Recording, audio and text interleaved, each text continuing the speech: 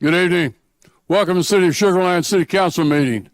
I'm Sugar Land Mayor Joe Zimmerman. A little bit about our agenda tonight. In a minute, we're going to break into closed executive session. Probably going to take 15 or 20 minutes. When we come back out at 5:30, we're going to open the regular City Council meeting. We're going to have an invocation and a pledge. We're going to have some folks here from Lakeview that are going to help us with both the pledge to our nation's flag as well as the Texas flag. And then we're going to get straight into our agenda. A little bit about the public hearing. I think all of you are here for maybe one reason. We're going to do the public hearing. Everybody's going to get a chance to speak. We're going to limit that to 3 minutes each. We'll time it. I'd ask that everybody be respectful. If we're not, we'll recess and clear the room, and then we'll start over again. Not a threat, just want to make sure everybody knows the rules of engagement. So at this time, we're going to open for closed executive session. Closed executive session is authorized by Chapter 551 Texas Government Code in accordance with 551087. Deliberation regarding economic development negotiations for the purpose of deliberation regarding the offer or financial or other incentive to a business prospect the city seeks to locate, stay, or expand in or near Sugar Land. And we're going to have a brief recess, then we're going to reopen in the council dining room, and then we'll see you guys probably in anywhere 15 to 20 minutes.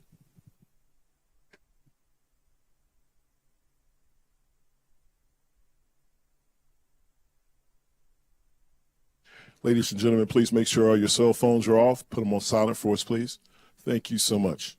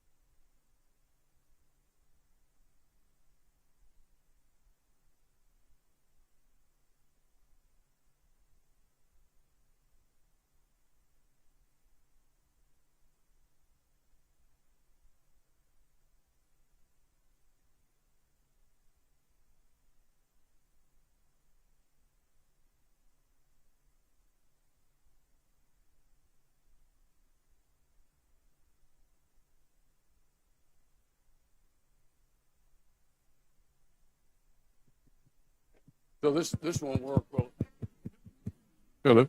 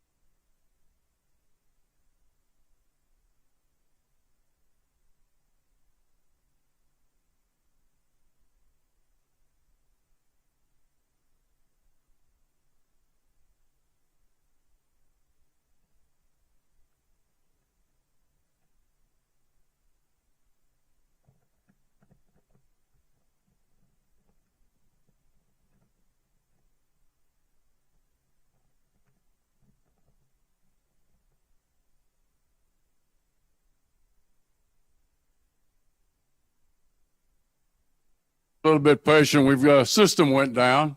You can't predict this stuff, so we're going to see if we can't get it back up. We up? We're up.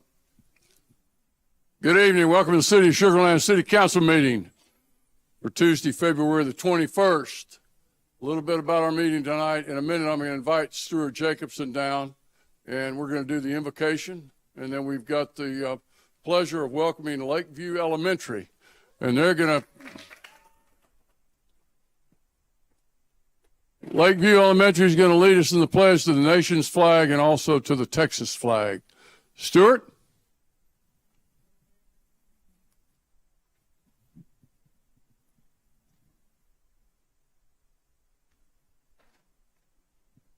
Thank you.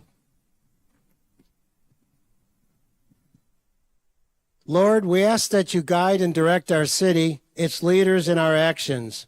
Grant that each of us may feel our responsibility to our community and to our country. Help us to carefully consider the relevant information that has been gathered. Bless those voicing their opinions this evening with clarity of thought and expression. Help us to be bold and innovative in our actions and to wisely evaluate our options, considering the goals and desires of all who express them. Help us to be unified in making the best possible decisions and to effectively carry them out. Amen. And now, from the Lakeview Elementary National Honor Society and Student Council, first I'd like to invite Ms. Allison Crawford, fifth grade math and science teacher, to come forward, please. Ms. Crawford, would you come forward? And we would also like to see Amy Tran, Saqib Khan, Jeremiah Simmons, Yahya Abdulghani, Parker Jackson, Bella Young, Kelly Jo Holsworth, and Emmy Cox, all from Lakeview Elementary. Did I miss somebody? And Everett Trevino, I'm sorry. Welcome, everyone. So, do you all know the United States Pledge and the Texas Pledge? Okay, start with the U.S. Pledge. Then there's the flag right there. Go right ahead, start.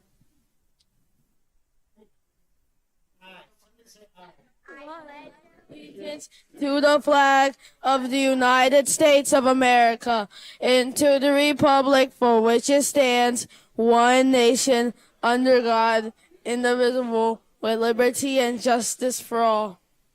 Okay, now we're going to do the pledge to the Texas flag. Honor the Texas flag.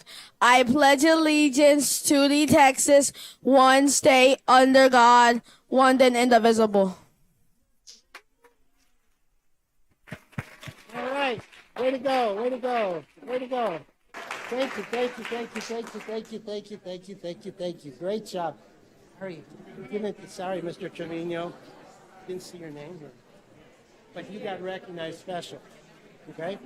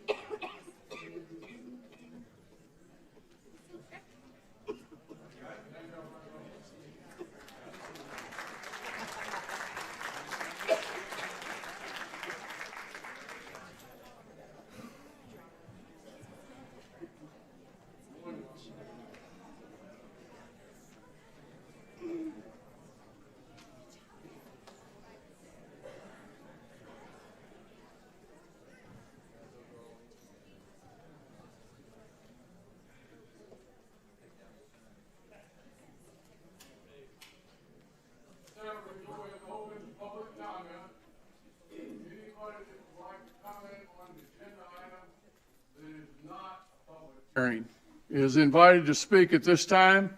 Come down to the podium, name, address, and what item you'd like to speak on. Anybody for a non-public hearing comment? I think I see one in the back.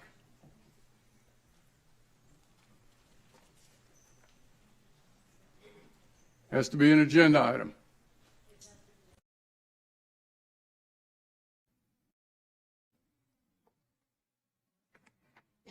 We're going to move on now to item number 4, the consent agenda. All these items are going to be taken as one motion unless the council member pulls an item, at which time we'll have a brief presentation, and then we'll take up that item. Do I have a motion? Got a motion to approve by McCutcheon. Do I have a second? I got a second by Kermali. You vote at this time, please.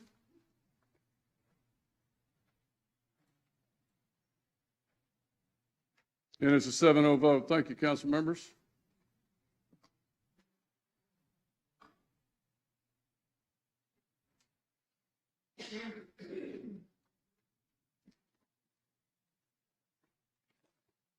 We'll move on now to, we're going to take an item out of context. We're going to reach back onto item, get to it here. Item number 7, budget. 7A, first and final consideration. Consideration of an action on City of Council Sugar Land Ordinance number 2292, an ordinance of the City Council of the City of Sugar Land, Texas, amending the fiscal year 2022-2023 budget for the City of Sugar Land, Texas, to provide that the revised budget address funds relating to certain capital and operating budget matters, and that this amendment be adopted as budgeted amount for those funds. Scott Butler, our Executive Director of Finance. Scott? Good evening, Mayor and Council. It looks like we've got a technical issue that we need to resolve to be able to show the presentation. Okay.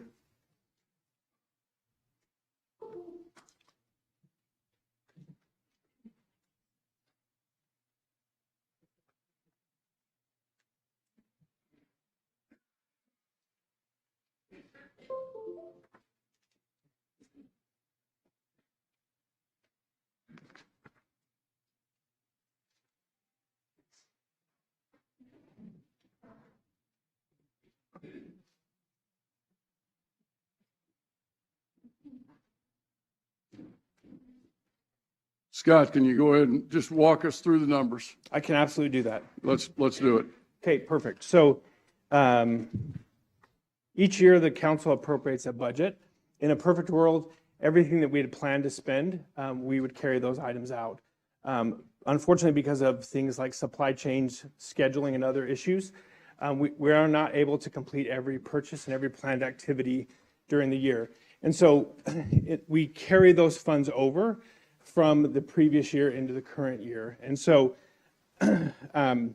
we do this for several reasons. One is to make sure that the funds are available to complete the purchase. Okay, I won't. And then also to be able to be responsive to the needs of the city on an ongoing basis. Due to the proactive budget management of the city, it's allowed us to end the year better than what we had anticipated. This is important because it allows us to maintain financial resiliency when it comes to things like our AAA bond rating, as well as planning for the future. And so these things are very important to us. This year, the general fund ended $11.8 million better than what we had planned for. That was a result of two things. One is the growth in sales tax for the year, and also a reduction of expenditures. Of that $11.8 million, we are intending to carry $9 million of that over. So the net impact to the general fund is that the general fund will grow by about $2 million. So of that 11.8, we're carrying over roughly $11.9 million. It is spread across many things, the most important things of which are, if you remember, as part of the FY23 budget process, council appropriated ARPA funds for us to use for a variety of activities. One of those activities was planned roof replacements as far as our facilities were concerned. However, after the budget was adopted, we identified some supply chain issues with ambulances, recognizing that there was, in some cases, a 30 to 36 month lead time for ambulance purchases. So working with the fire and our fleet department, we advanced the purchases for ambulances that we had planned over the next almost 3 fiscal years. It totaled roughly $1.5 million. What we did was we switched those roof replacements and purchased the ambulances instead. So now, based on the way the year finished, we feel comfortable that we can still accomplish those roof replacements. And so those are part of this carryover process. The other thing is we have roughly $2.3 million that we've set aside to deal with other challenges that may arise. One of the things that council is aware of is that working with the police department, we've identified the need for additional vehicles in order to provide more officers in the streets, more time to do proactive policing in a way to better serve the community from a public safety perspective. Those were not planned, but because of the way we ended the fiscal year, we'll be able to complete those purchases. On the utility side, we might be in business here. So these are the things, this is the funding that we've set aside to address those financial opportunities. The roof replacements, as well as the funding for an emergency reserve to address different challenges that we see. The first one I mentioned is the police replacements, as well as there was some funding set aside to deal with compensation challenges that we've seen emerging in the economy, and so that money is set aside. When a plan is identified to use those funds, that plan will come back to council. On the utility side, it was a dry year. That means that we were able to generate more revenue on the utility side. You can see that between revenue as well as lower expenditures, it was just under $10 million. That's a benefit to the utility fund. It helps to provide resiliency for us to be able to respond to necessary capital improvements. We are carrying over roughly $2.5 million to be able to respond to some capital needs within the utility fund. On the airport side, another department that had a successful year with the airport and their activities, The airport fund balance, originally we had it ending fund balance for FY23 at 6.87 based on the way we ended FY22. It's projected to end at $8 million. This is a snapshot of the other funds. Again, these are normal activities that we carry out every year that because of supply chain or other scheduling challenges, we have to carry over to FY23. We also take this time to recognize budget amendments that have been presented to council. Those are formalized by ordinance. There's two, the amendments that we need to recognize involve our general fund as well as state seizures. On the general fund side, these are all things that have been brought to council so far in the current fiscal year. These include grants and other opportunities that impact projects directly that serve the community. On capital projects, this is outside funding that is coming to help complete the necessary projects. You can see that there's two identified for Cullinan Park, as well as a necessary fuel tank replacement. All of these accomplished with outside funding.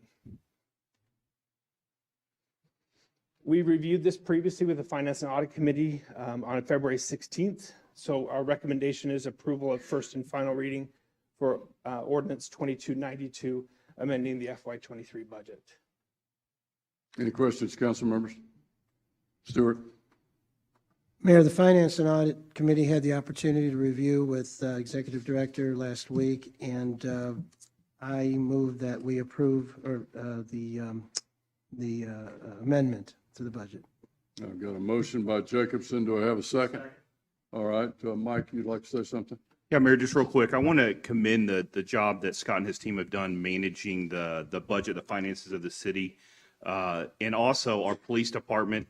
We're fully staffed, which I'm not aware of another city fully staffed, and so it's creating issues. And I appreciate E&S staff, police, and budget coming together to get the vehicles and to get the officers in the street, and it's in a very, very short order. So I just wanted to commend staff for their job on this, and proud of this request. Thank you, Mike. Any other questions? Got a motion by Jacobson, second by Ferguson. Vote at this time, please.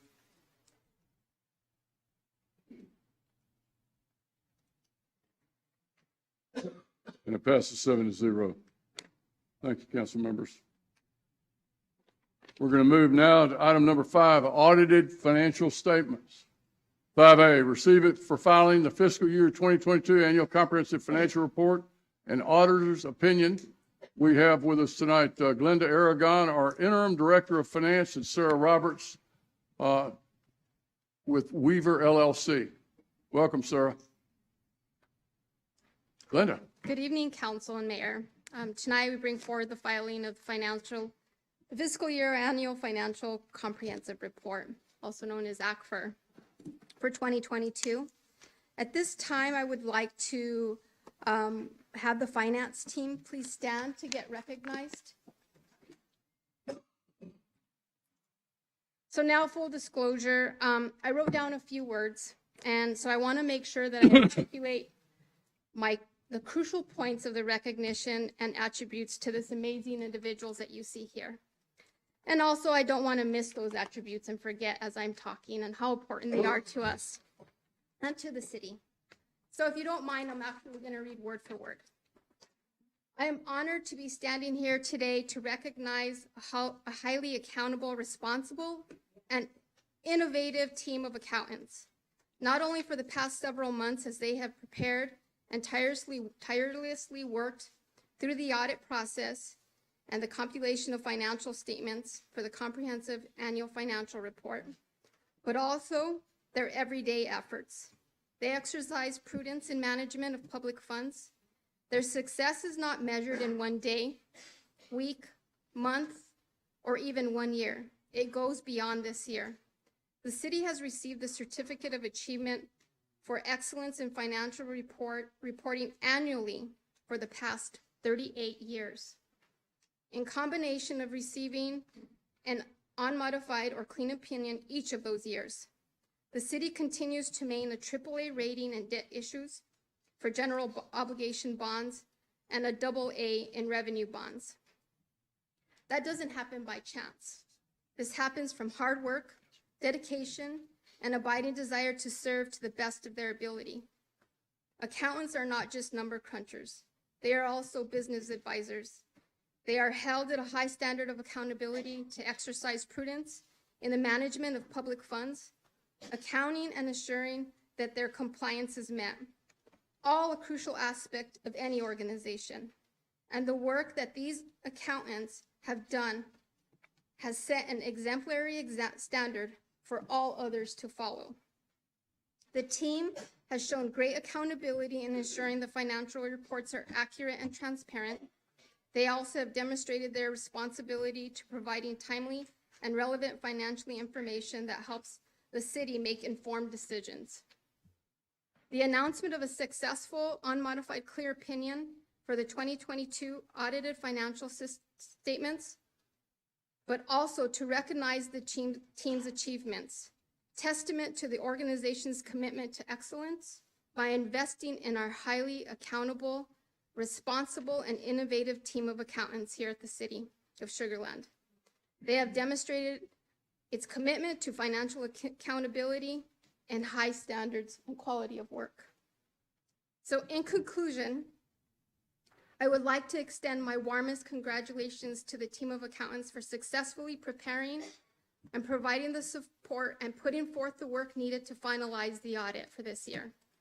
In addition, we plan to submit the 2022 ACFR to the GFOA to hopefully receive the award for excellence in financial reporting for the 39th year.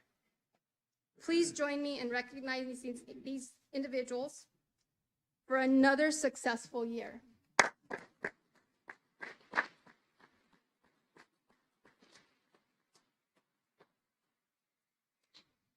I would now like to introduce our external auditor for presentation of our financial report and auditor's opinion. Please welcome Sarah Roberts, CPA and partner from Weaver and Tidwell. Welcome, Ms. Roberts. All right. I have a presentation.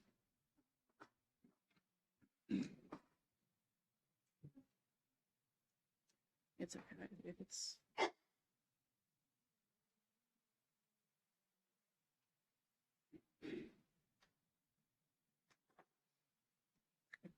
I can do it without it. Apologies, let me see. I kind of messed it up when we took everything out of sequence. That's okay. I can proceed with that one. Thank you, Glenda. Thank you. No, it's okay. Thank you for the introduction and thank you for the welcome. My name is Sarah Roberts. I'm the city's Weaver audit partner for the external audit engagement. We completed our audit of the fiscal year 2022 financial statements. So I'm here tonight to talk about the audit of the financial statements and a little bit also about the financial statements themselves. So regarding the audit, we completed the audit in accordance with the auditing standards promulgated by the AICPA, as well as generally accepted government auditing standards, also known as a Yellow Book audit. Also applicable to fiscal year 2022 were the Uniform Guidance Federal Standards pertaining to the city's federal award activity. Those standards require that we conduct a risk-based audit. So we complete a risk assessment and we focus on the city's internal controls as well as compliance requirements that are relevant both to the financial statements and also to federal award activity. This type of audit, when the uniform guidance is applicable, is what's known as a single audit. And so this audit encompasses both an audit of the financial statements and an audit of federal awards. And we issue reports at the completion of our audit that are specifically applicable either to the financial statements or to federal awards. Glenda mentioned already that we issued a unmodified opinion on the financial statements, which is a clean opinion and the highest level of assurance that we can provide that the financial statements are free from material misstatement. We also issue reports on internal controls over financial reporting and on compliance relevant to the financial statements. Those were also clean reports, no reported findings of material weaknesses or significant deficiencies in internal control, no compliance items reported either. The second part, which is specifically our audit of federal award compliance, We issued unmodified clean opinions on compliance for federal awards as well. In addition to specifically for federal awards, no material weaknesses, no significant deficiencies. So clean reports, clean opinions. Our major program for federal award compliance purposes was the Coronavirus Relief Fund. This is a CARES Act money. The city received about $8.5 million in CARES Act money in 2022 and has been expending that money over the last 2 fiscal years. And this has been our major program for federal award compliance purposes the last 2 fiscal years. So that's it, our audit in a nutshell. I would like to recognize or really echo Glenda's recognition. The audit process is a really arduous process. Requires a lot of man hours, not just on our part, but on the part of your personnel as well. And so we were met with nothing but the utmost professionalism and transparency and really high level of collaboration throughout the whole process. So thank you very much, Glenda and your team. Very much appreciated.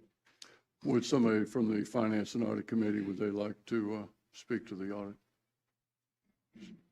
William, Stewart, anybody? Jennifer?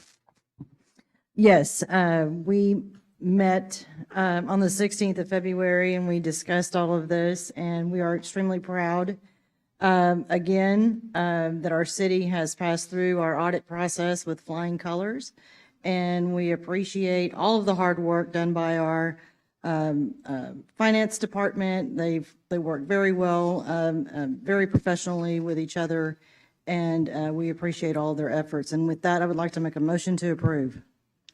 Got a motion by Lane. Do I have a second? Got a second by McCutcheon. Any other questions? Vote at this time, please.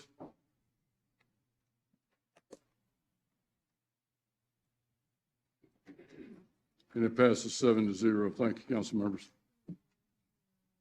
We're going to move on now to the public hearing. There are 3. We're going to take the first 6A public hearings.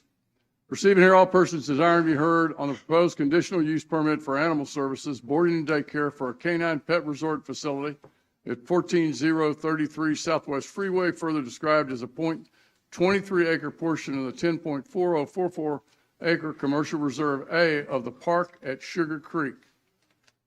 And we have with us tonight Laura Waller, our planner 2. Laura. Good evening.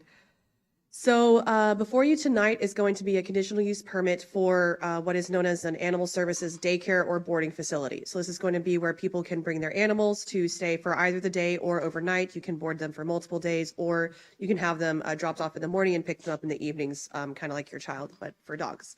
This is proposed to go in what used to be a jewelry and watch store out at the front of the Sugar Creek neighborhood at Parkway and US Highway 59 here. So as part of the reconstruction, they are proposing to take out a row of parking to replace that with an outdoor area for the animals to spend outside, as well as doing a complete interior remodel to build it out for a doggy daycare. So this is an existing building that's currently vacant. That's at the front of that shopping center called the Park at Sugar Creek. It's about 9,700 square feet and is proposed to add another 3,600 square feet of outdoor area. That would be screened with both an 8-foot opaque fence, that is a faux masonry fence, as well as a double row of hedges around that area as well. There is no nearby residential property. There's also no unsupervised animals outdoors. There will always be a technician outdoor with the animals when they are outside.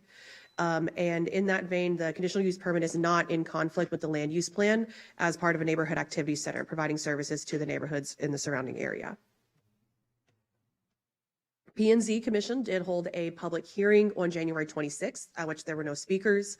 There was some discussion about fencing, maximum number of animals, waste disposal, noise, that kind of thing.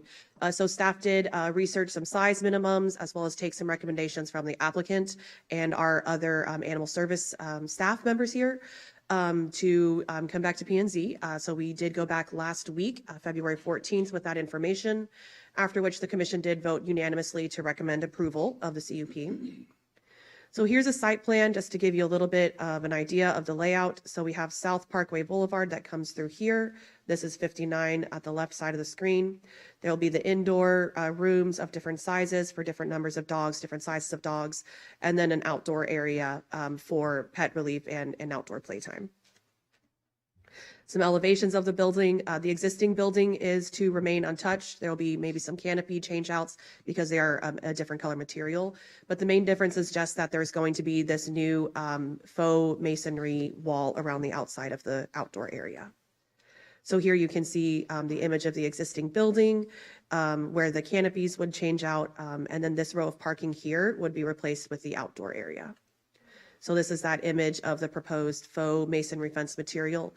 The reason real masonry is not proposed here is because it would be too hard to disinfect, to clean. So because of the porousness of the surface there, they have proposed to go with this faux material that's a lot easier to clean and maintain for the safety and well-being of the dogs.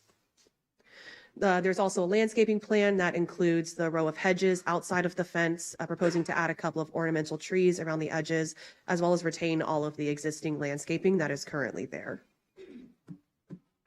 Public hearing requirements were all met, including mailers sent out and published in the newspaper and on our website. Staff has received no inquiries, and we are not aware of any opposition to the CUP at this time. Therefore, staff and commission do recommend approval of ordinance 2293, and we do have the applicant present for questions as well as staff after the public hearing. Thank you, Laura. We're going to hold questions. At this time, we're going to open the public hearing and ask anybody that would like to speak on the conditional use permit for the animal services boarding and daycare for Canaan Resort Facility. Anybody? Yes, ma'am. He'll need to come to the podium.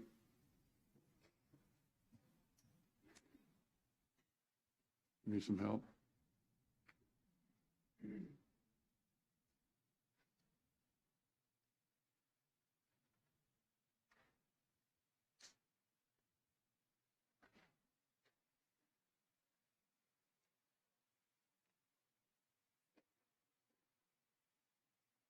Good evening.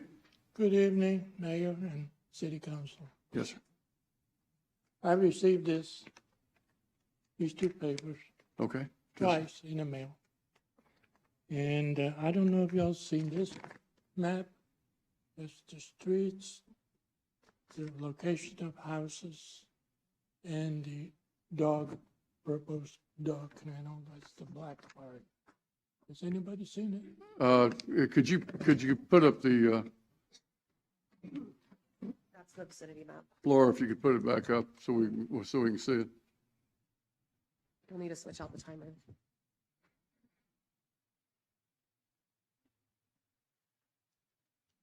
There you go, man. There you go. Okay, so we have a map up there now, sir. If you could tell us your name and the address, and then. Yes. My name is Henry Faculty. Okay. My address is 203 Lakeside Boulevard. Yes, sir. And is there a little X? I put a little X on where my house is.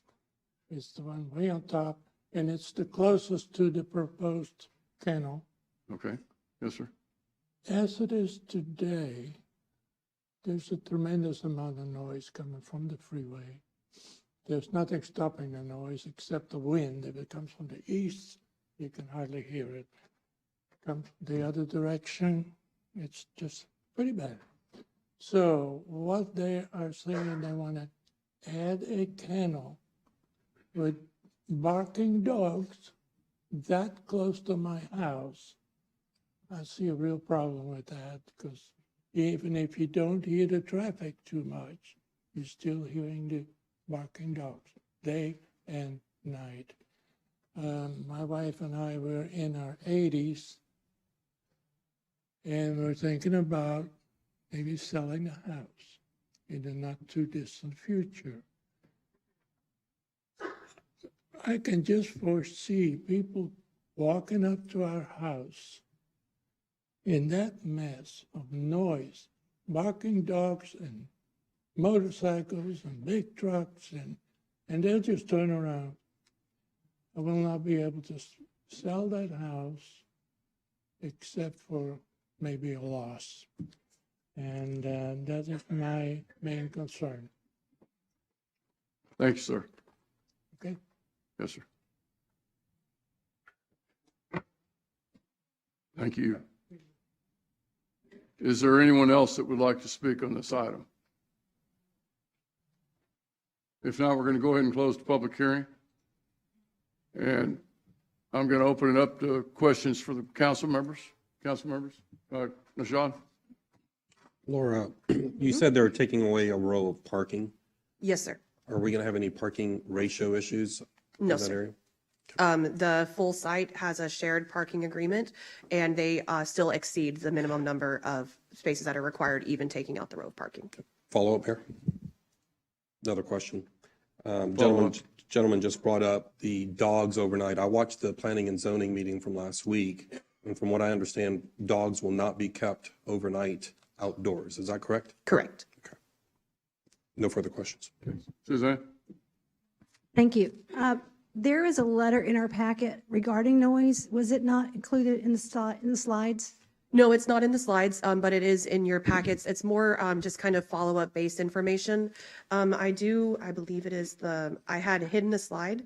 I think it would be valuable for this gentleman to understand this, since he had some questions. Right. So Thank you. I'm trying to see if I can unhide it, but it looks like it's not going to let me.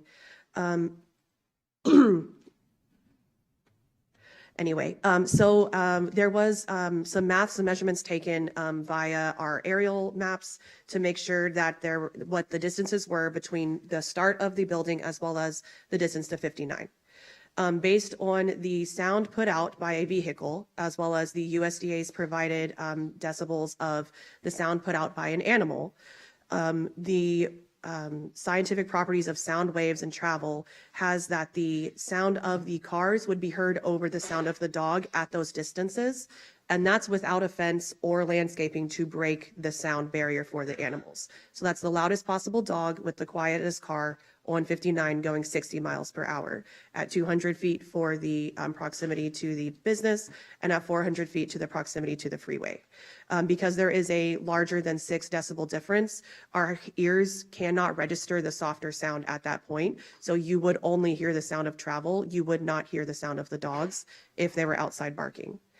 Additionally, at one of the previous meetings, Michael, the operator, did also mention that whenever dogs do get rowdy outdoors, because they are supervised, when they get too rowdy, they are taken inside to calm down, kind of put in like a timeout almost. So there will not be loud barking dogs outside incessantly. If there is a moment where a dog is getting rowdy or too loud, they would be taken inside by the operators of the business. Thank you. Follow up. Follow. So this letter that came from Daycare Luxury and Hotel actually, excuse me, it actually mitigates some of the sound problems with some of the outdoor fencing. And I think this is important for this gentleman to understand. Can he get a copy of this letter, or can we make this public at some point so they understand some of the mitigation that we've done for this? So it is public as part of the agenda, as part of the agenda item. All right. It's just not in the slides. All right, but this is valuable information that would answer his questions. Thank you. And it is public information. Thank you. Yes. Mhm. I think the direction is provide a copy of the letter. Yes, we too. can do that. Mhm. Okay. Any other questions? William? Only because I want him to not have a problem with dogs. I'm a dog fan. As I look at the satellite picture of that intersection by his home, correct me if I'm wrong, he also has a big Majestic Kids Playland, kids birthday party building next to him. Is that correct? I believe that's what one of the uses in the tenant Okay. space next to it. I'm curious because it looks like an active building. It says it's open till 7 today.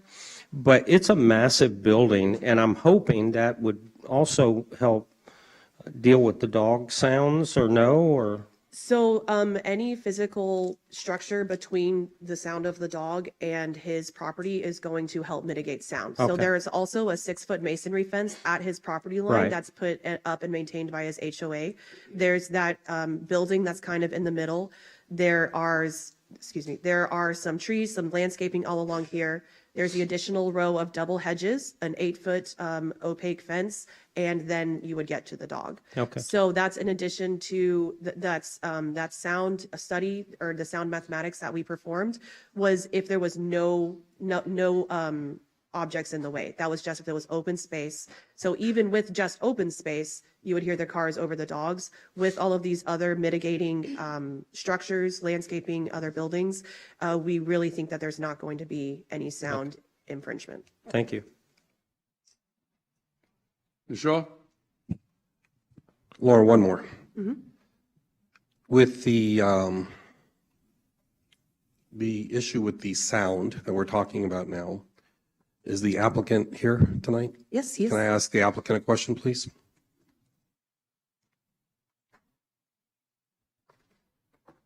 Hey, how you doing? Good, how are you? Michael Dorr, I'm the managing partner. Thank you. Laura mentioned that you will not have dogs there overnight, number one. Yes, sir. Laura also mentioned, but now you're the managing partner, I want to hear from you, for our resident here. Will a dog, when a dog gets rowdy, your staff will know to pull them back inside? Yes, sir. And you're sure you're going to fly by that? Yes, sir. So it's a combination of obviously not wanting to have noise pollution or anything like that, but also just when dogs get amped up and for whatever reason they're excited, they're running around, it's cool weather, sometimes dogs get excited.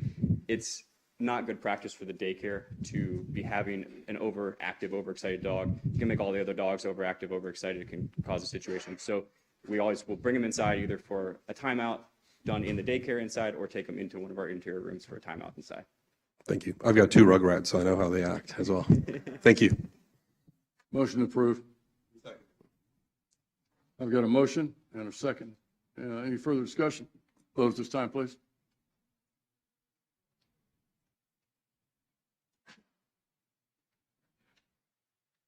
And it's a 7-0 vote. Thank you, council members.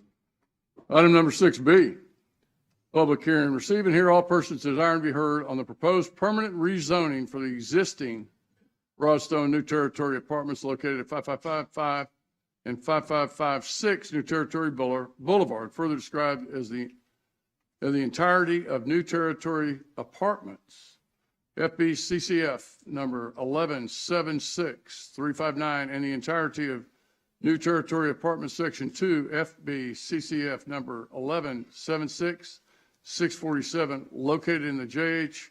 Cartwright Survey, A16, Fort Bend County, Texas. And Laura, you got this one too. Yes, sir. Welcome. So this is part of the final stages of the annexation process for the New Territory area. This is an existing multifamily complex, an apartment complex located at New Territory right near Grand Parkway. It's approximately 28 acres total, and it was platted in two phases in 1997. This property was annexed in 2017 with the rest of New Territory and is currently zoned R1I, which is our interim residential zoning. Whenever we annex properties, it doesn't really matter what type of residence or what type of commercial they are. At the time, they're all zoned with an interim residential R1 or non-residential B2. So this project that has new property owners now, and they are proposing to go ahead and permanently zone their property. And the most compatible zoning for that is our R4, which is our multifamily zoning. So this is an aerial map of the area. You can see that it is an existing development. These are existing buildings here on these two phases. It is fairly compatible with the R4 regulations. It does also include some of the single-family residential buffers that are included in that zoning. Regulations were analyzed both by staff and the applicant, and we do believe that this project does meet the intent of the R4, which is quality apartments in a medium-density setting. The future land use map is also proposed in this area as a medium-density area. The proposed R4 zoning is not in conflict with that.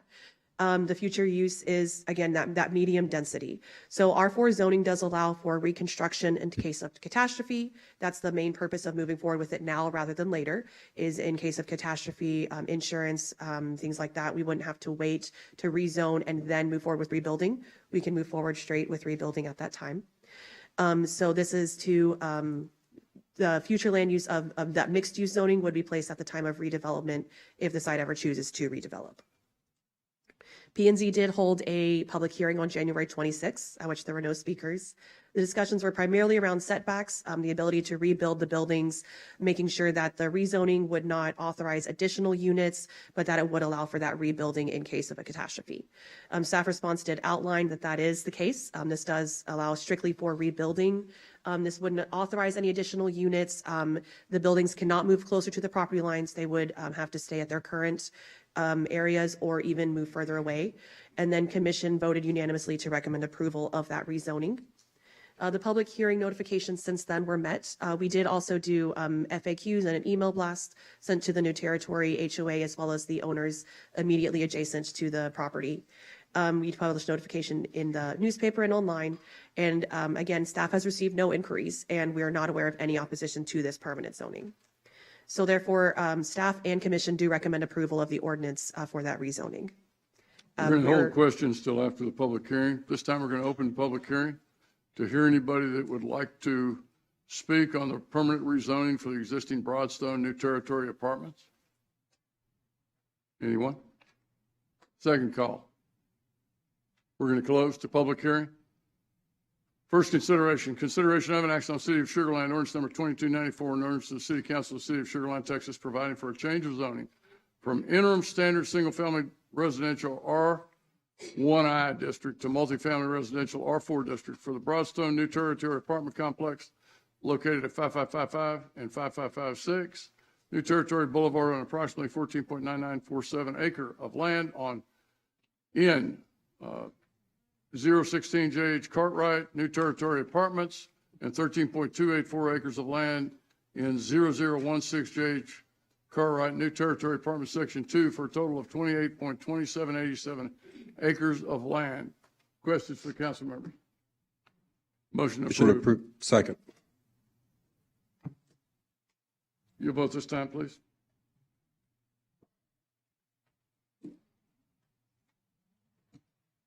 And it passes 7-0. Thank you. Thank you, Laura. Well, this must be the one that everybody's waiting for because I haven't seen anybody else leave. So let's move to item number C, public hearing.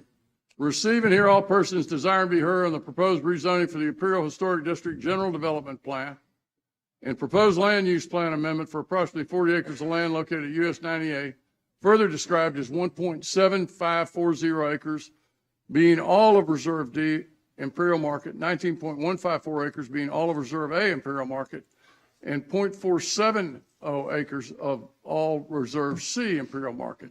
9.334 acres out of a call of 41.034 acre, located in the SM Williams League, abstract number 97 in Fort Bend County, and 9.309 acres out of the call 12.916 acre tract located in the SM Williams League, abstract number 97 in Fort Bend County.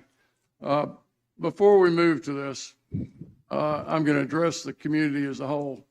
I realize that there is an enormous amount of information, much of it misinformation, about what this is and what it's not.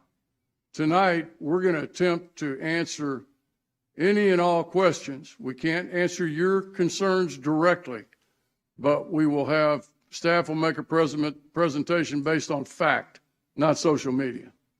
We will also have the developer will make a presentation based on facts, not social media. Again, it's been extraordinarily difficult for you all. I think it's been extraordinarily difficult for everybody that's been involved, staff, and I know the council members. I know I started reading emails that people were sending me last week through Sunday. I finally gave up trying to answer them because there were, quite frankly, there were just too many. So we decided to pursue more of what I'll call a direct response in the presentation tonight. We're going to allow, we have to read into the minutes emails, but we're going to hold those till the end. We're going to allow you all to speak. That way, if you want to stay, you can certainly stay to listen to what gets read into the public record. If you want to leave, you're welcome to leave. Again, we're doing that for your use of your time, not anyone else's. At this time, I'm going to invite staff up, and let's begin the staff presentation, and then I think we've probably got a developer presentation. We'll open the public hearing, and I'll begin to welcome those of you that signed up. If you didn't sign up, that's all right. You can still speak. We're not going to exclude anybody. Everybody will have 3 minutes. If those of you that want to yield your time to someone else, we're fine giving them a little bit extra time if they've got too much to say in 3 minutes. So at this time, we're going to welcome Devin Rodriguez to the podium. Devin. And Mayor, before Devin goes up, I just want to make a little announcement. You're going to see me walk out here in a minute, but I'm going to recuse myself. I'm not invested with Puma.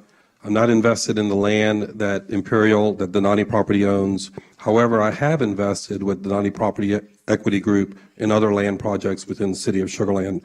And out of an abundance of caution, with our city attorney's recommendation, I am going to be recusing myself for the rest of the meeting, but I'm going to be watching everything and all the public comments from my living room. And I look forward to, if it goes till midnight, it goes to midnight. I will be watching, and I'll leave it to my fellow city council members and mayor for the rest of the I meeting. tell you, even watching from your living room is not appropriate. I can watch it from here. I can watch it from back. I can do that. Do whatever you want. I can go in the council dining room and watch it. Is that what you want? Let's go. Dining room? No,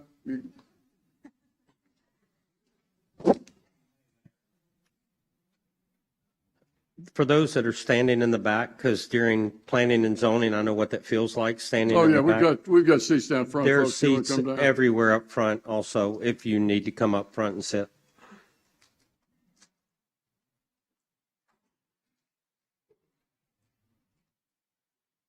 Go ahead, Devin. Good evening, Mayor and council members. So I'm going to start off here and hopefully, this is not what our presentation looks like. Okay. So it looks like some of the presentation got a little changed. So hopefully everything shows up in the previous slides. Let me just look at a few of them. Yeah. It just doesn't look branded. So, but I believe all of the content is there. So tonight we're talking about the Imperial Redevelopment Project. I want to start off with just kind of how the flow of this is going to go. We're kind of talk big picture about redevelopment as a focus and a priority for Sugar Land. We are going to cover what the land use plan amendment is that is being proposed, as well as the proposed general development plan. There will be some recaps of the P&Z public hearing that occurred last week, as well as the community engagement and public input that we've received today. And then, of course, go into the public hearing portion of the presentation. So this is not just the life cycle of Sugar Land, but a life cycle of every city. We've been talking a lot about this as we talk about why we even are talking about redevelopment when we talk about Sugar Land. So most cities, all cities, start as a small town. There's then this rapid growth, and then the growth eventually peaks. And we have two paths to choose from of whether we're going to make some tough choices. No matter what, they're tough choices of a path one of redevelopment or a path two of decline. Sugar Land currently, and I'm going to kind of cover this in the upcoming slides, but we are on that growth peak. And so we are at the point of making some choices of what direction that we want to go. So I wanted to start off because these last several months, we've been talking, obviously this project is about preserving our history. And we want to look back on where we started. And there's been a lot of talk about our history throughout this project. But not as much focus as also talking about the future at the same time. So we took a look back on some photos, starting with these black and white photos showing Eldridge and the beginning of what would become Venetian's Estates. There was also some photos that we found of, the old city hall that is now in what is the business park. There was a photo of Marie Callender's in Town Center. I don't know if anybody remembers, though. I think they're still around, but not in Texas. And there was, damage to the mall when there was a big storm that occurred. But the point being is that there's been a lot of change that has occurred here in Sugar Land over the years. This is a picture of Sugar Land from the mid-'80s. So you'll see that First Colony was just starting to build out. The red boundary is the First Colony area, but you can see that the beginnings of what is First Colony and the big kind of growth peak for Sugar Land was just beginning. Here's the early 2000s looking east. So that big green space is what we are standing in right now. That is what became Town Square. You can also see up there in the left-hand corner that the Lake Point area. So a lot of that, there was no Whole Foods. Whole Foods was yet to come. And so a lot of this was still being built out even in the early 2000s. Here's the early 2000s looking west. You can see that Telfair is not really even there yet, and Town Square was still building out. Bring us to 2013, and you'll see a lot of changes have occurred. Today, we have a population of over 110,000 people, over 70,000 jobs, a University of Houston campus, a AAA baseball stadium, a Polestar top 10 performing arts venue, and a bustling regional airport. But through all that, we've been able to maintain our small town feel while preserving our neighborhoods.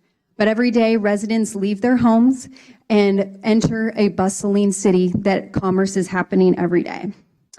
This is exactly what the land use plan contemplated and why we today are talking about redevelopment. So as we've mentioned, we are at this crossroads. We are hitting this peak and we are having to make some choices.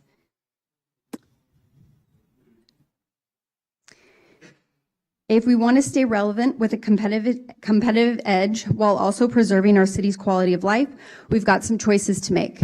This map is showing the black areas are the areas that we currently have undeveloped. Only 4% of our land remains undeveloped in Sugar Land.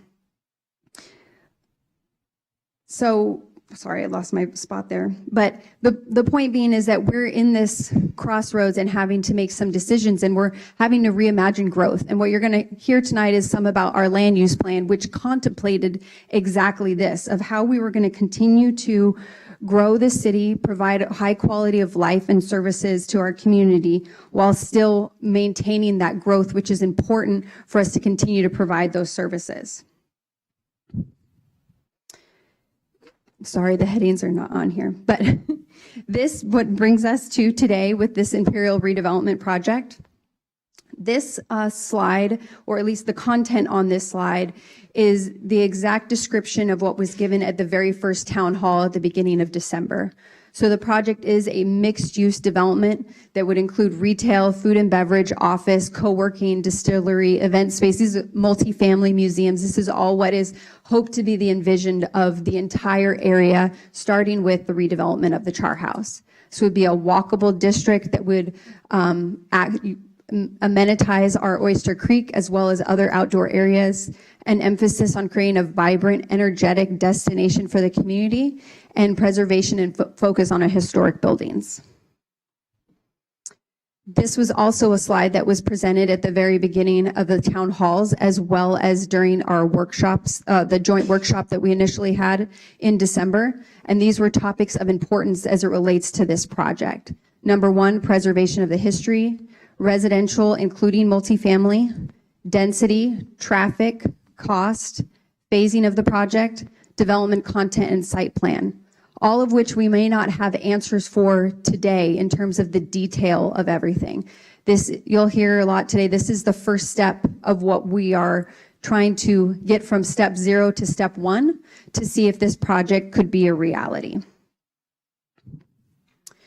These are some of the project misconceptions that have happened as the project has gone public, and some of the, I guess, community discussions have started.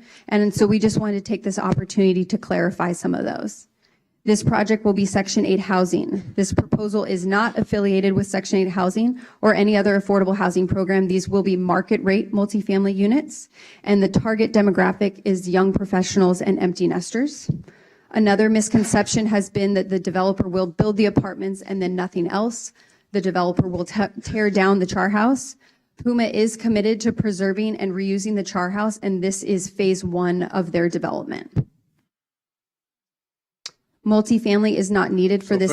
Phase 1 of the development that's proposed is the preservation of the Char House. Preservation and redevelopment of the Char House. Right. Yes. Okay. Yes.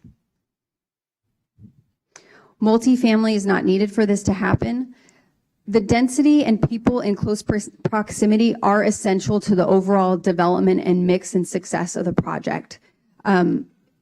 All of this is a mixed-use district, and in order for you to have a mix of uses and to have retail and dining and entertainment type uses, we need people that are going to be in close proximity, and not just a few people, a lot of people, in order to make it feasible.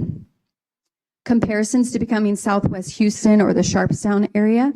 We did, I know there's been a lot of talk about the ratio between single family and multifamily, and we did pull some comparisons of Sugar Land to what is this Sharpstown area. And so you can see those numbers there. Sugar Land single family is currently 92% with 8% multifamily, and Sharpstown is 33% single family and 67% multifamily. Another misconception has been that crime will increase around the apartments. Our police department has evaluated crime around multifamily and found there's no significant crime difference where multifamily homes have been introduced adjacent to single-family homes in Sugar Land. Another one has been that this plan is already finalized. We have said we are at step 0. We really are at the very beginning, and additional steps and approvals are going to be needed along the way in order for this project to eventually come to fruition or construction or a shovel in the ground. There's a lot more steps that are involved in this, and we're just at the very first step 0, not even step 1, to see if we could make this feasible in terms of the overall concepts that would be needed to make this project successful. And then this project extends Houston Metro service. There is no public transit proposed as part of this project, and Sugar Land is not within the Houston Metro territory. So to date, the City Council has approved, this is just a quick recap of what has been approved to date on this project, has been a $5 million reimbursement agreement for pre-construction and construction costs of the Char House. This is specific to the Char House. This money is only going to be given to Puma or consultants on a reimbursement basis. There's also several tiers to the agreement that only allow certain amounts of money to be available at certain times for pre-development, construction, et cetera, related costs. And then a lease agreement for a portion of the redeveloped Char House when completed to assist Puma in securing private financing for the remainder of the project has also been approved. And with that, I will pass it on to Lauren, who is going to cover the zoning request portion. Welcome, Lauren. Hello, thank you. So yeah, like Devin said, I'm going to take the next few slides to talk about what we're considering this evening. So what's going to be the public hearing and the first reading of the ordinance for 2295.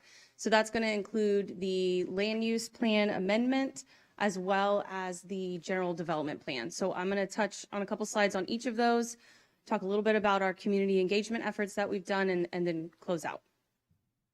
Excuse me. So the land use plan is chapter 6 of the comprehensive plan. It is a policy guide for how the city should develop and redevelop to reach our long-term vision. It sets out visions and goals to be able to achieve visions and policies to be able to achieve those goals. It's a guiding document to be understood holistically, and there are different goals and actions in the plan that are supportive of the overall vision. Also wanted to kind of touch on some guidance from the land use plan that we have with regard to making changes. There's been another misconception that the Planning and Zoning Commission and the City Council don't have purview to amend the land use plan. The plan was actually written to anticipate potential future changes. And this sub-bullet here is directly taken from the land use plan. And it relates to that. It says, in the event an exceptional development proposal is submitted that meets the overall spirit and intent of the plan, but deviates from the specific detailed guidance established, the land use plan should be reviewed, and any changes should include public input and review by the Planning and Zoning Commission and City Council. So that's taken directly from the land use plan. So I just, we believe that is important for y'all to understand out there. And so the land use plan has a series of goals and policies. The 3 goals on the screen are 3 that are in alignment with the intent of the plan and in alignment with the proposal. Goal 2 is creating mixed-use activity centers. So the regional activity centers are intended to have a mix of uses, be compact, walkable, pedestrian-friendly, serve as a destination and a hub for the city. We recognize that the activity centers will be created through new development, but also redevelopment and infill development. Goal 2 also talks about the importance of doing the technical studies, and so that touches on our traffic studies and school impact studies, and realizes that those are important when you're evaluating development and redevelopment in those centers. And then Goal 3, encouraging residential options. So this talks about providing a variety of housing opportunities for people of all ages and stages of life. And it recognizes that Sugar Land is predominantly a suburban, single-family city, but that with changing demographics and trends, both regionally and locally, that there's a need to have other housing options, and it's important for us to respond and remain competitive. It also has a policy statement about new multifamily, saying that new multifamily should be located in mixed-use settings in these activity centers. And then Goal 10, celebrate Sugar Land. So this is about our history, and it talks about preserving and reusing historical buildings and ensuring that the reuse respects the historical significance of the buildings and gives our residents a sense of pride in that. And so this is an image of the Imperial Regional Activity Center. So the land use plan created 5 regional activity centers around the city. This evening, the amendment is for the Imperial Regional Activity Center only, not all 5. The land use plan envisions these centers to be, like I mentioned before, mixed use, have a variety of uses, walkable, pedestrian friendly, a draw for the region. The Imperial Regional Activity Center, again, shown here in the red, trying to get my mouse to move. Well, the red dotted line is about 200 acres. It includes, you can see Constellation Field, the Overture, senior living, the existing Imperial Lofts, as well as the area in purple, which is the historic district area. So the 2018 plan anticipated the number of multifamily units, and it was based on projects that were approved at the time. So at the time, the Imperial Lofts had 254 units. Those were built, those were occupied at that time. And then the Imperial Market PD, which on the image here is labeled the Suba site, for 274 units. So that is what the land use plan in 2018, when it was approved, that's what the numbers were based on. And so this proposed amendment would increase the number of multifamily units in the Imperial Regional Activity Center from that original 2018 number to 1,200. And so this slide, we're missing the title, but this is in regards to the General Development Plan. So a General Development Plan, or GDP, is a first step. It's a preliminary, but not a final determination on merits of development. It's a first step in the zoning process. And this GDP is a city-initiated rezoning. It's a joint effort between the city and Puma Development, and for 2 main reasons. One, redevelopment of the Imperial Sugar site is important. It's one of City Council's top priorities. It's important. And 2, we realize that there's complexities on this site, and development is going to require financial support to be successful. As Devin mentioned, the Char House is anticipated to be phase 1. Development will occur here in several phases. Future zoning approvals will have to come forward for those phases, but the Char House and redevelopment of the Char House is phase 1. So the General Development Plan, and I apologize, I didn't explain this exhibit on the first. So this is the general site layout plan from the GDP, and it is a sort of a basic look at the land uses. The legend up there, red is commercial, yellow is residential. That includes all types of residential, both single-family, higher density housing, and multifamily. The sort of hatched buildings are some of the existing historical buildings, your Char House, silos, Children's Museum, 3 Bay, and then some office retail flex space in the greenish blue. So this is just a kind of an exhibit showing where things could be located.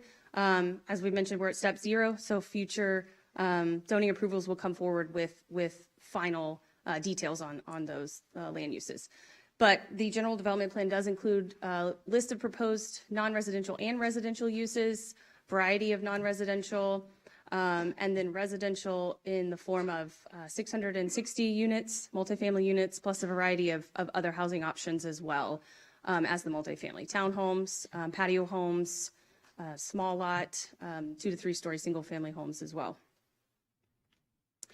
And this is just a focus in, again, to clarify the request this evening. So the red outlined area is the entire 200-acre regional activity center for Imperial.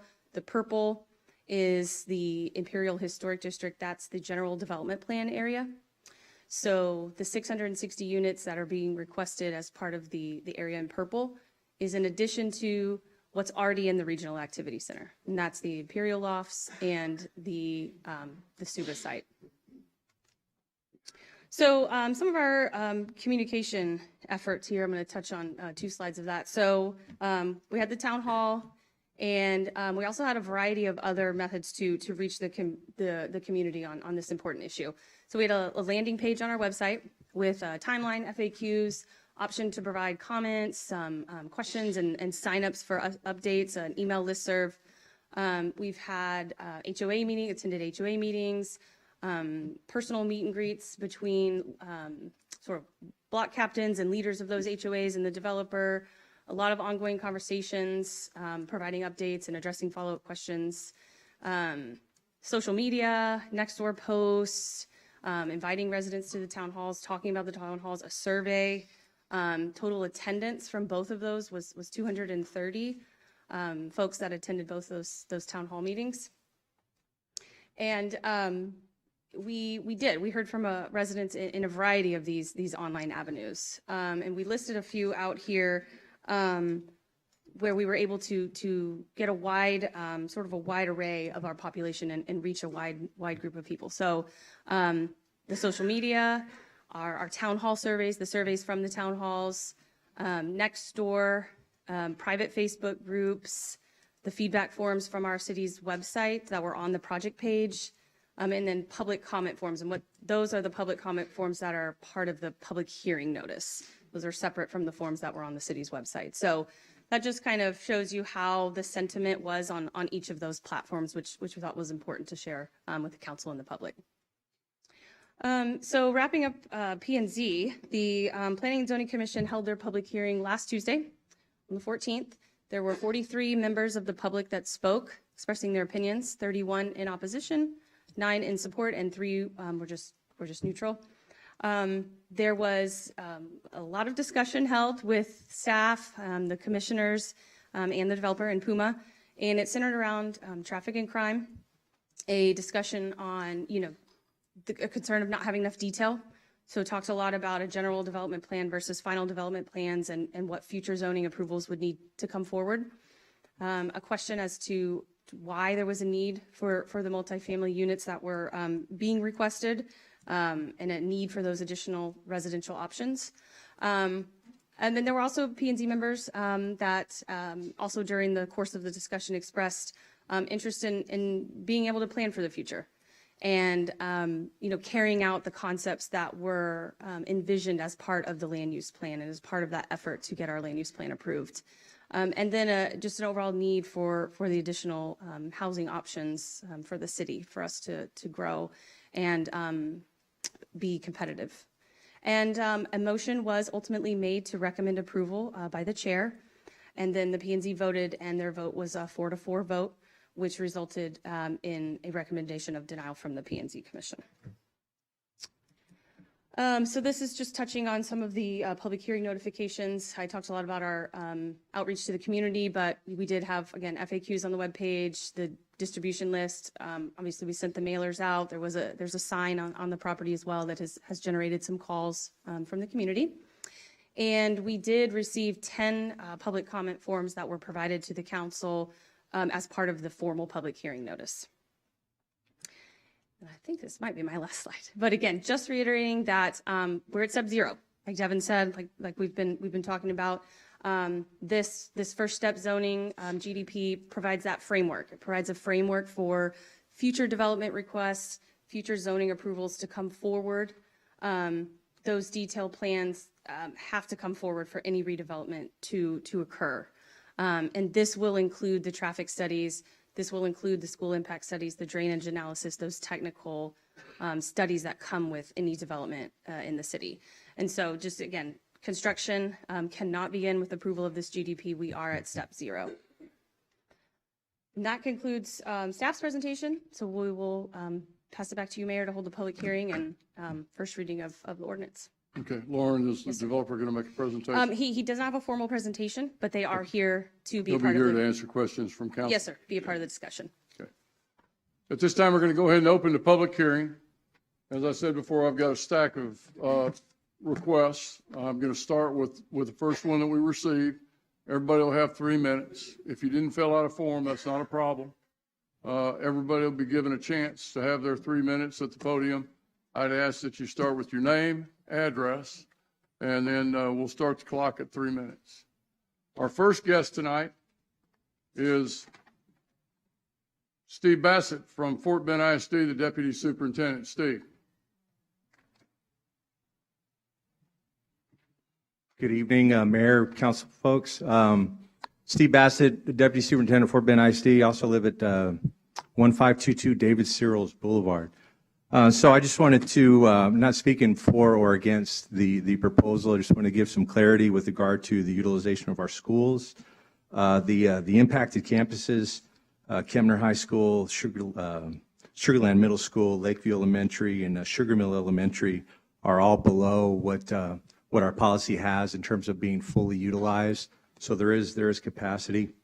The current Imperial Lofts, which 254 units, we actually have 17 students out of those, 8 elementary and 9 secondary.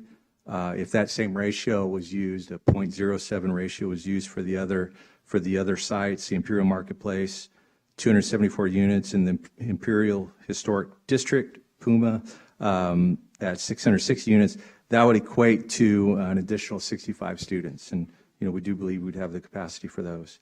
And that's really all I wanted to say. Thanks, Steve. Our second guest tonight is Lori Ward. Lori.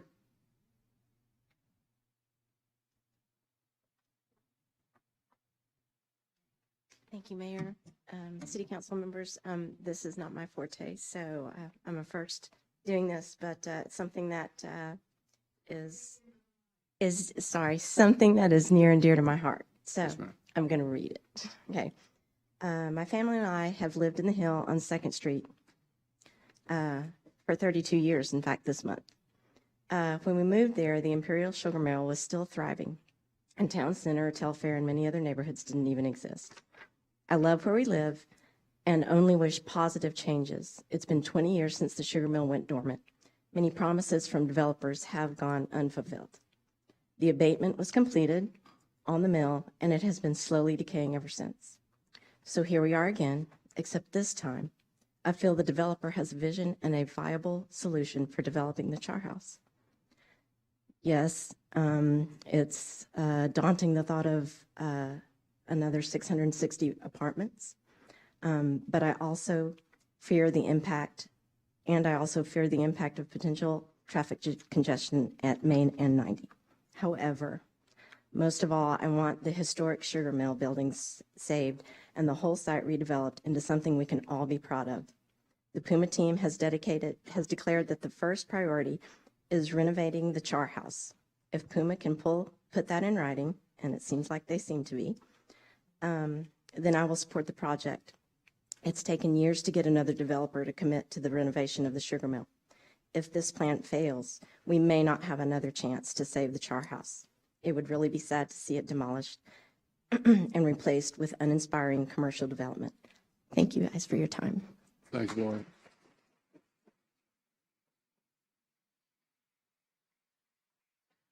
Our third guest this evening is Dakia Hewing on Matledge Way.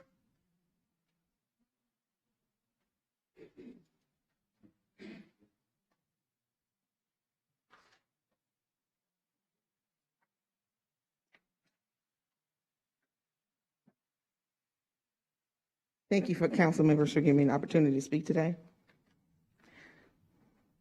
I'm aware that the city has been waiting for a Char House project for years.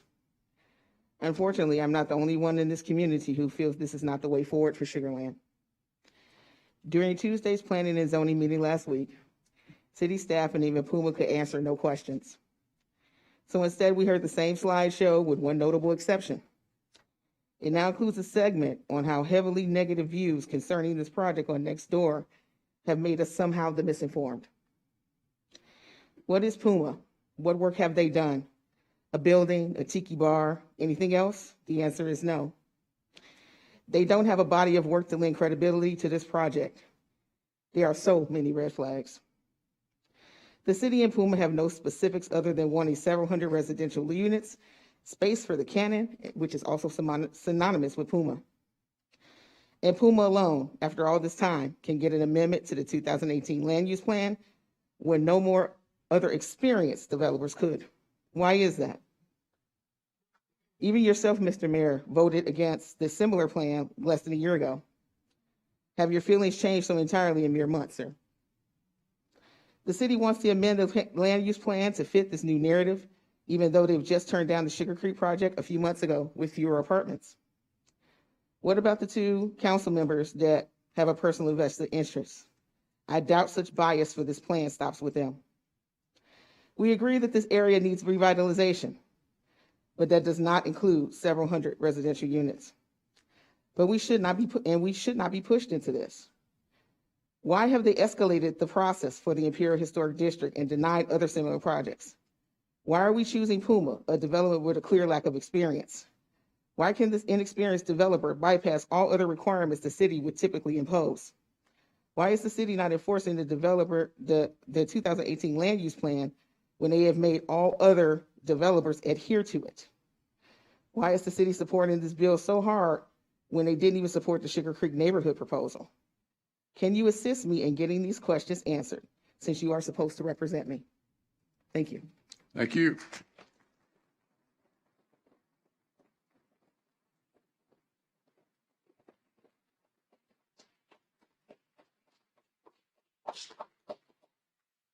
Our next guest is James Patterson on South Belknap. James.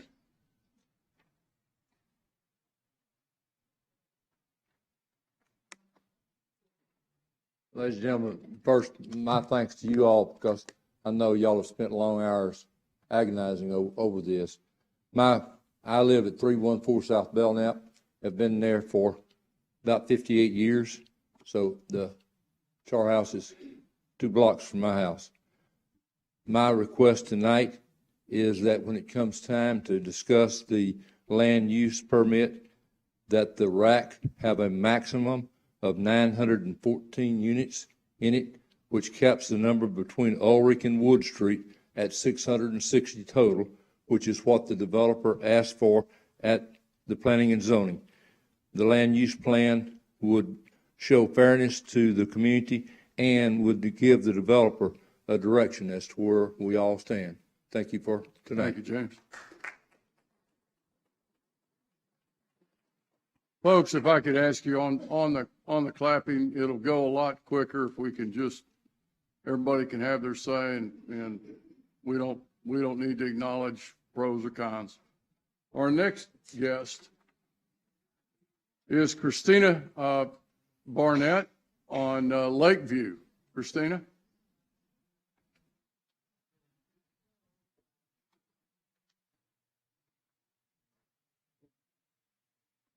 Good evening. Chris Barnett at 411 Lakeview Drive. I'm the one who sent the long essay on Friday to your email, and it outlined a lot of reasons that not only I am in support of this project, but why the current and future marketplace and economy support the current redevelopment plans as well. You might ask after that long email, what could she possibly have to add? It's this: the perspective of a relatively new Sugarlander with fresh eyes. It's my understanding that over the last 20 plus years, multiple potential Imperial District developers have come and gone for the same reason: an unwillingness to support the residential component that all the developers have required to justify the huge investment. We've heard the argument, well, we're being held hostage by the plan or by the developer.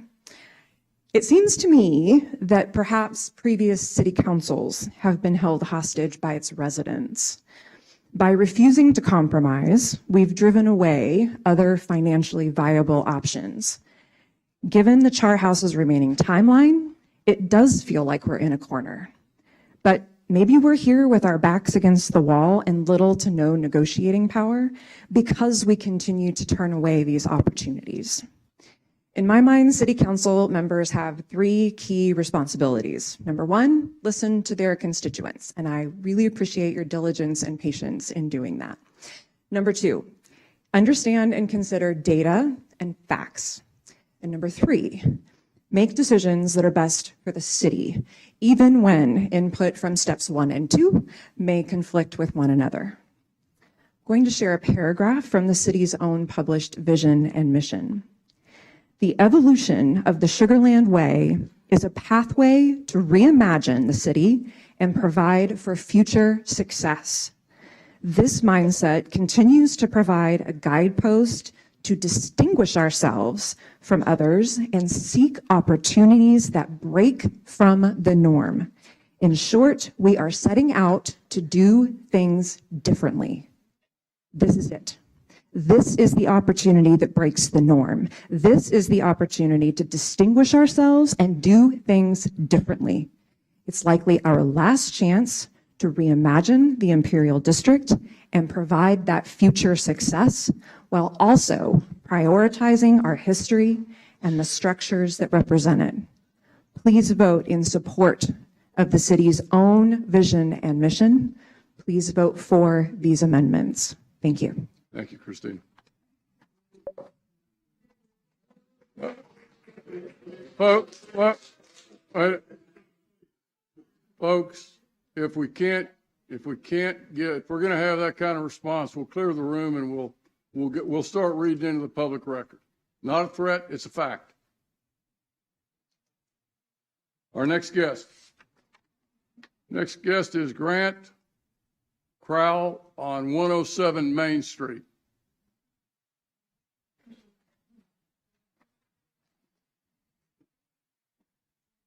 Hello, I live at 107 Main. I think I'm the only resident in Sugar Land who backs up two ways to this development. So I've got 5 kids. I go to church at St. Teresa's. We walk to Mass. You could say I'm invested in what's going on here. So I don't really want to talk about what I want, like from an emotional perspective, or, I want a restaurant or a bar. I'm approaching this kind of more theoretically. When I looked at the aerial, the layout, and I see the colors, red is commercial, yellow residential, green is maybe park space, and I'm hearing no apartments. And so I guess it would be more commercial. If you're not going to put apartments, you're going to put more office buildings, more retail, a gym. I don't know. It's 40 acres. It's a lot of land. When I think of 40 acres of red commercial, every single visitor drives there.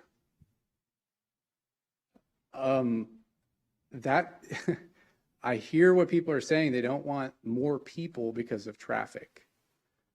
But I really think that the people who want to live in a development like this don't act like I act.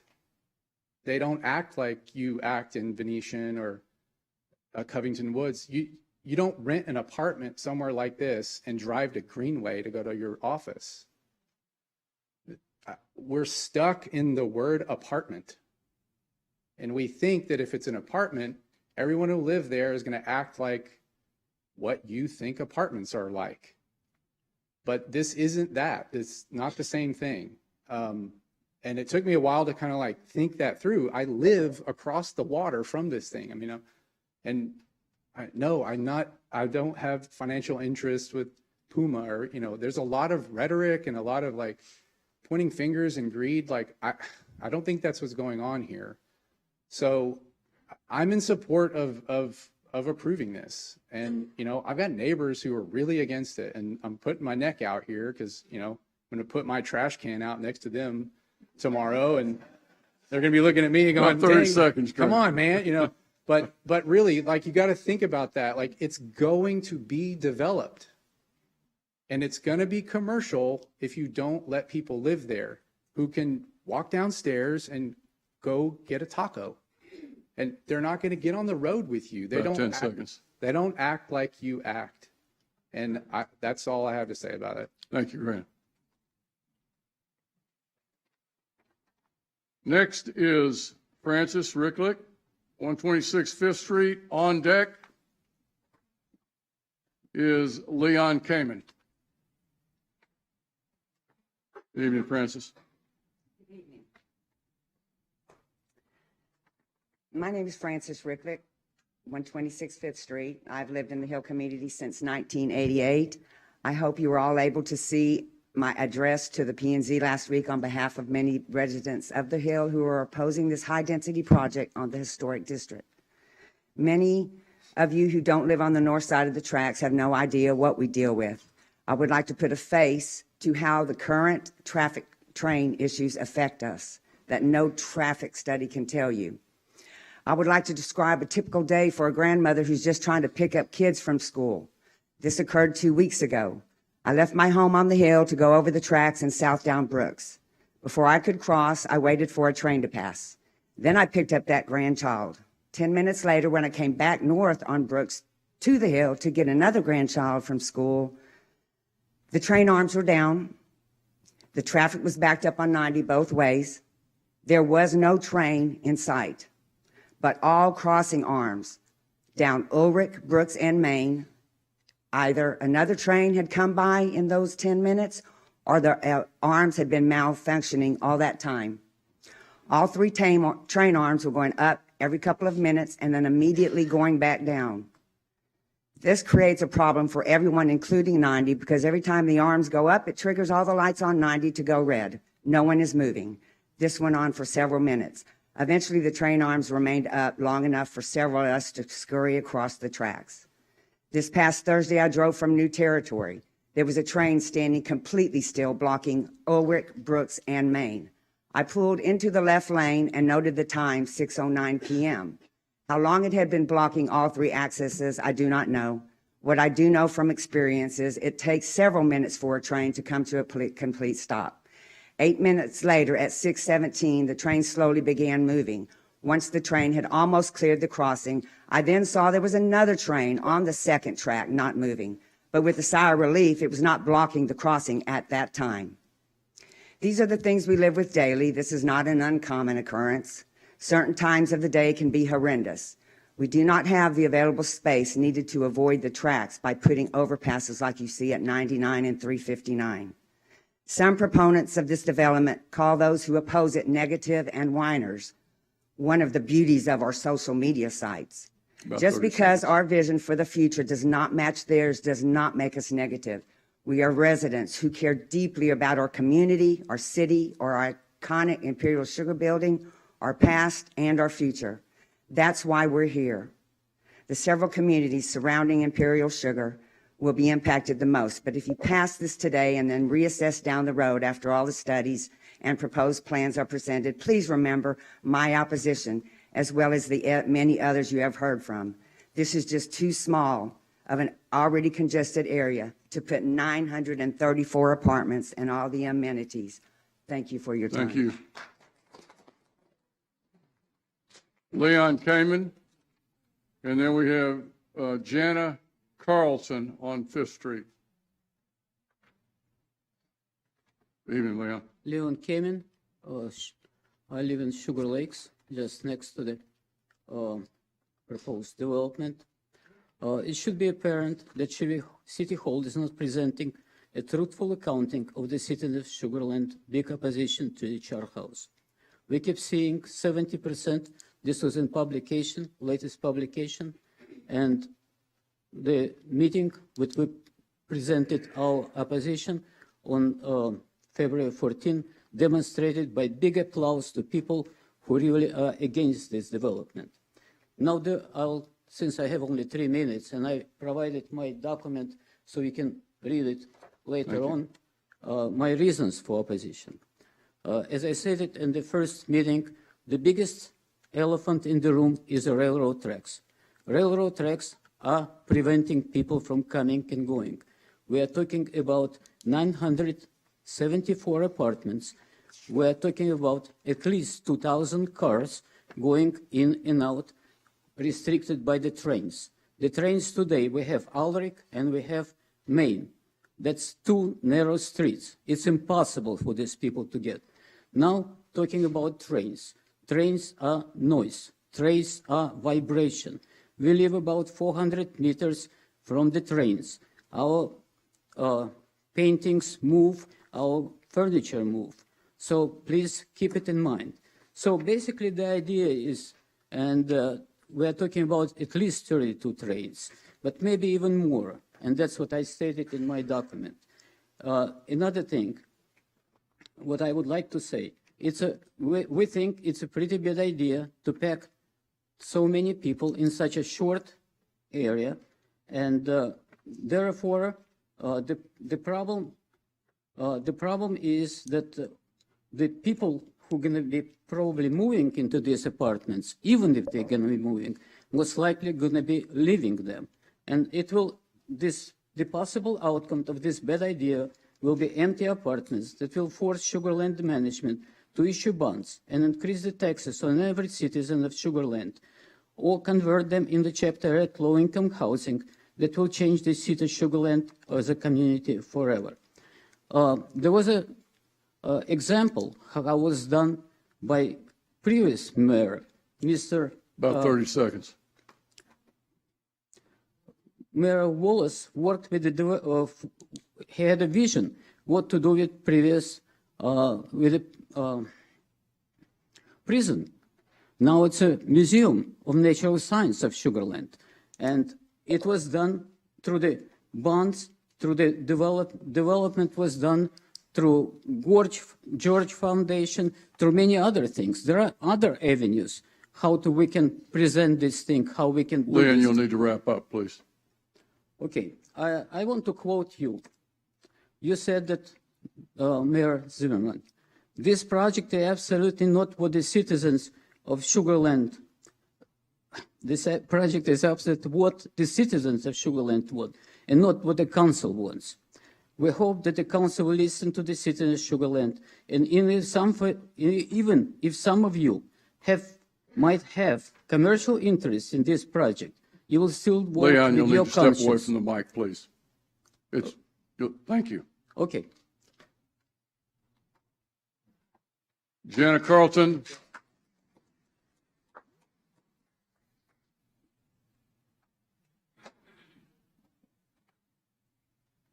On deck, we have Kentlet.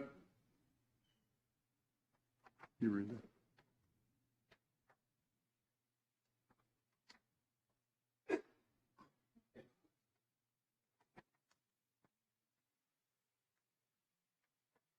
Can I go ahead? Okay, and Dave on Brantford is on deck. Go ahead, Jana. All right, thank you. Ultimately, the zoning issue is rooted in a private transaction between private parties regarding the effort to further their business interest, a perfectly acceptable American notion, an idea in which our nation's citizens have given their full measure of devotion to foster, develop, and protect. I support business interest and wholly believe in our American legal system and our nation's competitive market savvy. However, I do not support real estate development transaction that includes restraint in order to achieve a business interest. This type of approach creates an atmosphere of fear and doubt. The city of Sugar Land is not hearing the voice of restraint, and this deafness is leading to at least one future for us: more traffic lights, more vehicles, and clogged streets. This future for the Imperial Historic District will ultimately become a stain on our city's image. The effort of proposed rezoning will severely affect those that live on the Hill, Mayfair Park, and several other areas. The City of Sugar Land staff reports that the traffic impact analysis will need to be updated, and the project is not sufficiently defined. What's the rush? Why did the city fail to run an analysis on the impact of more traffic due to the rezoning? Moreover, the City of Sugar Land staff clearly expresses that this project is significantly not defined. It is obvious that the City of Sugar Land is moving this issue forward quicker than the data can support. Finally, as a resident of the Hill, I have great concern how the degradation and loss of avian habitats from Puma's development will affect the brown pelicans, copper hawks, and especially the American bald eagle. The American bald eagle population has for the last several years been feeding on Oyster Creek and Cleveland Lake. This majestic creature is a symbol of all the noble about our country. If the City of Sugar Land and Puma have not considered the impact and redevelopment that our nations will have on our nation's symbol, I wonder how they will consider the views of and the concerns of the citizens who are opposed to this increase of apartment units to satisfy Puma's greedy financial objective. City Council should not pass Puma's ultimatum request. Thank you. Thank you.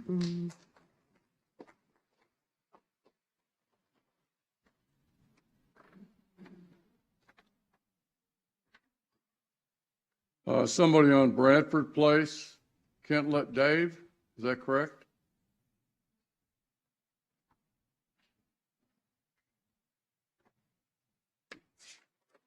On deck is Tammy Khan. It's Kenyatta Davis. Keanu Davis, okay? Okay, good evening. I want to know, why are the city and Puma attempting to build several hundred residential labeled as high density, but now medium density units in an area that needs rejuvenation, renovation, redevelopment, and revamping to reinvigorate the residents, community, and the City of Sugar Land? This is the wrong proposed plan and developer for this project, because the community that a majority of us have a commonality. That commonality is that a majority of us share in wanting the best for the area and the residents, but we disagree on how it should be done and by whom. It is literally a non-existent founders district. It was built on clouds and floated away to Never Never Land by Puma, so I have no trust in what he claims he'll do for the Imperial and Shar House. We do not want a project completed for the sake of filling space and changing the aesthetics at the expense of the residents, because it is not just about monetary. It is the value of having a good quality of life, happiness, and taking pride in where you live, eat, enjoy. And that is not a cost that we're willing to pay, because people matter more than things. This should be a gift to the community and provide the things the constituents truly want and need that are beautiful and valuable, short-term and long-term, the future. Instead of the subpar plan the city and Puma are proposing, because it is not forward-thinking, innovative, and it lacks vision. And the residents, they deserve much better. I want the city to set the record straight on actual facts and reports, because they were not provided by the city employees or Mark Toon from Puma last week during the planning and zoning meeting. This is interesting, because how can it be stated in certain terms that it requires 660 residential units to be financially viable? Still, everything else, no one seems to have a clue regarding the plan. There are several major negative impacts this plan can cause, such as heavy and chaotic traffic that will be haphazardous and not be 30 mitigated. seconds. So what is the contingency plan if a derailment like in Ohio occurred? What are the additional costs from the city, such as police, ambulance, and grocery stores, that will be needed with only 4% remaining undeveloped land? The 2018 land use plan should not be amended because it sets a precedent that the council can change the land use plan in every neighborhood when they find it. The people that oppose it are the majority. Please seconds. recognize it. Thank you.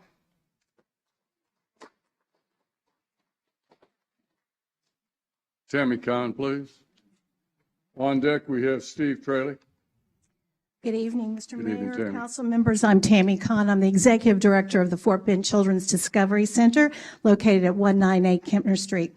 In 2006, a group of Fort Bend County citizens asked Children's Museum of Houston to open a satellite museum in the county. The museum conducted pop-up venues within Town Square and Sugar Land, each for 6 weeks during the summers of 2007 and 2008. Had the number of visitors been annualized, these spaces would have placed the museum in the top 35 most attended museums in the United States. The Fort Bend Children's Discovery Center opened in May 2016 as the first and only public entity operating 5 days a week at the Imperial Development location within the historical Imperial Sugar Mill site. Fort Bend Children's Discovery Center exhibits and ongoing programming were and are still developed and underwritten exclusively by gifts from Fort Bend County donors. We never wanted to be the only year-round daily business at the Imperial Sugar Mill site. Even as a nonprofit, we operate like a business relying on income from admission and members' fees. We think of the museum as a storefront for learning opportunities for children and their families. Skeptics predicted families would never brave a large, languishing former industrial site next to an active railroad line to attend a museum. They were wrong. Since opening the museum in May 2016, more than 588,000 have attended our 12,500 square foot space located in one of the City of Sugar Land's buildings, tucked behind the mill's silos. That number should be over 650,000 people attending before this school year is out for summer. Aside from signs facing Kempner, we have no visibility to the street, yet we receive high rankings from Fort Bend County families and zip codes around the U.S. and the world. TripAdvisor has consistently rated us in the top 3 things to do in Sugar Land since 2017. A surprising number of regular visitors come from zips outside the Fort Bend County, including Harris County. Many visitors without children enter our doors hoping to learn about the site's history, especially transplants from countries where history-driven tourism and pride are paramount. Some people call us a hidden gem. We would like not to be hidden, and we encourage you to approve this step in giving all people attractive and safe access to the richness of Sugar Land's history in a way that supports its future for generations to come. We believe developments such as that you are considering tonight would greatly benefit the people who love to visit our site because it is special, fun, and a great place to celebrate life in a location that cannot be replicated. Thank you for your time and consideration. Thank you, Tammy. Steve Traley. On deck is Mel Clymer. Evening, Steve. Mayor, Council, thank you.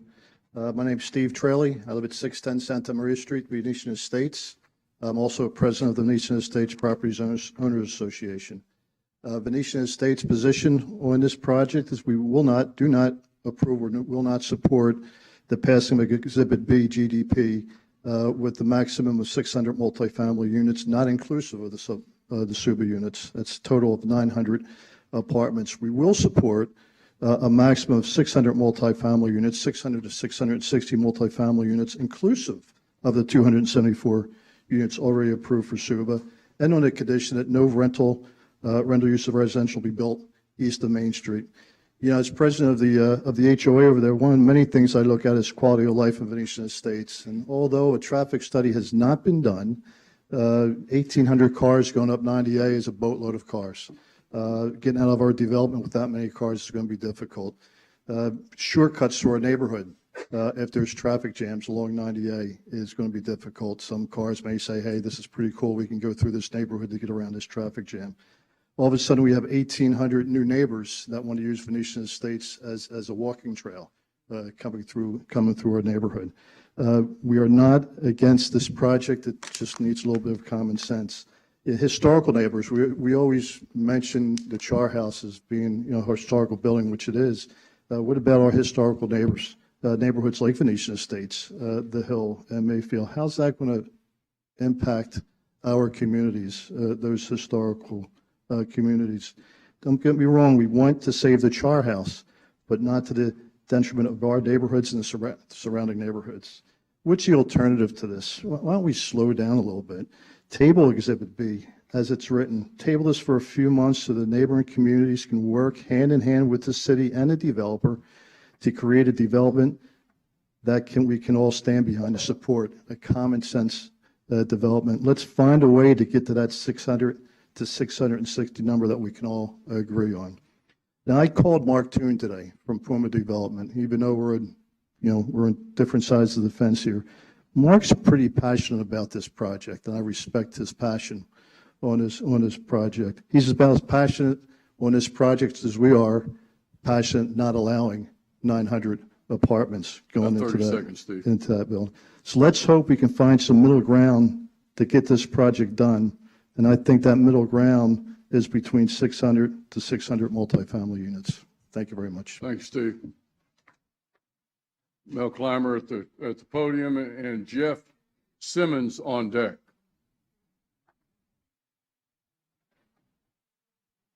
Evening, Mel. Mel Kleiman, I would just like to make an observation today from this meeting, the last meeting. And the question I'm observing is how come everybody who worked for the city, who made a presentation, only presented positive information? Everything they talked about, when you look at the pictures they put of the center, they were positive. Nobody sat there and presented a picture of an apartment project with a 5-story garage sitting on it. When you begin to look at everything that the city has done, nobody has taken an approach to saying, as everybody in the audience has taken, is there a better way? Is there a different way than we can tackle the problem? And based on that, I'd like to make the recommendation that we oppose this as the board, as the council, and begin to look at this and say, is there a better way to do this? That's it. Thank you. Thank you, Mel.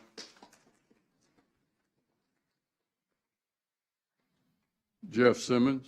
And on deck, we have Jay Sherman. Evening, Jeff. Good evening. My name is Jeff Simmons, and I come from a little different perspective tonight. I'm kind of in a unique position in that I own 2 commercial properties on Ulrich Street. First one being addressed at 143 Ulrich. It's a 4,000 square foot warehouse building, and actually, so I don't disrespect my partners, I am the general partner on that real estate venture. And then I acquired recently a property at 203 Ulrich Street, which people that Mayfield or cut through Mayfield or whatever may know was the old CBC golf cart sales and repair building.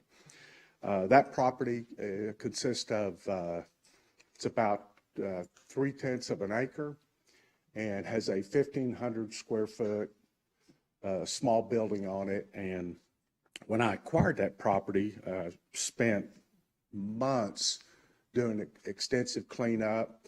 I've always loved real estate. I've been involved in real estate. It's not a huge deal, but for me, it's a huge deal. So I'm a very small fish in a very big pond. But I respect the residents. I respect their opinions. But I want to tell you a story. Every morning that I show up, almost every morning, and it depends on the weather, I pull up to my warehouse, I open the right side door, I sit in there, I go get a cup of coffee, and I sit down in this beat up old chair and I just look out. I watch the traffic go by, and what I look at, a little bit off to my right, facing east, I see the Char House. I've been in Sugar Land for almost 30 years, and I've owned that property, that warehouse, for 18 years, and I bought it under the premise, and I felt like I'm still in a good position as an investment, and I bought it, you know, the three main things to consider in real estate: location, location, location. I'll never forget the day that I was driving through. I lived in Sugar Mill, drove through. I see Raleigh Outlaw putting a for sale sign About up. 30 seconds. Pull up, Raleigh and I agreed to a deal, and I've owned that property for 18 years. People may want to say for selfish reasons, but it's an investment for me. I'm interested in a return on my investment. I would like to see the property, the Char House. I'd like for y'all to vote to move forward on this deal. It means a lot to me and my family, and thank you for your time. Thank you, Jeff.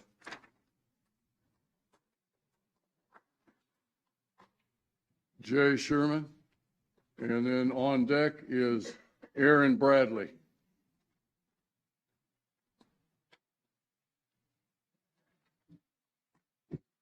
Good evening, Mr. Mayor, City Council members. My name is Jay Sherman, and my family and I are residents at 203 Savoy in Venetian Estates.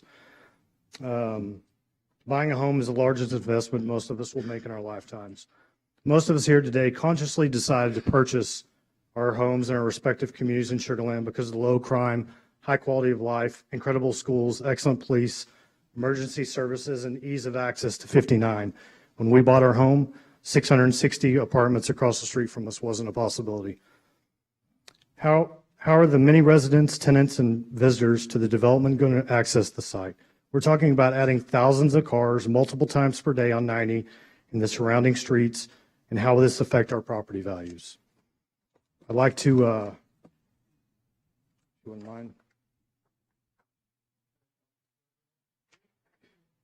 That's a slide from the city's website called Long Range Planning. There's a tab that anyone can access. The number one issue or the number one item on the land use plan goals is protecting single-family neighborhoods. Adding 660 apartments and a total of 1,200 units across the street from multiple communities, I don't believe is protecting single-family neighborhoods. In the end, as Steve said, we're not asking for the city to build no apartments. We're asking for the city to be reasonable in the amount. By building 1,200 total units, that will make this the largest cluster of apartments in Sugar Land by double. The next largest we could find was 504. That to me is not a reasonable number. So we ask for the city to consider that in their decisions. I'm also worried about 15 to 20 years from now. When it's new and shiny, of course, everyone's going to love it. It's going to be a Class A facility with 1,200 apartments. What about 20, 25, 30 years down the road? There's no way that they can command Class A rents 100 feet from double railroad tracks. The first people in will love it, and I imagine they have a very high turnover rate. So I'd love to see a study done on what that will be, because once we approve this, there's no going back. The city doesn't dictate rents. Everyone knows that. This could change hands 3-4 times. So what's it look like 15 or 20 years down the road for all of us who purchased our properties when none of this was part of it? About 30 seconds. Yes, sir. So I ask for consideration in these items, and I ask the board to vote no for the current proposal and reconsider a lesser number of apartment units. Thank you. Thank you, Jay. Aaron Bradley at the podium, and then we have Antonio Martinez on deck. Hi, my name's Aaron Bradley. I live at 110 6th Street on the Hill. My wife and I are block captains, member of the Friends of Sugar Land Heritage Foundation, and actively involved in our community. I have talked to a lot of our neighbors, and a majority of them agree with us and are in support of Puma's development plan. When we purchased our house back in 2018, we did so with the understanding that the Char House would be restored. We loved the hill, but a big part of what motivated us to buy was having something nice in the neighborhood we could walk to. The Puma plan will finally give us that. I'm really excited about Puma's plan. I believe it is well thought out and keeps the dignity of the Char House while bringing much needed amenities to this side of town. I know there have been some opposition to this plan. They cloak their arguments with worries about apartments and increase in traffic, but that's not what it's about. The opposition is anti-progress. They had the same concerns about the traffic and apartments when the city was debating Constellation Field. In the end, none of their concerns came true. Constellation Field has been great for the area and great for the city of Sugar Land. I believe the Puma project will have the same outcome if it is allowed to go forward. Some people say they are okay with their beloved Char House being torn down, but we all know that that's not true.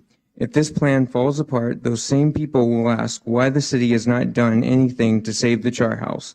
So make us all happy today by doing the only thing that will realistically save the Char House and vote to approve Puma's development plan. Thank you. Thank you, Aaron. Antonio Martinez at the dais, and we have Emily Bradley on deck.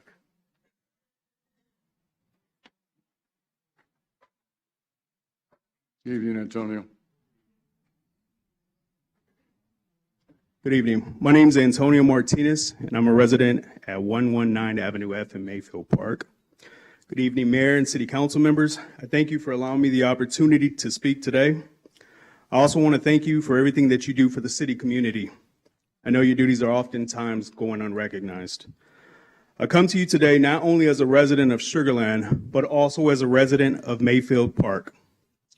Although I only lived in Mayfield Park for 7 years, my wife grew up in the neighborhood, and her grandfather retired from that refinery.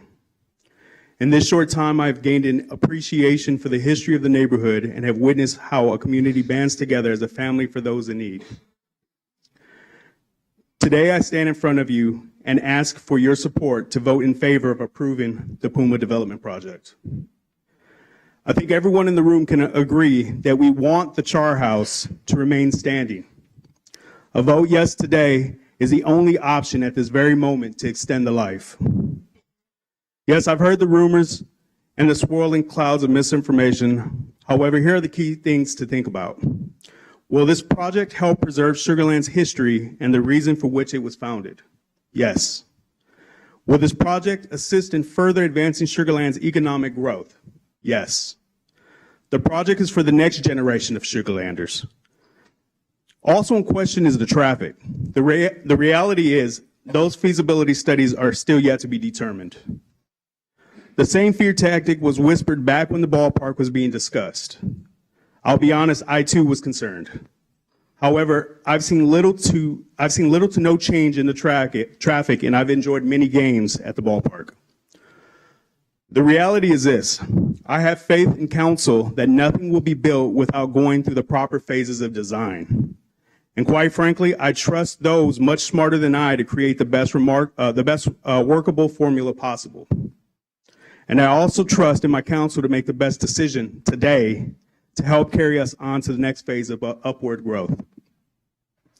Before I end, ask yourselves, do you want to be the reason we lose our great beacon in Sugar Land? A vote yes today gives us a fighting chance to secure the building and work through those logistics.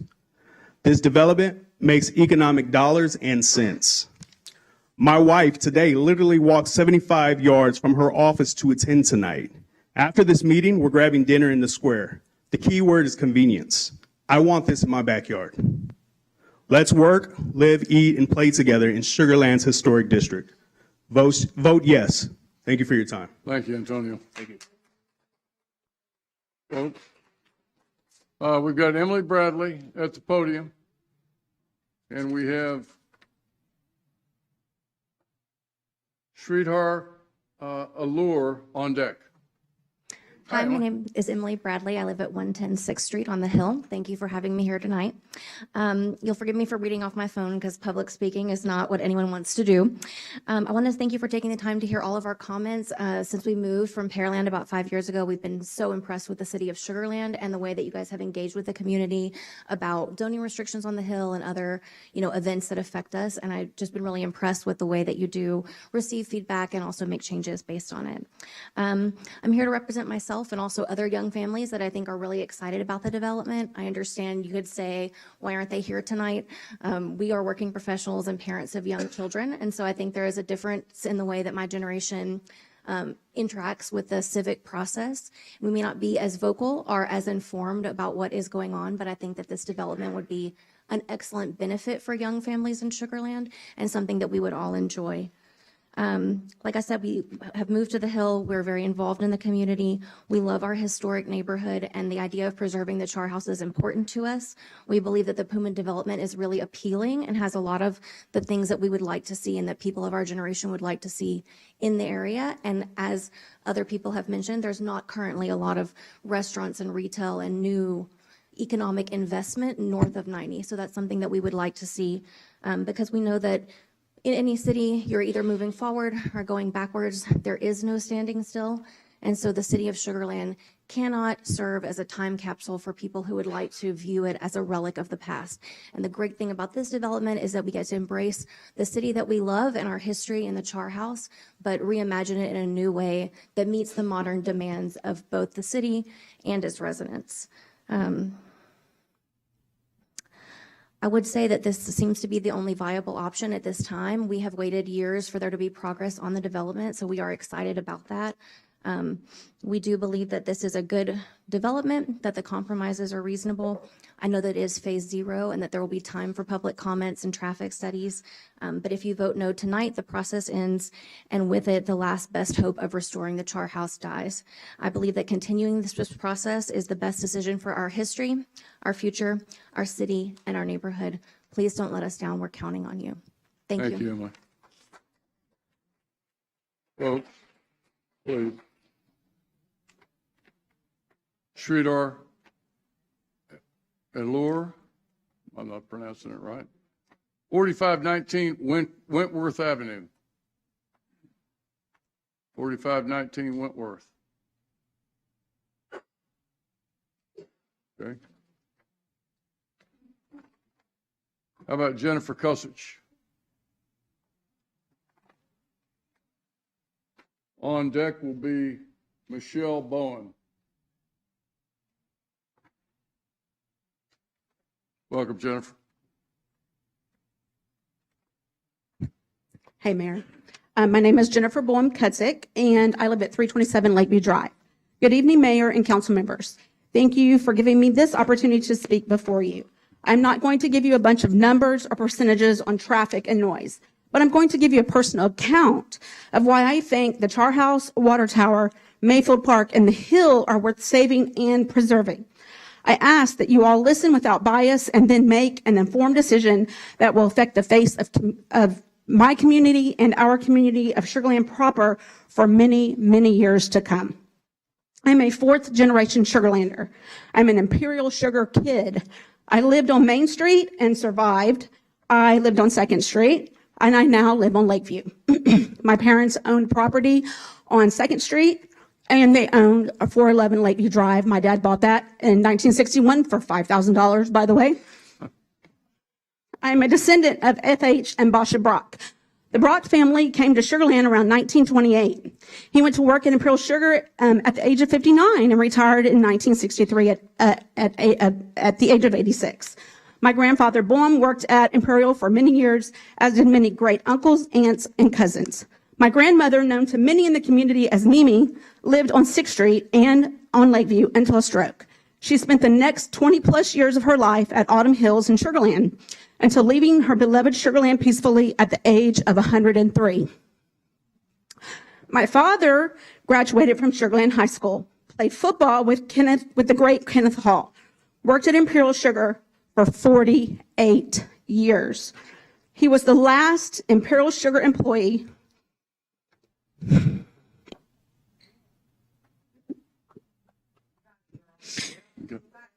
He's no longer with us, so I'm sorry. To close out his career as a gateman, my dad liked to say my mother was from Rosenberg, but got to Sugar Land as fast as she could. Jean Boehm went to work for Imperial Sugar at the age of 17. She had to have a letter in hand from her parents to say it was okay for her to work there because, you had to be 18 to work. My mother started her career in the traffic department before retiring in 2001. She served secretary to President Robert Armstrong, H.L. Williams, and executive assistant to chairman of the board, I.H. Kempner III. That's 45 years of her life devoted to Imperial Sugar. We are a company family. We live on Lakeview. We enjoy it. We enjoy this community. I'm going to not finish all this because I don't have time. But many things are missing in this town. We don't have Oscar's Barbershop. We don't have Kitty's House of Beauty. We don't have the Sealy Mattress Company building. There are many things we don't have anymore. Thank God we have Lakeview Auditorium and the train depot. Mayor Zimmerman and members of City Council, you have a huge decision to make. One that will affect our historical Char House Water Tower area, which I would not like to see any apartments on that area between the Water Tower and Wood Street at all. Jennifer, wrap up, please. Thank you. In closing, I ask that you do your due diligence to the citizens of the Hill, Venetian Estates, Brookside Belknap, and Mayfield Park, because it will affect all of us. I appreciate your time. And remember, all the memories that we all have are important. The Imperial Sugar is very important to me, and I hope it is to you all as well. I have much more history if you'd like to hear it later. Thank you. Jennifer. Michelle Bohm. Michelle's at the dais, and we have Kelly Ferguson on deck. Michelle. Thank you, Mayor and Council staff, for letting me talk today. I'll give you a little bit more history since Jennifer Kutzik is my sister-in-law. My name is Michelle Boehm. I live at 13518 Wimbledon. I'm going to read because I'm not a public speaker. Her brother, my husband, often talks about the wonderful experiences he had growing up in Sugar Land. When I moved here over 30 years ago, it still had a small town feel, but things were already changing. He frequently says, "This is not my Sugar Land." For all of those who don't want to see change, he's accepted it, and he's not the only one. By the time we moved here with a newborn, we were in Houston for a bit. By the time he went to high school, it was still a small town, country feel. By the time my daughter graduated from Kempner 10 years later, she was part of a diverse and growing city. My father-in-law, Wayne Boehm, he never spoke to me directly about it, but I always felt like he wanted to see growth in this town. He was on the Planning and Zoning Commission. He was a proud Sugar Land Gator, but when it changed and it became Lakeview Elementary, he was a proud Viking parent and grandparent. He and his wife didn't complain when they lived in the same house on the hill for all of those years, but their children went to 3 different high schools, Dulles, Kempner, Clements, sorry. They could have moved to a bigger neighborhood. They looked at Venetian Estates, but he loved that he could ride his bike to work at Imperial. He could rollerblade. She took the car. They shared one car. She took the car. She liked to go home. She liked to go shopping. If she could have walked, she would have.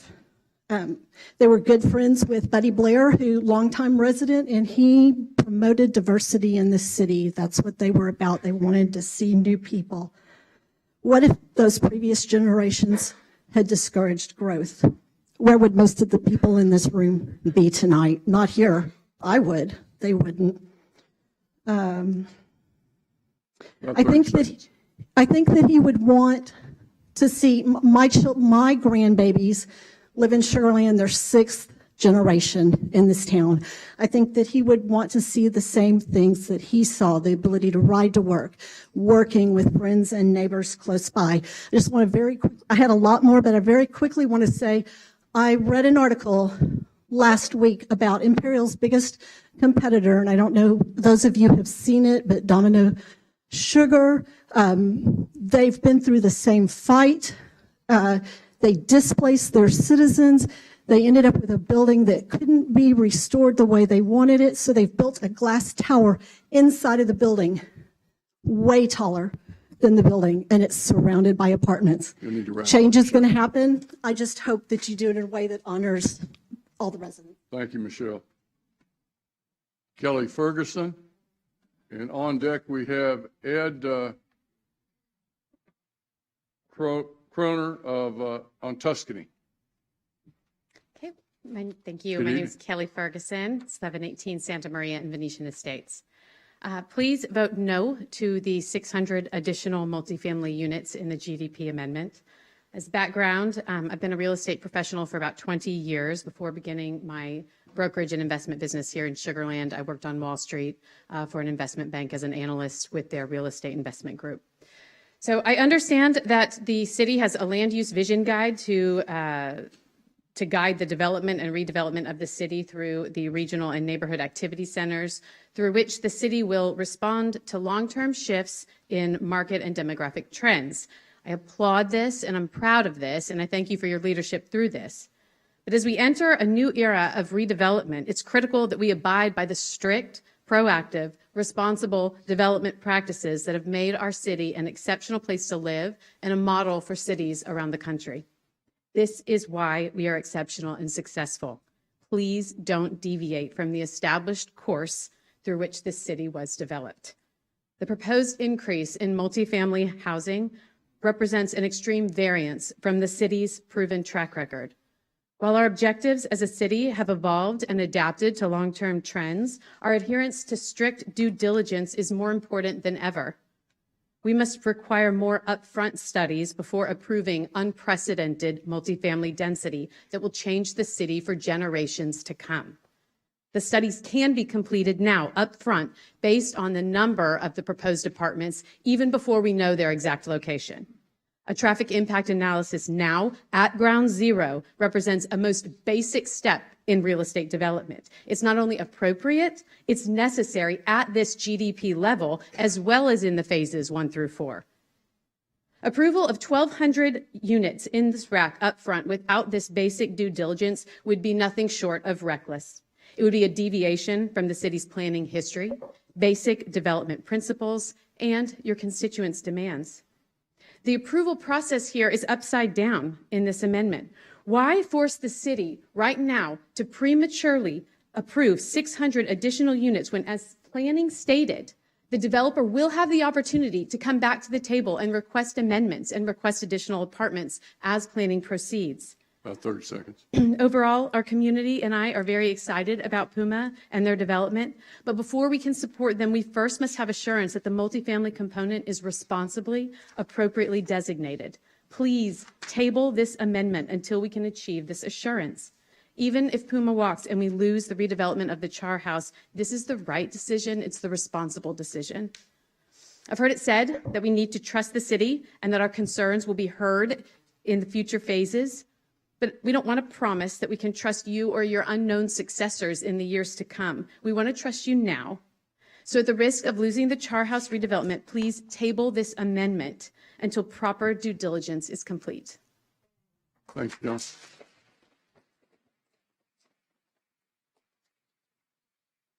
Again, I'd caution you folks, please, if we can get through a lot quicker. Ed Crowell, Ed? On deck. Thank you. My name is Ed Crowell. My wife and I live in Venetian Estates.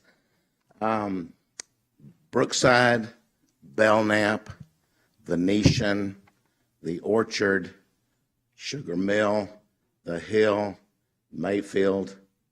These are the subdivisions, these are the neighborhoods that surround this development.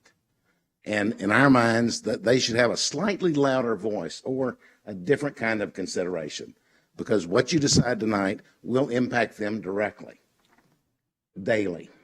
So it's confusing, but I'd like to run through the numbers for everybody. It was confusing for P&Z. Perhaps it's not for everybody, but let's run through the numbers. The number is 1,200. That's the number of multifamily homes in the RAC. Now, the RAC runs from Highway 6, and I'm looking at you, Suzanne, nod no if I'm wrong, from Highway 6 to Wood Street, and from 90 north to Mayfield Park, including Imperial Estates. Yes, including Imperial Estates. So where does the 1,200 come from? We have the lofts, which are by the ballpark. That's 254. We have Suba, which we're not sure exactly what's going to happen there, but it is approved for 274. We have Puma, who's asking for 660. If you add that up, it's 1,188, 1,188, rounded up to 1,200. Perhaps that's what happened, because you never know exactly how many units it's going to be. So if you go back to the general development plan, which is the only thing we have right now to look at, the only thing we know, So we look at the yellow blobs on that map. And there's a blob on the left, which is bounded by Ulrich, north of the Three Bay Warehouse, south of Mayfield Park. And there's another yellow blob east of Main Street, bordered a little bit on 90. So if you look at the blobs, and they're almost the same size, if you take the 660 that Puma wants and the 274, which is already approved by Puma, that's 938. And so generally, if you split that in half, that's 467 units in each yellow blob.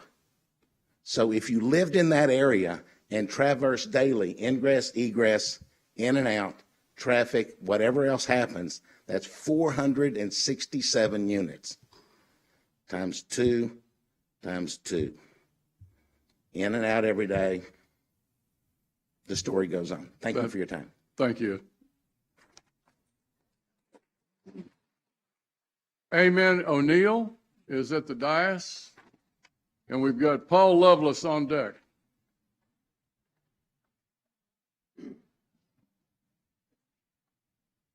Good evening. Good evening, City Council. I am opposed to this proposed project because I believe that this mixed property development will increase traffic on Highway 90, which is along the train tracks the trains use several times every day. The future residential and commercial properties built near the tracks will clog up the crossings at the tracks, full of vehicles of people going to work and dropping and picking their kids up from school. People will try to beat the trains when they approach the crossings and can cause an accident. Considering the derailments in East Palestine, Ohio, and closer to home in Splendora, I am concerned about the risk of accidents along train tracks, considering the age of the freight trains and what they might carry. I heard last week a developer mention the Cross Creek Ranch. It was built on unused land far between Katy and Fulshire along 1093 in the Katy Prairie, which has some small commercial properties, unlike this project, which would be built compactly between Constellation Field and the Char House. The La Centera mixed-use developments in Cinco Ranch, also mentioned last week. It has 400 apartments and several businesses. It is a pain in the neck to enter, park, and leave due to the amount of cars there. This compact Sugarland development would have more apartments, proposed businesses, and even more cars that will cause an even bigger pain for people going to and from this facility who use Highway 90 for transport. We got Rosenberg and Richmond in the west, Missouri City and Stafford in the east, not to mention people going and coming back from Houston while use Highway 90. The Fort Bend Historical Commission mentioned this issue, and they have said that they will be following these developments. I was at that meeting. People outside of Sugarland know about tonight's meetings. I spent my childhood in Sugarland and want to see the history and suburban style living that makes the city great maintained. For young people, single and with families who want apartments and condominiums to come to you can come to Cinco Ranch. We've got plenty to go around. Leave Sugarland as it is alone. Also, Fort Bend County is watching this decision tonight. Thank you very much. Thank you, sir. Yep. Paul Lovelace at the podium, and we've got Doug Goff on deck.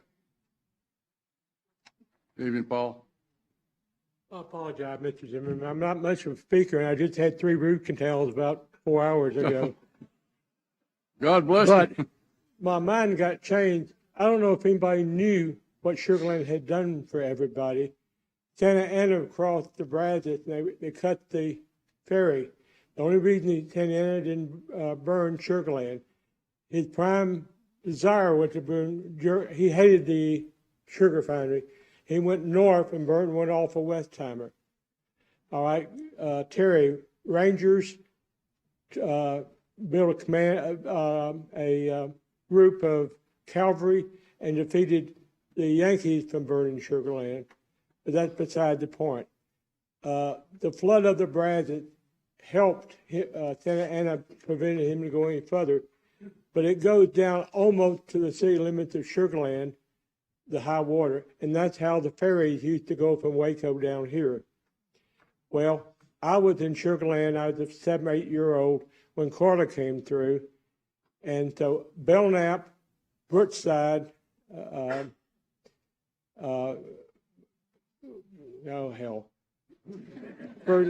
First colony, not first colony, the old colony on the hill and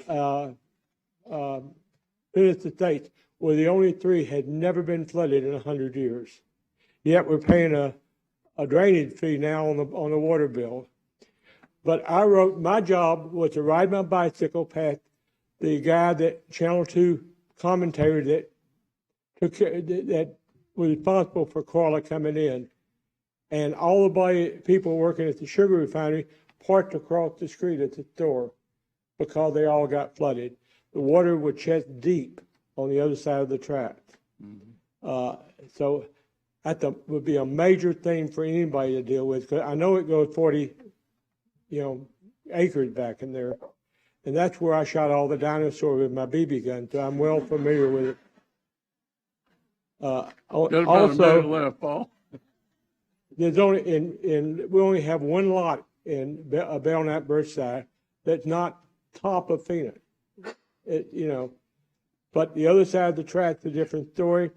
By the way, the railroad was owned by Elridge, and just before World War II, he sold it to Southern Pacific, which aided us in World War II, allowed chemicals going from Nalco that way. It allowed a lot of the Gordon supplies coming from Arcola and that way up here and then out. So we've been good for America. I got 12 minutes left. Let me ask you a question. That law that passed during the last 2 weeks, U.S. Congress, that towns have to provide for poor housing in the better neighborhood of suburbia. Philadelphia is fighting it, and 2 or 3 other northern are fighting it. Abbott hadn't got on it yet. Do you have any information on it? Well, Paul, you're going to have to wrap up. You're going to have to wrap up. Well, Thank keep an eye out for us. Yes, sir. Thank you. One other thing, the fire department I expected to see a fire chief here, and I haven't. Does he have the equipment if they bought high ride, old people? I'm going to have to ask you to step away from the podium. No problem. Appreciate you coming. You want to address that too. Also, Hey. that we have very weak laws on old folks' homes. More people up north have to have a cement wall between. Thank you, Paul. Hey, Doug, we're going to take a brief recess. We've got some people on the dais that need to take a restroom break. All I know is it's been a challenge to follow that last presentation. God, no, thank you. Thank you, Mayor. Doug, just sit right there. We're going to take a 10-minute break. We'll come back here at 5 after 8. I heard you over there saying.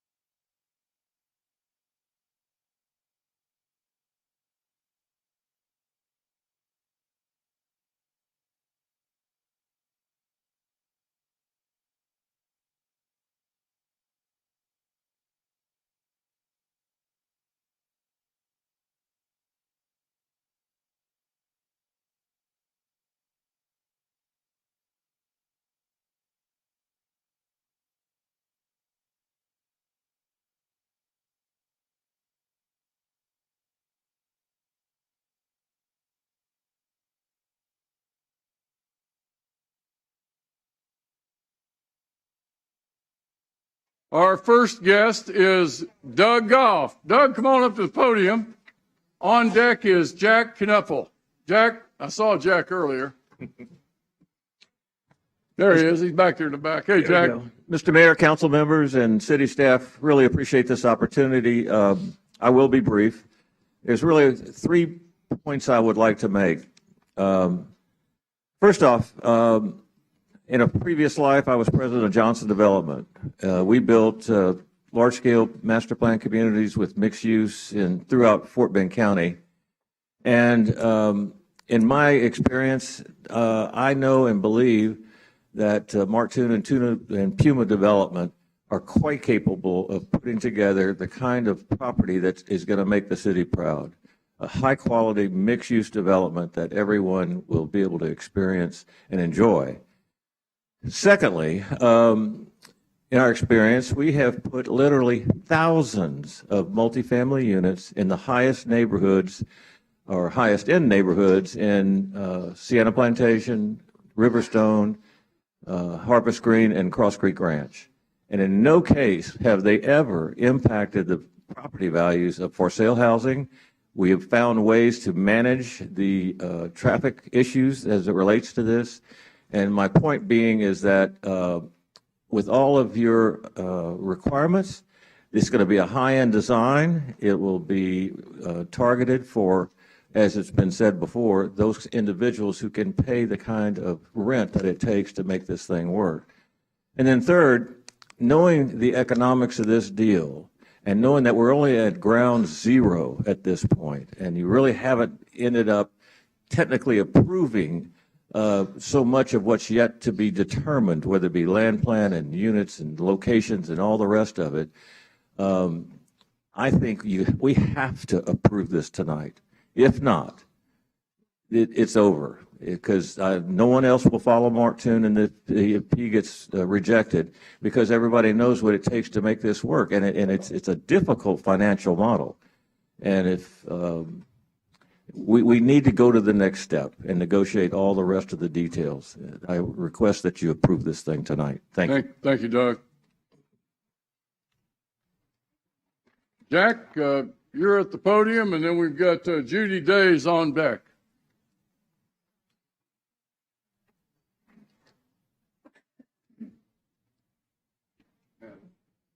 My name is Jack Klepfel, 66 Silent Circle Drive.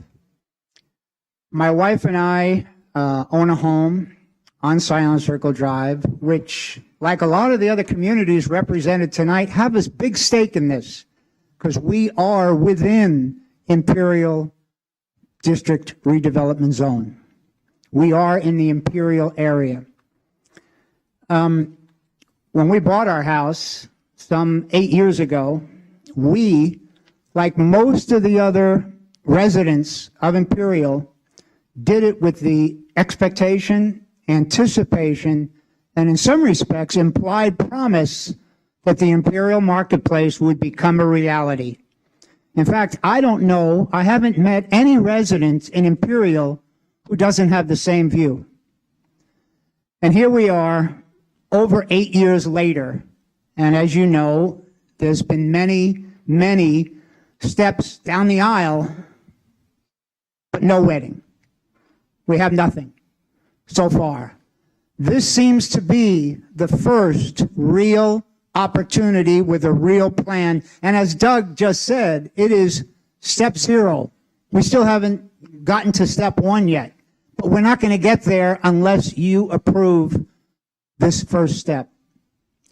When I look around other suburban cities like Sugar Land, I see Katy, I see Woodlands, but I also see some pretty well-developed, successful marketplace opportunities that have multi-family housing attached to them.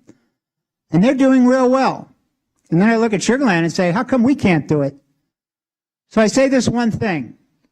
If we let this opportunity bypass us tonight, shame on us, Sugar Land. Shame on us. Thank you. Thank you, Jack. Thank you from the peanut gallery. Judy, you're at the dais. Carol Scott, you're on deck. Hi, everyone. My name is Judy Day. I live in 34 Heisenford. I'm speaking as a Sugar Land resident tonight. I'm addressing the City Council regarding to the land use plan amendment tonight. I believe most, if not everyone, but most of people here, including myself, we have no problem. We support the chart house, just to be clear on that. So my concern is regarding to the land use plan amendment, because that not only affect one parcel, it's gonna affect other piece of lands. Just like a council member, Kamali, he recused himself for that particular reason, and which I respect that. So I just want to remind, this plan is 5 years of a collaborative work, intensive collaborative work with the community and the city council, and it's approved by the city council on August 7th, 2018. I'm going to read some language directly from that plan. This plan prioritizes the preservation and the protection of single-family neighborhoods in Sugar Land and encourage increased coordination with the school district. This plan is the single most important document that will guide how the city positively and proactively responds to long-term market shifts and demographic trends, with the goal of preserving our single-family residential neighborhoods and ensuring Sugar Land continue to be a premier place to live, work, shop, and play. Again, this is directed language from that plan itself. And tonight, I know the city council is asked to modify this plan based on very short term, in very limited engagement with community, 2 months during holiday seasons versus 5 years of work. And I am asking the city council to take a step back, to slow down this process, to really engage the community, to work with your people, to work with the district, to listen to your residents, to care about the students, the children, and then we can preserve the history together. Thank you. Thank you, Judy. Carol Scott, Carol, and then Afshi. Sharina. Carol? Hi, Carol Scott, 16931 Ascot Meadow Drive. Thank you, City Council members, for your service and for giving up your time and energy to our community. It's appreciated. A few years ago, I came to a meeting to express my dismay and my disappointment that our City Council and school board members did not communicate with one another despite their offices being less than a mile apart. My frustration grew from the rezoning issues with the school district. I would talk to my school board members and they would say, yes, overcrowding of schools is a problem. No one wants to rezone students, but we don't approve development, the city council does. Then I would come to the city council and they would say, well, we don't tell the school district what to do. They rezone. We don't. I was tired of the finger pointing. And at that time, Mr. Mayor, you were elected, and for a while, the city and school board had meetings at your request. I don't know if that still happens.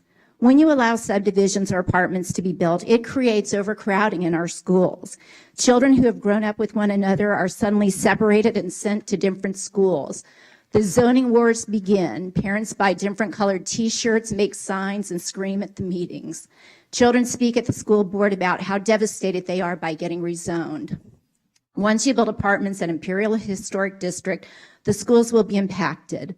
I appreciated Mr. Bassett being here tonight, but I'll tell you something. Throughout my time here in Sugar Land, the school board staff relies on PASA numbers to rezone and for school attendant. As a parent, I can tell you one thing that is reliable about these numbers is that they are unreliable.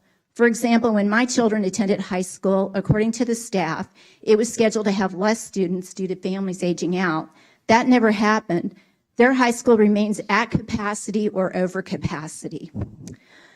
After this development is Track 5. Most of the schools in that area are at or over capacity, and most likely apartments or some type of multifamily housing will be allowed.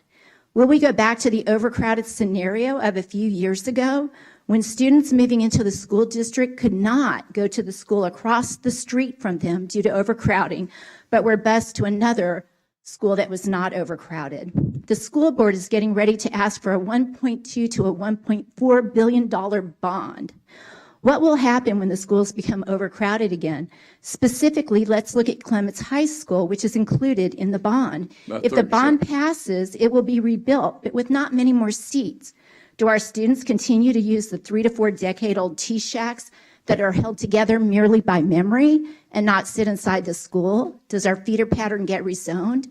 And if so, where? The surrounding high schools are at capacity also. I watched a P&Z meeting. It's a walk in the park compared to a rezoning meeting. When you vote tonight, consider the children you will be impacting. And if you vote yes, please attend a rezoning meeting and listen to the consequences of your action. And if you're not still meeting with our school board members, please start up again. Thank you, Carol. Ashley. On deck is Alex Kisselman. Hi, my name is Avshit Shrani, a merchant. I live on 7343 Chatham Green Drive in Sugarland, and I've lived in Sugarland for over 30 years.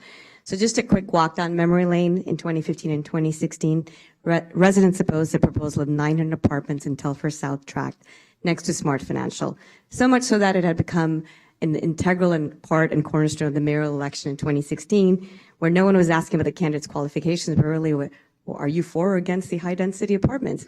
And thereafter, Mayor Jimmy Thompson then shared that the proposal had been pulled back from the developer.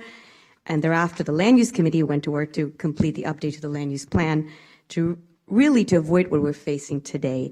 It took 5 years for this committee to come up with the plan that we have in place today, which is no more than 526 apartments in one place. Residents weighed in then, and I weighed in again against multi-housing. P&Z has also weighed in last week and rejected the plan. It feels like the Char House is being held hostage. The Char House is iconic to Sugarland. There are many ways to preserve this building. One, by having had Johnson Development at the outset when they first developed Imperial to pay to stabilize and restore the building, the same way that Newland did for the old jail building, which is now the new museum. Why was Johnson not asked to do it then? Same way. City Council can take out a bond to preserve this iconic building, or use the $5 million that we're giving Puma to stabilize the building until we can buy some time to figure out what are the next steps. So there are lots of different options and avenues to do this versus making it approve this development or lose the Char House. This development is not the only way to preserve the Char House. There are other ways, and we have to be open to exploring those other options and avenues. I'm not opposed to multifamily development. What I am opposed to is voting on this plan without a traffic study. It is not unheard of doing a traffic study before approving the general development plan. Why are we not doing it in this case? Why is a traffic study not being done? Why is this development being rushed in 2 months, 3 months, and forced down the throat of residents? Because that's what it feels like today. While I don't live in District 1, and as many will say, I may not have a dog in this race, but I do live in Sugarland, and I do use Highway 90 to go to work and back home. So I'm very much impacted by the added traffic on Highway 90. It does not take a traffic study or for anyone to know that traffic will be a nightmare on Highway 90 with the current railroad track, and that 90 cannot be expanded. And the adding of 900 multifamily, which is 2 cars to a home, 1,800 additional cars there.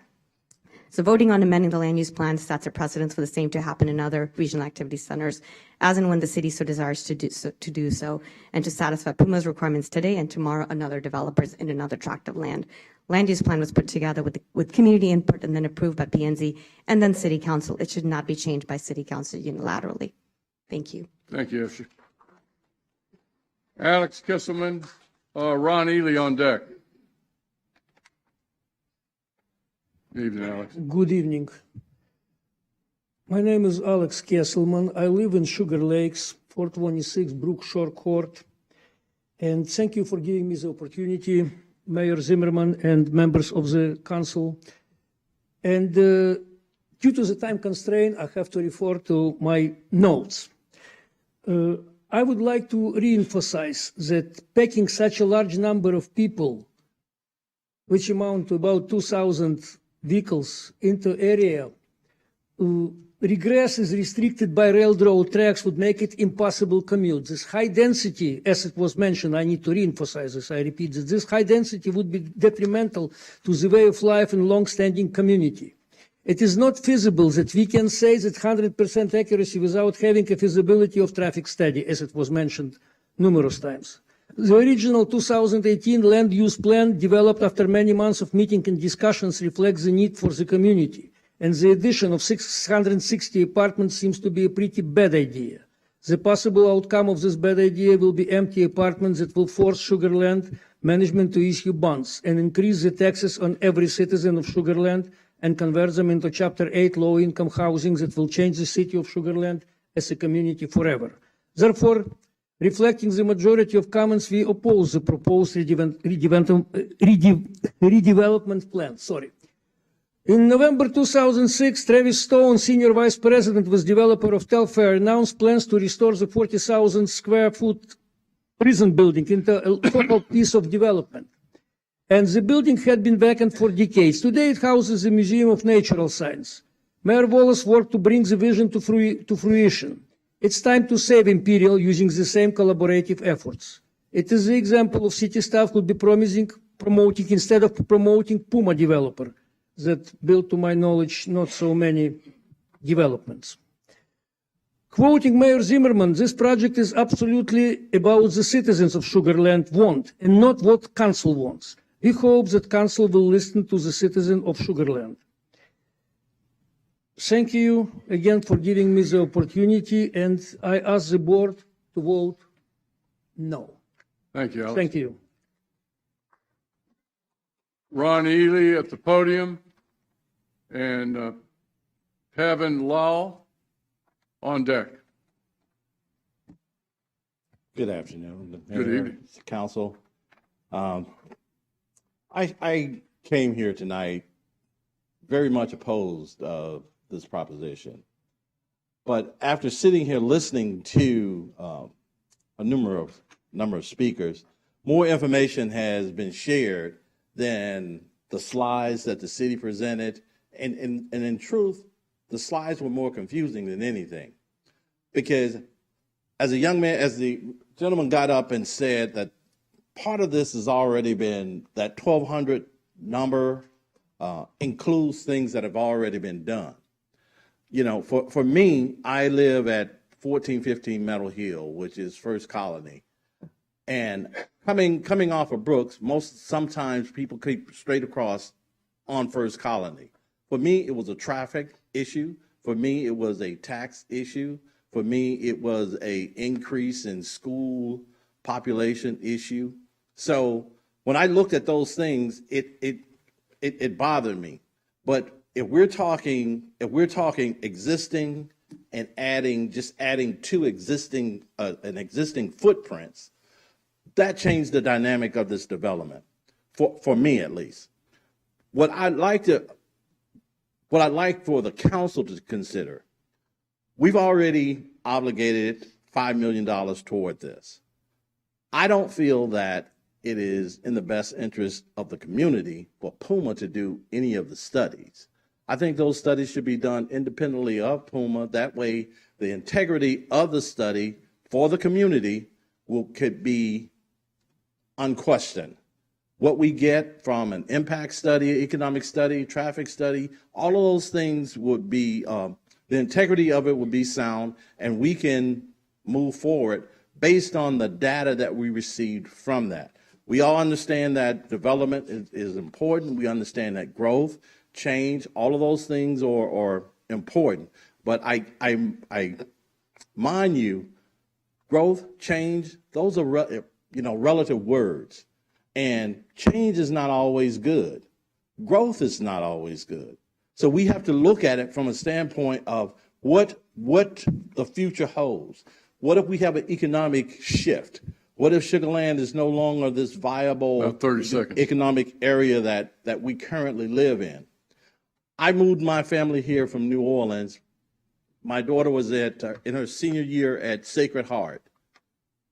Unhappy.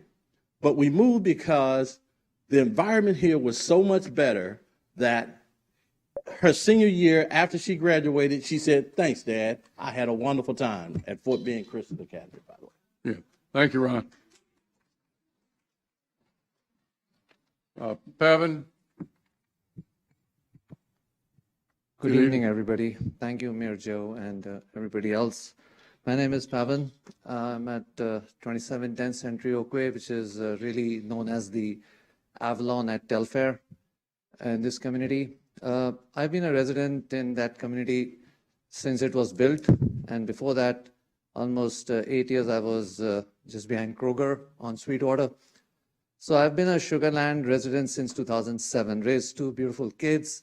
They've both grown into young adults and doing very well. So I really admire what Sugar Land has given us. My comment right now is that these studies which have been done, I don't think they are real. Just to state an example, and Ms. Carroll will probably remember, whenever there's an event at Smart Financial Center, the place is a mess. I'm sorry for my words, but if it was not for the amazing Sugar Land Police Department, I don't think we can even be here. So we must remember that when we're putting apartments, we are adding basically traffic, whether it is on Imperial or whether it is in any other tract around Sugar Land. I also want to mention one thing which I'm not sure how many of us know, that Corpus Christi is developing a deep draft vessels, ships, which will bring in container traffic and a lot of tanker traffic. Now, when those 18-wheelers, they start coming from Corpus Christi through 59, we all will be impacted. The other question I have to the City Council is, what other options have been considered to increase the tax dollars? I understand that, we all need to have the mud and lid and everything. I understand that. The question is, what other avenues have been explored other than the apartments? Sugar Land, like I said, two kids, Clements High School. There was not a single day when my kids came back and said, "Oh my God, there's so many students." I don't know how many of us in this room will agree to me, but at that time there were 2,960 students in Clements. I'm not sure what it is today. But the other question I have is that what other high schools are being built in Sugar Land? About 30 seconds. The land which was acquired by the Fort Bend ISD has been sold. The land that was next to Smart Financial Center, sold to Floor, has been resold.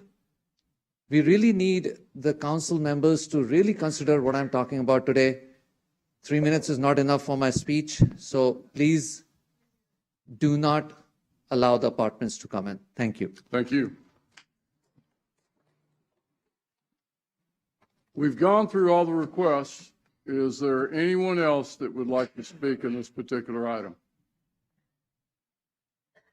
Yes, ma'am. Please, Ricky.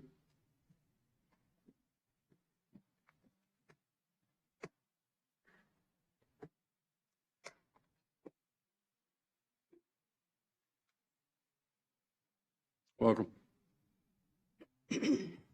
My name is Mikey Grosskirth. I live at 136 Dogwood, which is one of the streets that dead ends into Brooks. I wasn't going to speak tonight. Most of you that are on the council now were not on the council when we went through this before. I feel betrayed. The first time we did this, you cannot believe the effort we put into stopping apartments.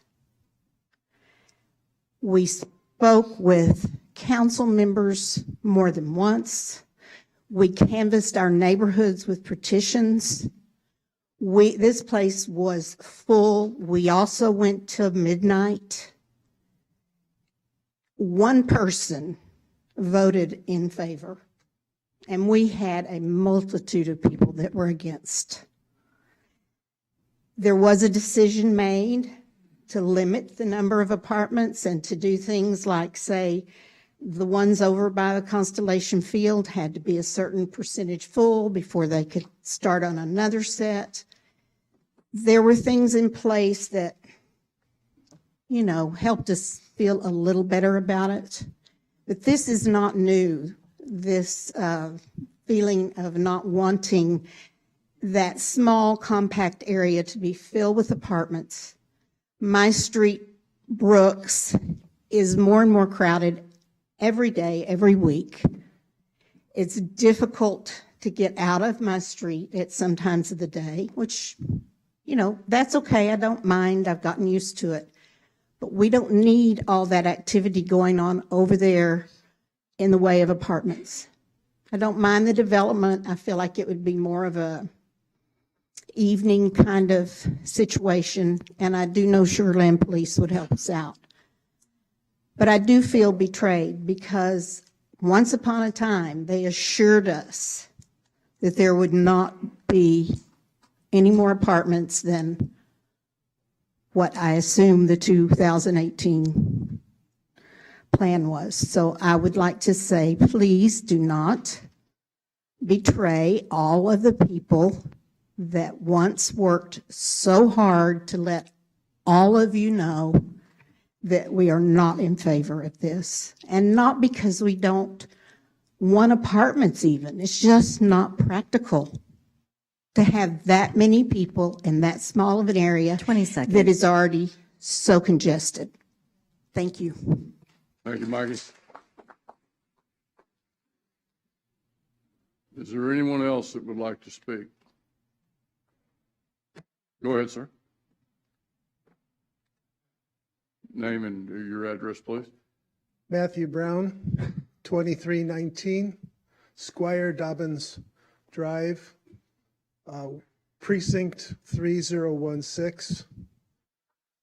And we're in Barrington Place, which means that we are halfway between the railroad track and the Harris County line.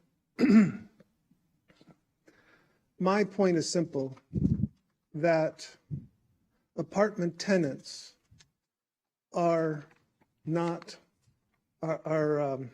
temporary. They're not permanent. They have no ownership. They have no attitude of ownership in the neighborhood, in the community, in the city. Tenancy, especially apartment tenancy, it degrades after years. Whereas condominiums, which is what was opted for here in the square, next door is not apartments, luxury condominiums. I've been in them. They're large. There's no reason why, to solve both problems, we couldn't have larger condominium projects, units, which means smaller parking buildings that would be needed, which would mean less traffic through that area, and then less, and it's not just, let's say there's 660 extra, which is, let's say, 1,200 more cars, okay? It's not just times 4. There's also services coming and going to go to those places, and they're going to all clog into those two paths in crossing the railroad track. So that's my point. Condominium owners have ownership. They have longer, they stay longer, they're more responsible, there are more heads up as to what they own and what they're doing there. Whereas the transient nature of apartment holders, it changes, it mutates over the years. About 30 seconds. And thank you very much for your service. We see all of you here, and we promote all of you as we do our block walks in our precinct. But we want to make sure that we support you for the next time. So God bless you all. Thank you. Barbara Rosenberg.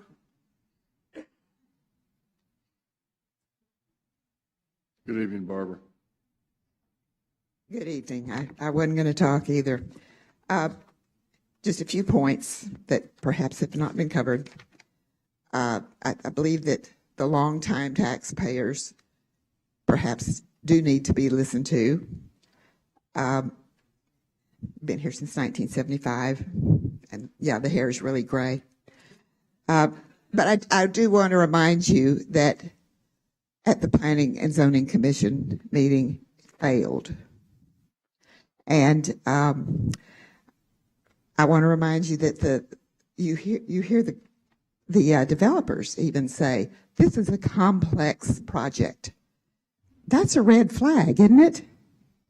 And it says, and there's so many steps to this development. And you know, when something can go wrong, it will. And that's another red flag. There's so many steps in this thing. We haven't seen the end of the tunnel yet. And we need to get a better plan.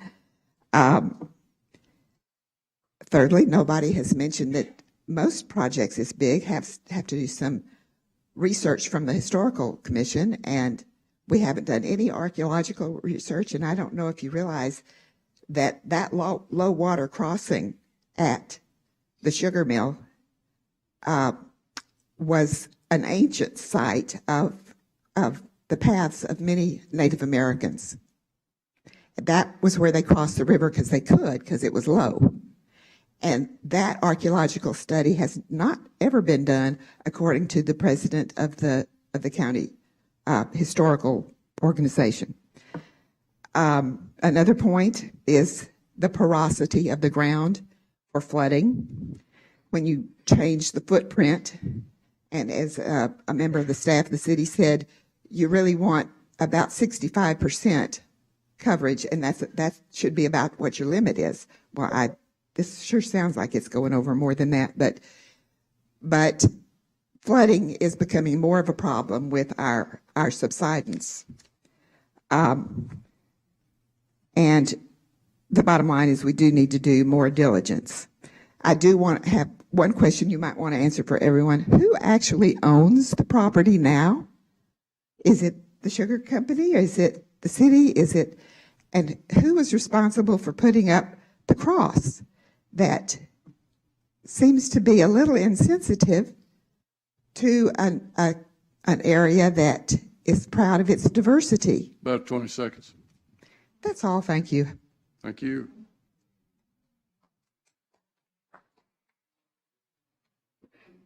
Anyone else want to speak? This time we're going to close the public hearing. We're going to move to consideration and action on City of Sugar Land ordinance number 2295, an ordinance of the City Councils. Mayor, we have comments. Oh, we've got, I'm sorry, before we can go, Natalie, do you want to bring them to me and let me read them, or you want to read them? We have 65 comments to be read into the record. Our agenda coordinator, Justin Perez, was going to read them for us, but if you would like to read them. I'll read them. Okay. Bring them over.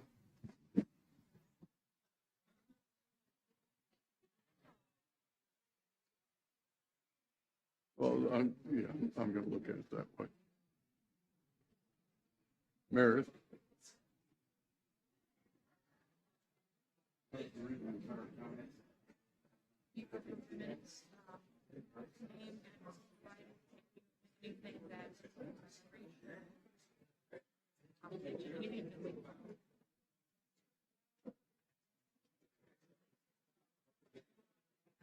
He highlighted like the names and the address.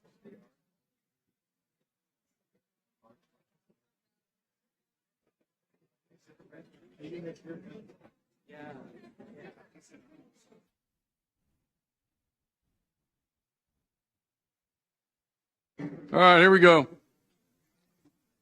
First comment, We-Fi Woo, moved to Avalon Telfair, 4739 Buclair Drive, Sugar Land. Heard Sugar Land was planning to redevelop Imperial by adding more planned units compared with the Puma project. Like to express our concern and opposition as this could potentially be the same approach for Track 5 development with more than planned multi-units constructed. Second comment, anonymous. I'd like to express our concern and opposition as this could potentially be the same approach for Track 5 with more planned multifamily units constructed, which will surely intensify traffic congestion. Given the recent accidents in the national railway system, though adding more multifamily, we could cut off on the comments so that we can get it read into the public record, please. Possibility for railway-related accidents due to the dense population will surely increase. We have a Fort Bend Children's Discovery Center membership. We see the potential risk every time we move our kid to the Discovery Center. Adding more than 1,000 units of multifamily while keeping the existing railway structure will not be a sustained public infrastructure in the long run.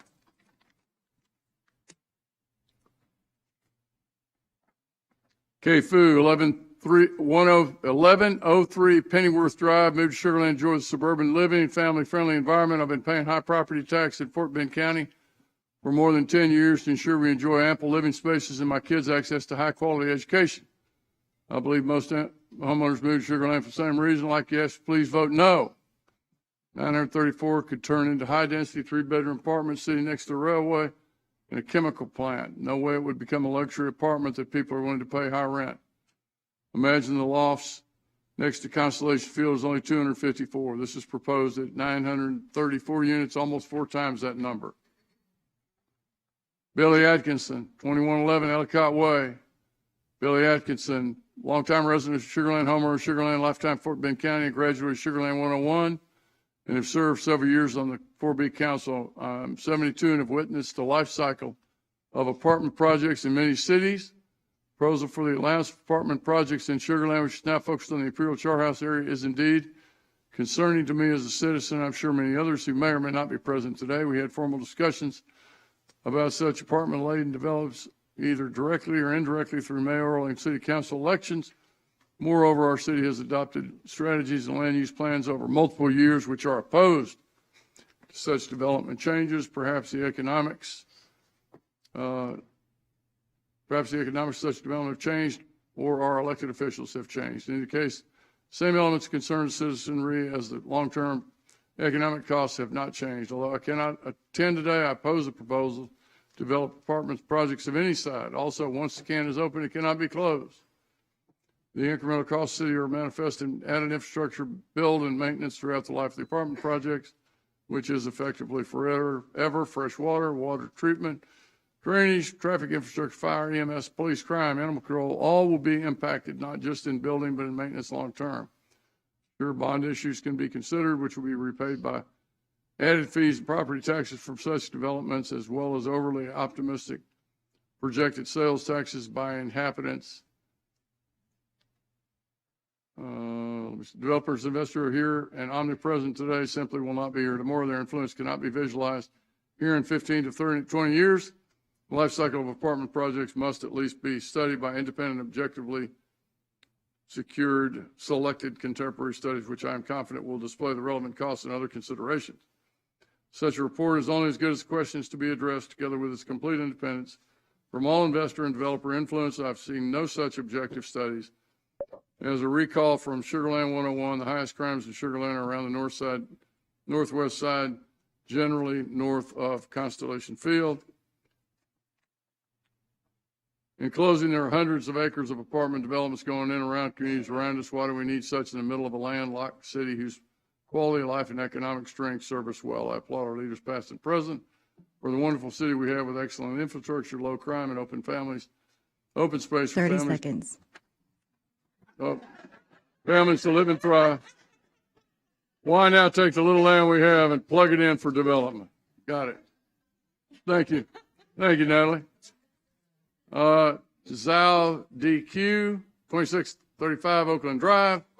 Resident voter Sugar Land, I ask you to vote no to the proposed Imperial redevelopment. Background, many years residents have asked the Char House, iconic symbol of Sugar Land, built in 1925, be restored. This is planned to accomplish through the Imperial Market PD final development plan, but it did not come to fruition due to financing challenges. Puma has agreed to restore the Char House, but the price tag to do so would include the approval of several requirements, such as changes to land use plan without residents' input, on top of the roughly $5 million the city has agreed to put into it. Puma requested the approval of building 660 apartments on part of the 40 acres of property they have under contract. Suba owns 44 acres of land and has the right to build 274 apartments. This totals 934 apartments on 44 acres. Due to Puma's requirement to build 660 additional apartments in the Imperial Historic District, city staff recommends the land use plan be amended such that the multifamily limit in this rank be increased from 526 to 1,200 units. What do 1,200 units look like? To put 44 acres into perspective, Tract 5 property purchased by the 90 between Smart Financial Center and Avalon is 50 acres. 50 acres would allow 1,168 units on a piece of land. Put 934 units in perspective. Telfair Lofts north of Costco is 317, so this would be about 3 times that number. Why respecting land use plan is important? Result of 5 years of citizen input, 12% cap on multifamily in Sugar Land, such it can be a maximum 1 multifamily unit for every single family homes. Purpose of the 5 years of work creating a land use plan is to prevent excessive development in the city of Sugar Land. 1,200 units proposed for Regional Activity Center would be more than double the amount of the current plan. As an educated voter, I highly encourage you to put your constituents first and do the right thing. Vote no. Carol Crowley, 4815 Caladium Drive. Retired CPA and consider myself well informed, not misinformed or uninformed. The 1,200 unit increase proposed to the Imperial project is more than double of what is now in the current plan. A plan, I might add, that was formulated and agreed upon after 5 years of resident input and a consensus from all involved. I could get into all the details of Puma, Suba, and all the other parties involved, but I won't, since you all are aware of the plans. Be sure you approve this change, since but should you approve this change, you will silence the voice of the residents, which sets a very slippery slope. Please do the right thing and vote no. CC Gual. I'm a Sugar Land resident living at 5410 Dunstan Court, Sugar Land. As a resident voter of Sugar Land, I would ask you to vote no to the proposed Imperial redevelopment for the concern that it would overwhelm the already crowded schools, public facilities, roads, supermarket, etc. Dr. Peter Lee. Hope this email reaches you in time. Resident of Sugar Land, I'd like you to ask to vote no to the proposed redevelopment. And then it goes through, I'm not going to read back through it. It goes through Puma, Suba, what 1,200 apartments look like. As a highly educated voter, I encourage you to put your constituents first, do the right thing, and vote no. Catherine Cole. I've been a resident of Sugar Land more than 30 years. I also volunteer as a neighborhood representative with my HOA for most of those years. I am not in favor of proposed rezoning the Imperial Historic District, including apartments or multifamily, medium-density homes in this area, or any available land area within the city. Executive summary states the multifamily, medium-density homes, examples to be townhomes and urban homes. Sugar Land is and should continue to be a suburban city.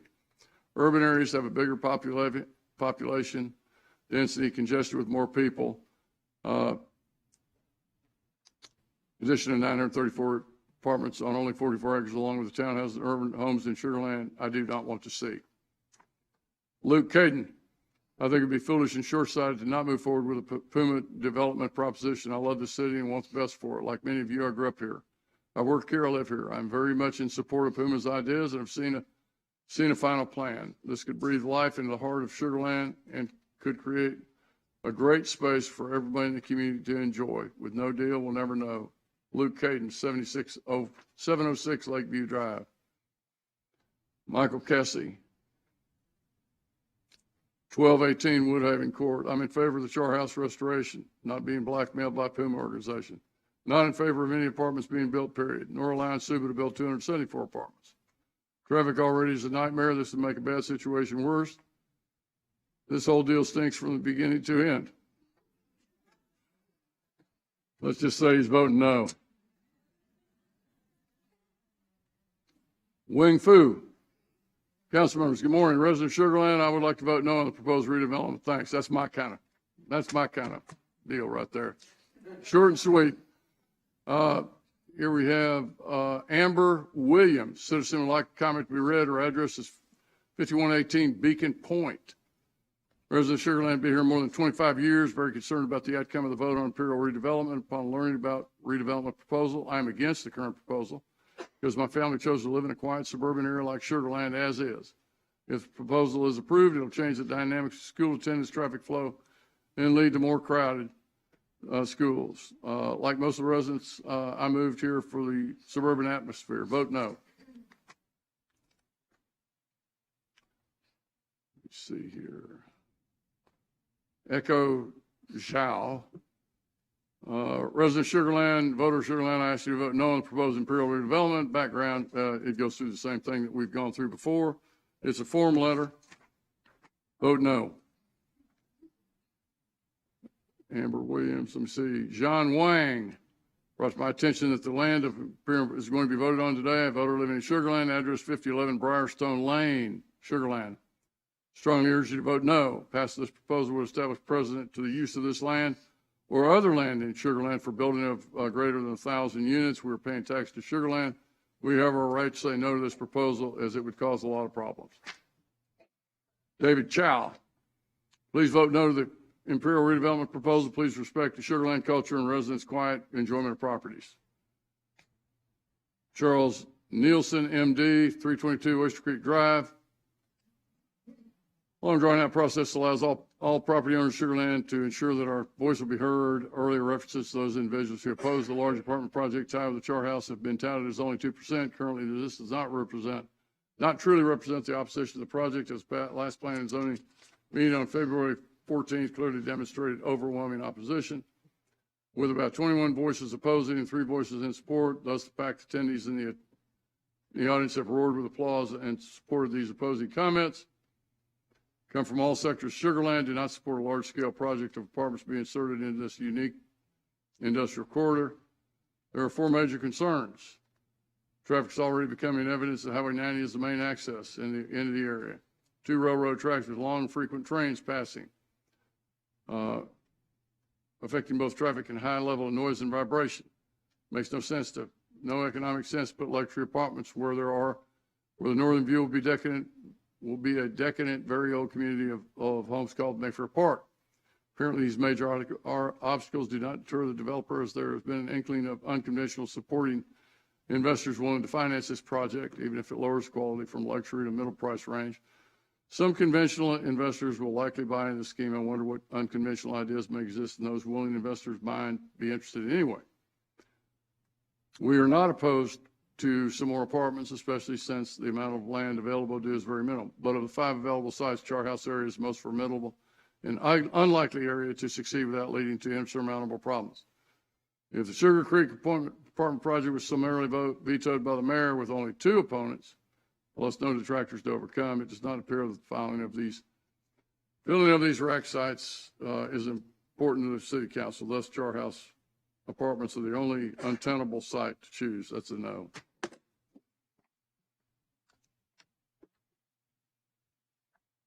L. Brown, 4707 April Meadow Way, opposed and against any increase in the number of apartments allowed per activity centers. I know everyone has heard of the familiar talking points about building high density. He goes into distrust of developers. They don't live in places that they develop. They come into our communities under the guise of progress. Definitely opposed any increases in the size of the number of apartments allowed in each activity center. We've all heard the same talking list for years. Overcrowded schools, more traffic, more pollution, more noise, more flooding issues, more crime. No guarantee that 20-somethings will be willing to pay for pricey luxury apartment to live here in Sugar Land, stay near the jobs. This is Mr. Brown. He's opposed. Karen Bennett. I'd like my opposition to be publicly noted. City Council being asked to approve a plan without clear parameters, saying that we can go back and amend it is not acceptable. Traffic in the area. Number 3, I sat in front of the Char House and Googled apartment complexes in this area. There are 51 apartment complexes less than 5 miles from that area. I didn't call them, but in a spot check, they all had vacancies. Not all were Sugar Land property, but should be included in any count of available units. I question how serious council and others are about serving the Char House.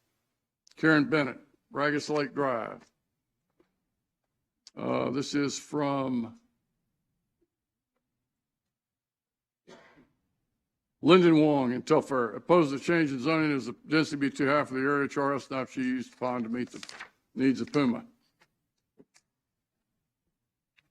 Verinder Patel. We as residents of Sugar Land for over 25 years oppose the amending to land use for apartments at all costs at the Imperial Historic District. We would add to resources of the city such as school. It would add to the resources of the city such as school overcrowding, traffic, and crime. We've seen this happen in native Sharpstown. We moved Sugar Land for better quality of life with best schools, less traffic, and most of all, low crime. We live in Avalon, Telfair, and this decision may set a precedent for Track 5. He's opposed. This is from Angela Chang, resident of 5311 Cambridge, voter Sugar Land. I ask you to vote no to the Imperial redevelopment. Educated voter. I highly encourage you to put your constituents first, do the right thing, vote no. This is from Brett Ward. Lived in the Hill on 2nd Street for 32 years. I love the neighborhood and city, but I'm tired of looking at the decaying Imperial site. We've been here before with promises from developers that never panned out. Bateman was completed on the mill, and it just sat there for years. So here we are again. It has taken years to get another developer committed to the redevelopment of the sugar mill. If this plan fails, we may not have another chance to save the char house. It would be really sad to see it demolished and replaced with a boring strip center. Difference is this time I feel the developer has a vision and a viable solution for repurposing the char house. I don't want 660 apartments in the area, and I fear the potential for traffic congestion at Main and 90. But most of all, I want the historic sugar mill building saved and the whole site redeveloped into something we can be proud of. The Puma team has declared that the first priority is renovating the char house. If Puma can make that commitment, I can support the project. Simon Wang, 1604 Sunderland Drive. Running, you asked to vote no to the planned project by Puma Historic District in Sugar Land. While you have my full support of redeveloping the Imperial Char House, I'm not sure the need for the 600 high-rise apartments in the plan. I was informed that the city code of land use has to be modified for the plan to move forward. The change, once passed, will have far-reaching impact on the land development of the whole city in the future. I am not convinced that the plan is well thought out and well designed. I haven't seen any discussion on the big uncertainty as a result of change. That's Simon Wang. He's opposed. Shannon Lynn. My husband Chung and I are longtime Sugar Land residents. Our address is 4902 Glen Hollow Street. Longtime resident, I'd ask you to vote no. And goes into the details of large apartment complexes causing congestion and overcrowding in schools. I already had Billy. Hal Shin on 5235 Harvest Bend. Sugar Land resident, I'm kindly asking you to vote no on the proposed project. My family has been happy living in this land for almost 15 years. We enjoy family-friendly, suburban, and safe and high-quality school district, convenient traffic. All those cannot be achieved with good land. All these cannot be achieved with a good land use plan. Land use plan prepared as a result of 5 years, goes into the caps, goes into the 660 additional apartment units. Bottom line, vote no. 4719 Abington Court, Sugar Land. Residents of Sugar Land, I'd like you to ask vote no on the Pierce redevelopment.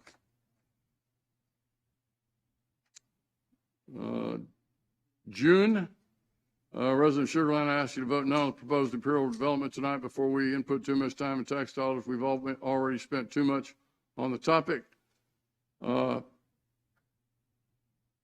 Expresses concerns about police department, fire station, hospital, schools, church, mosque, not responsible to build apartments, move our families in the area. That's a no. G. Lowe, 5931 Stratford Gardens. Oppose the use of land for apartment projects near Highway 90 Smart Financial Center. Not sure where that is. Developers do not have the best interest of Sugar Land residents in their mind. All the schools have already overcrowded with overflow classrooms in a metal box out on the lawn. And he's definitely a no vote. Rochelle and David Kempster, writing in this morning to express our opinion of this amendment or rezoning into any plan for high-density development in this area. This is the most unsuitable area for residential development I've ever seen, not to mention ethically and morally irresponsible. Who in their right mind would move themselves or their family right on top of a double train track with 32 trains per day, a good portion of which park for long periods of time on the track, and they especially like to do, can't read most of this, he's opposed. Johnny Chen, 5807 Bayberry Way. Resident of Sugar Land, I'd like to ask you to vote no on the proposed development. And then he goes into the form letter that everybody else has sent, 660 additional units. What does 1,200 look like? Current status. This is Julie Campbell, 15311 Vista Creek Court, longtime residents and Sugar Land voters. We ask you to vote no. Resident asked Char House iconic symbol be restored. This is planned to be accomplished through Imperial Market PD final development plan. Not come to fruition due to financing challenges. This venture was never intended to be a costly development to remind us of our history. And it goes into Puma development, goes into Suba. It's a vote, it's a no vote. Julie Campbell, 15311 Vista Creek Court. Langju, 1914 Bartram Trail, Sugar Land. I'd like to express my serious concern of the building of the new high-density homes in our city. Moved to Sugar Land 12 years ago. I like the area and set up the master plan communities. Drove through these areas, place I'd like to live. There are no high-rise buildings, and every home is a single-family house. Population density is right. Traffic's okay on Highway 6. Main reason I chose Sugar Land to be my home.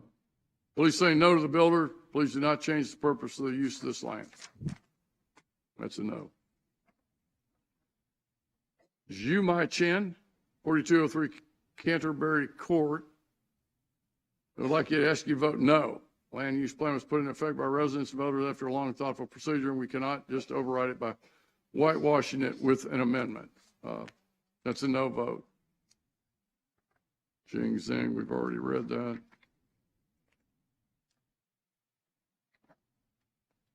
Lin Chang, 1607 Sugar Land Drive. Please vote no to the proposed Imperial redevelopment. I'm a resident voter of Sugar Land. I've been living in Sugar Land 15 years.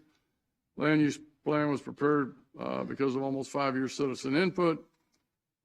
And he goes, it's a form letter.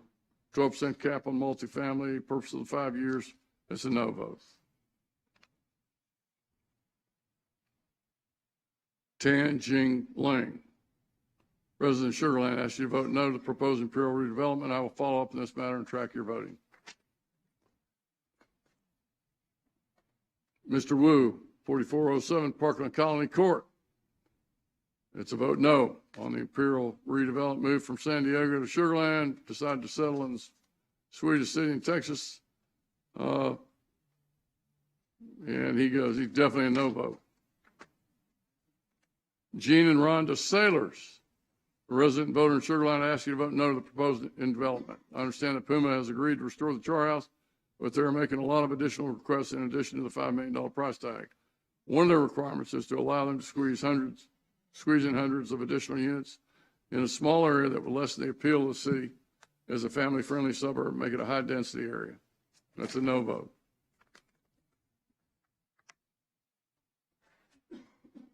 Steve Fortenberry.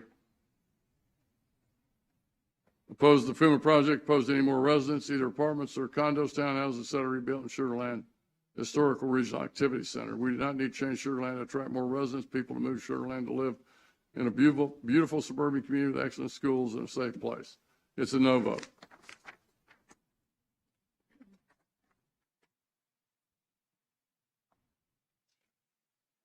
Karen Mao, 5415 Ashley Way Court. Residents of Sugar Land, living in Sugar Land, express our objection to the proposed construction of 934 apartments in Sugar Land. Please vote no at today's hearing. And it goes on to say, crowded schools could become after hundreds of apartment units around the neighborhood, not to mention bad traffic, crowded parking, safety issues. Vote no. to no. Kelsey Morris, 123 4th Street. I think Kelsey was here tonight, wasn't she? I think she was. Anyway, I'll read it. Kelsey Morris, I've owned a home on the hill for 4 years after being a resident of Sugar Land. Almost 25 years. I wanted to voice my support for the Char House and encourage you to do the same. I endured the 6-hour Planning and Zoning Commission meeting on February 14th, was disappointed by the split vote. One of the questions posed by Chairman Gallagher was where our second-generation Sugar Land is living. Several of my friends and I fall in that category. Before I was able to purchase my home, I rented in Stafford. My friends also now live in the Hill. We're renting in Pearland. Several more of my friends who grew up in Sugar Land rented in Richmond and Katy and eventually chose to settle there. With apartment complexes in Sugar Land being consistently at least 95% occupied, no choice but to look to surrounding cities. I grew up in First Colony and love Sugar Land, and the potential redevelopment of the Imperial site was a large part of my decision to purchase a home on 4th Street. I'm in love with this little community and how walkable it is between houses, and a walkable commercial center would even be better. Talks about the pandemic and talks about the fact that she supports. I believe this is the last and best chance we have to revitalize the Imperial site. I trust that Mr. Toon will develop the Char House first as promised. And while I do share some concerns about the density of housing, namely east of Main, and traffic, I think the benefits far outweigh any potential drawbacks. I understand that the vote on the land use plan, general development plan amendments are the first step to getting the ball rolling. This is no way a final plan, and there's still room for community input once we get past this stage. I encourage you to vote for these amendments so we can see the Char House saved, because I would hate to see Mr. Toon walk and the Char House come down. This is from Bob Barber, 7714 Groneth Court. I'm in favor of the development. This is from Eugene Wu. I'm an active voter living in Sugar Land. I know you're voting for a plan for high-density apartments in Sugar Land. Please vote no to the plan. It can cause overcrowded schools, busy traffic in the Smart Financial Center. It is against our purpose of living in suburban.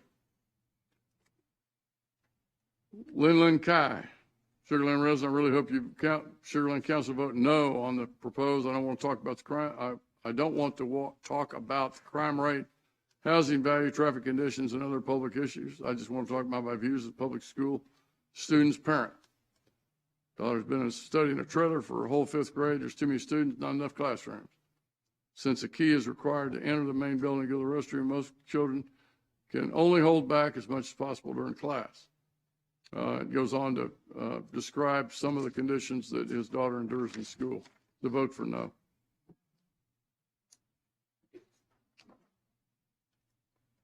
Diana Miller. Listed address is 19901 Southwest Freeway. Overwhelming community opposition that responded to the plan and zoning meeting on February 14th is clear demonstration the city has failed to present a plan that meets the expectations of the community. Has failed to meet the guidelines of the land use plan, more importantly, place public safety at risk by developing high density. Proposed plan requires an update to the 2018 adopted land use plan. Precedent of action for updating the plan has always been through extensive community engagement, including community committees, speakers, town halls, all prior to council action, councilor P&Z action. Chapter 6, land use plan, roadmap to get there. Item 49, state city should identify key historic buildings, enter into agreements to preserve the historic, ensure the preservation of historical buildings. The city has a responsibility to ensure preservation of the buildings with or without the passage of this plan. Instead, citizens have been led to believe this is the only way to preserve these buildings. Cities failed to take proactive action to ensure preservation, has instead allowed the current owner to hold the property in substandard condition, allowing the continued destruction and vandalization to the point the developer may indicate the building cannot be saved. Finally, public safety is not being considered due to the very limited single lane roadways out of the area, inability to add roadways, 32 trains that pass per day. Placing high density development inside is dangerous. Many recent train developments have brought to light the dangers of the railway. Any such event could make evacuation of the area gridlocked. Impatient residents trying to get in or out of high density area may attempt citizens in Sugar Land expect the council to represent their voice. This is not the right plan for the site. Just as the voters recently removed 2 Fort Bend ISD board members, they will vote to remove members who are not responsible to the community and those who place their personal financial interests above those of their constituents. She lists herself as Fort Bend Homes, 19901 Southwest Freeway. Yuhan Lee, proud taxpayer and voter at 3908 St. Michael's Court. I'm writing this message to express my objection to the proposal for preservation and redevelopment of the Imperial Char House. Bad precedent, future misuse of precious lands in Sugar Land. Quinn Mon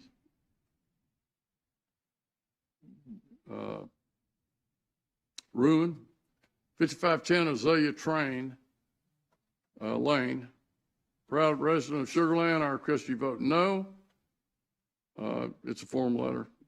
Chose to live in Sugar Land, suburban, low density, strongly opposed to Sugar Land redevelopment, rational voter. I encourage you to do the right thing. James Leverman, 4827 Kennesaw Street. Resident of Sugar Land, I ask you to vote no on the proposed Imperial development. It goes into the background. Puma, 1,200 units. It's a form letter that we've already read in the record. Yoang Wang, 1906 Woodstream Boulevard. Resident of Sugar Land, I will ask you to vote no to the proposed Imperial redevelopment. Background of the development. It's the same form letter. About Puma, about Suba, 1,200 units. What's it look like? Why is the plan important? Vote no.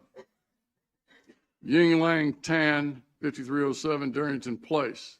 Resident voter Sugar Land asks you to vote no to the proposed Imperial redevelopment. Proposed project will significantly add traffic to the area. Yesterday, I have experienced the worst traffic due to some event in the Smart Financial Center. The traffic will become much worse with this proposed project, and it will slow down the local economy.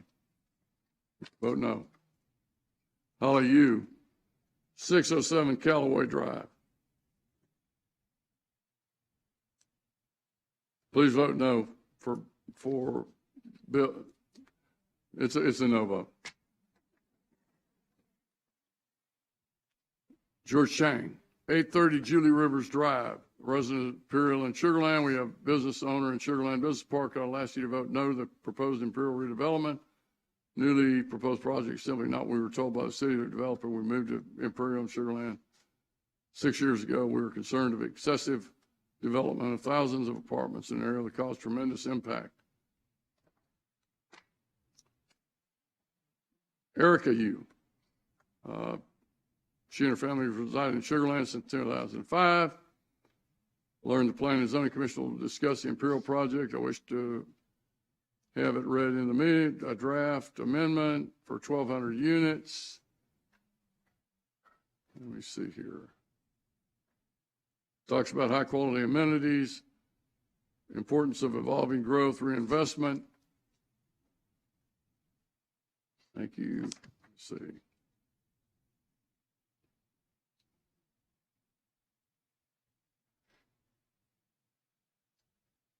This amendment to increase the number of units does not align with the City of Sugar Land land use vision that the development and redevelopment of Sugar Land is to focus on keeping Sugar Land a desirable place to live.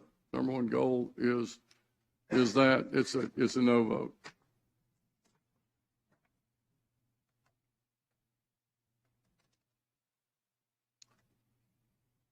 Ahmed M.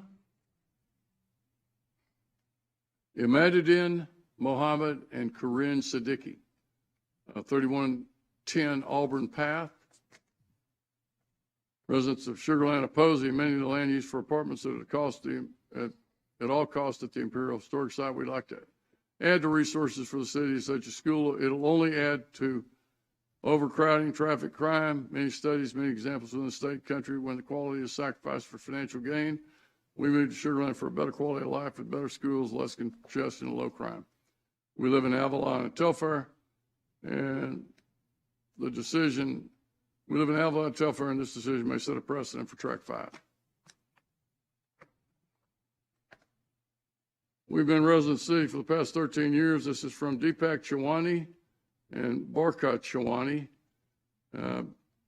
Residents past 13 years, Georgia City raised our children and also had good support. We strongly oppose the current amendments, especially the land use for use of apartment buildings at all costs at the Imperial Sugar Land. This would add to overcrowding, traffic, crime, And they go into explain why they moved to Sugar Land, better quality of life, less traffic congestion in suburban area. Haiyan Lu, 802 Coggins Point Way. Strong objection to vote no. Sanjay Singh, oppose amending, he's at 15 Behringer Place, oppose amending land use permitting multifamily residence, excessive strain on resources, traffic, school crowding. That's a no vote. Last but not least, Chun Yu Wang at 5806 Sabre, I think River. I live in Brazos Landing subdivision. I am against the proposed Imperial redevelopment. Decision cannot be made without thorough analysis of the impact of the redevelopment plan on the local traffic infrastructure environment. It's a no vote.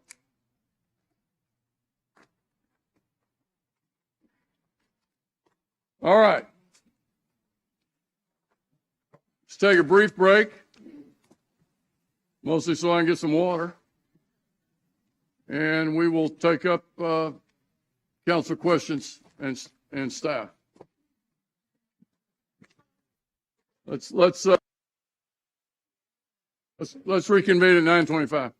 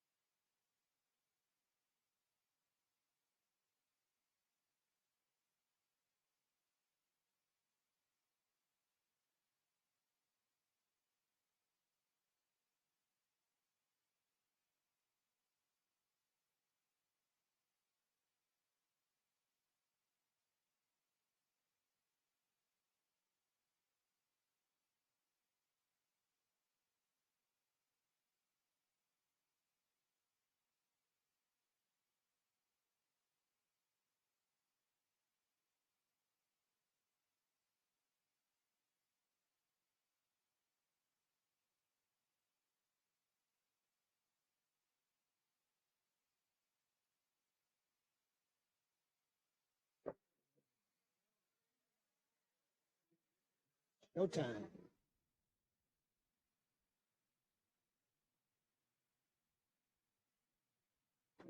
We have one more comment to read into the public record. We were accused of omitting somebody. That would never be the case. However, it's got some great entertainment value. It's from a gentleman named Peter Boyd, and his comment, and I'm going to read it the way he wrote it. Why do we constantly have to fight you people, I presume that's council, to protect our interests as Sugar Land citizens? A resounding no to your corrupt, harebrained plans to preserve the ramshackle char house and stuff the area with high-density apartments that nobody except you and your developer friends want. This is so absolutely a shady deal, it's disgusting. Thank you, Peter. Appreciate that comment. That concludes the public comment part.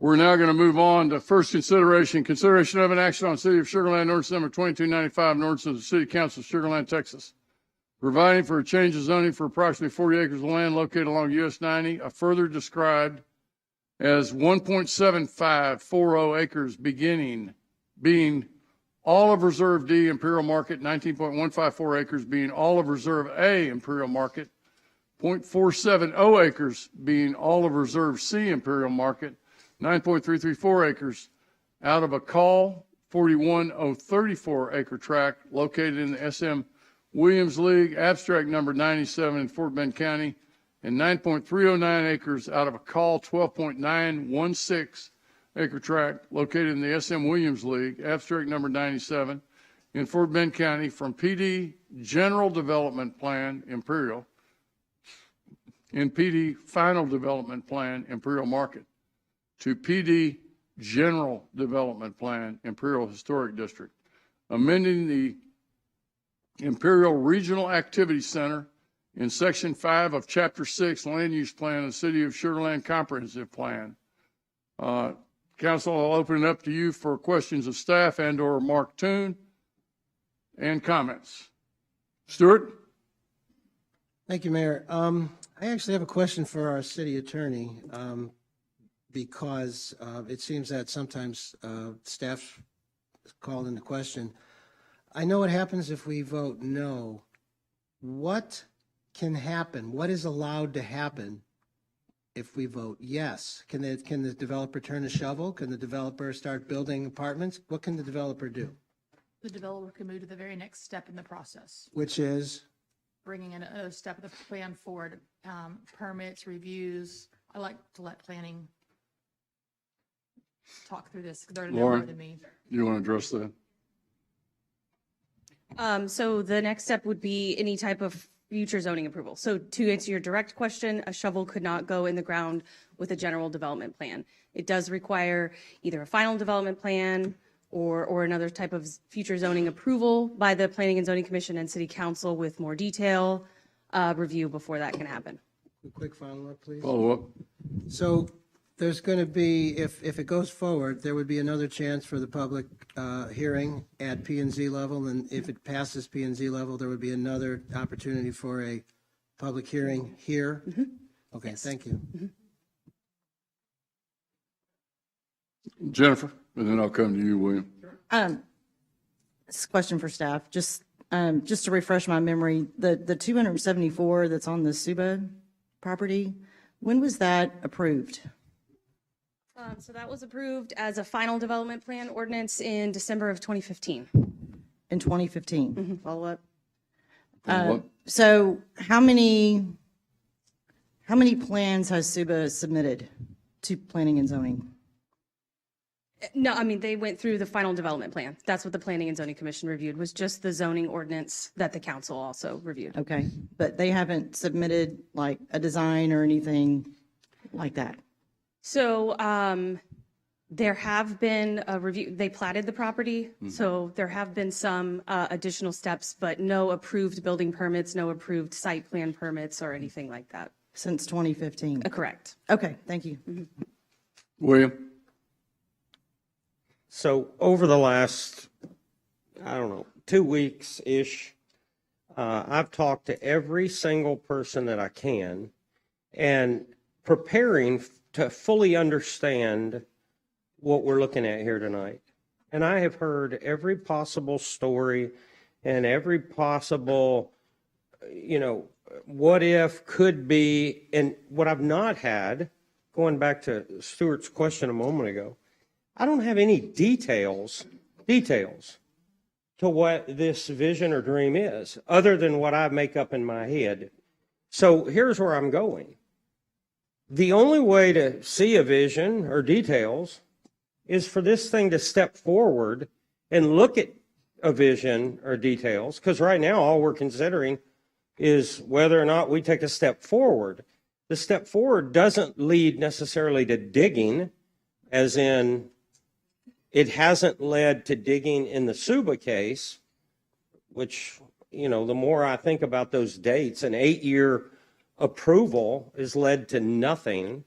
So my question is, I don't know is this common to the city? Is it common to have someone go through such a process to get approved like Suba did?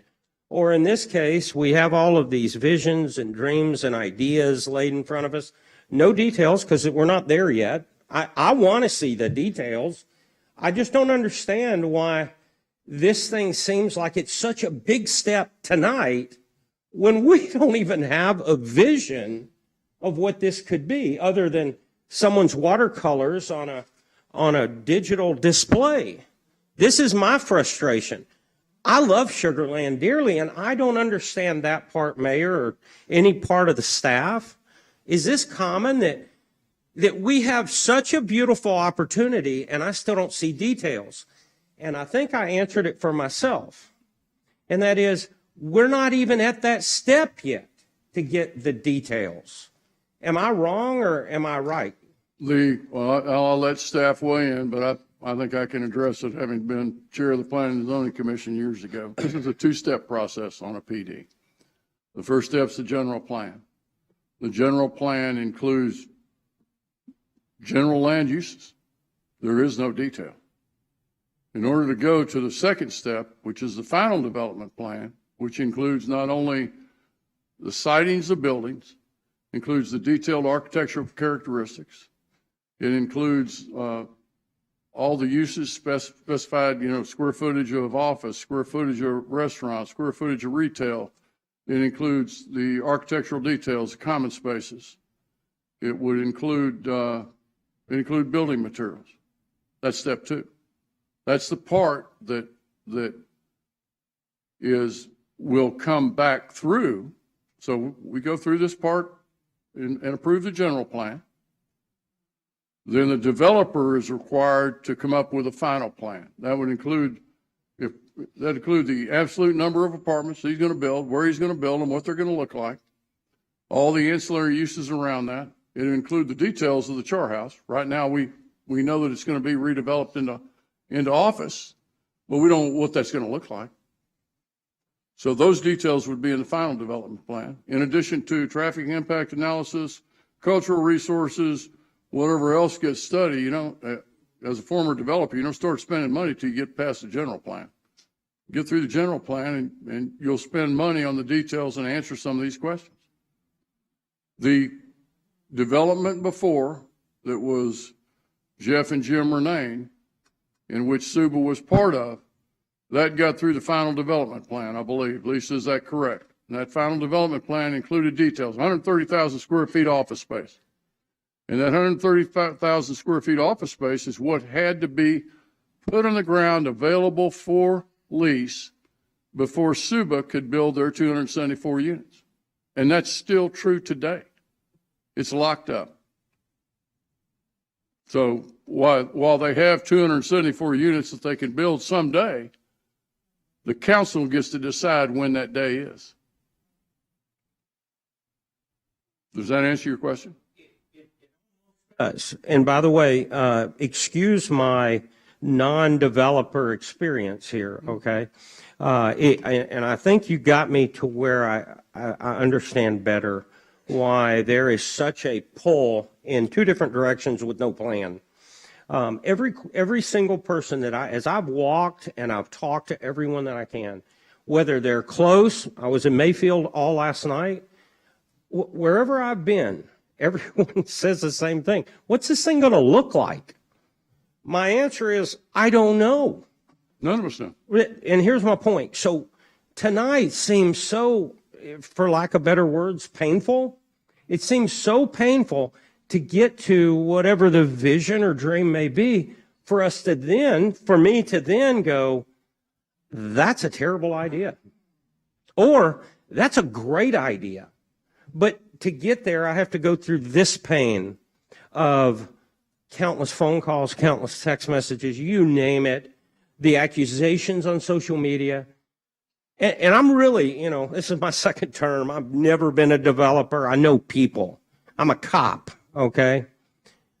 I'm just blown away at the amount of time and energy that's gone in, and we don't even have an idea what this vision or dream really is. And I want to see it. I want to vote for or against it. I'm just telling you, because I'm trying to get this priority straight in my head. And I'm sorry I digress, but how can I vote for a project? I don't know if it's going to have a space center on the middle of it. I don't have any idea. All I'm voting for, according to this, correct me if I'm wrong, is to get to the next step. That's really what you're doing. You're voting on general land use plan that's been disclosed. That's going to include up to 660 apartments. And by the way, just so everybody hears it from me, we've had a discussion with Suba. We've had a discussion with Mark Toon, and the two of them are trying to work together to see if they can work out a different number of apartments. Wish that it could have been disclosed tonight. Wish that it could have been done, but that wasn't possible. So know that the developers, Suba, who has the rights to 274 units, Mark, who's asked for 660, they've heard what the community said. You'd have to be tone deaf not to. And they're working toward that. And for me, as the mayor, I'm not willing to shut this thing down until I can see what they can come up with. And that means going beyond the first step and going to the second step. And that doesn't mean I disagree with everybody out in this audience, because I see everybody rolling their eyes right now. That's not what this means. There's severe lack of trust of this council. Not sure where it comes from. Fair enough. That's fair enough. There's a lack of trust for the council. But at the end of the day, we got elected to make these decisions. And we're gonna, I don't know which way it's gonna go tonight. I have no idea. We'll get through all the Q&A, and then we'll call for the question, and we'll find out where we go. And in my opinion, we're either going forward or going backwards. It's real easy. So, William, I hope I've given you a little bit more insight. This is just the general plan, it's just general land uses. It doesn't include specifics. You don't get to the specifics until you get to the final development plan. Whether it's, I think we've all heard it needs to be something less than X number of units of apartments. That's pretty clear. So I guess in follow-up, I'll finish with this. Mm-hmm. As long as I know when the next step, should we take that next step? As long as I know that I can look at the plan and go, that's awful, and I can vote against that, I feel so much better about this. But if I thought, I've got to act on not knowing, and that's a good way to make a decision, that's the worst way to make a decision. I know nothing, and I'm going to decide on that. Because right now, I know nothing about this development. Literally, legally, I know nothing. And I know I have a deep desire and passion for the people of this city. I love this city dearly, but I know nothing. And the only way to know something and have the ability to stop it is the next step. This is a painful step, Mayor. I don't mind telling you. This is brutal. So I just had to get clarity. Carol? Well, thank you so much to the many residents who've provided input into the public hearing process on this item. I have one question here. UPR has double sets of tracks in front of the Char House. So does UPR have the ability to build any additional tracks there?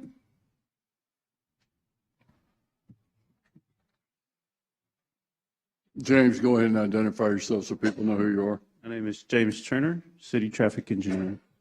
I do not know the right-of-way lines that they have currently, but based on what I've seen, it would be hard to fit another track there. But officially, I do not know. Okay, thank you. And so I served on the Land Use Advisory Committee, which developed the land use plan. And the plan prioritizes the preservation and protection of single-family neighborhoods here in Sugar Land. A citywide cap was placed on multifamily so we could allow for additional multifamily while maintaining the family-friendly suburban atmosphere that makes Sugar Land such a great place to call home.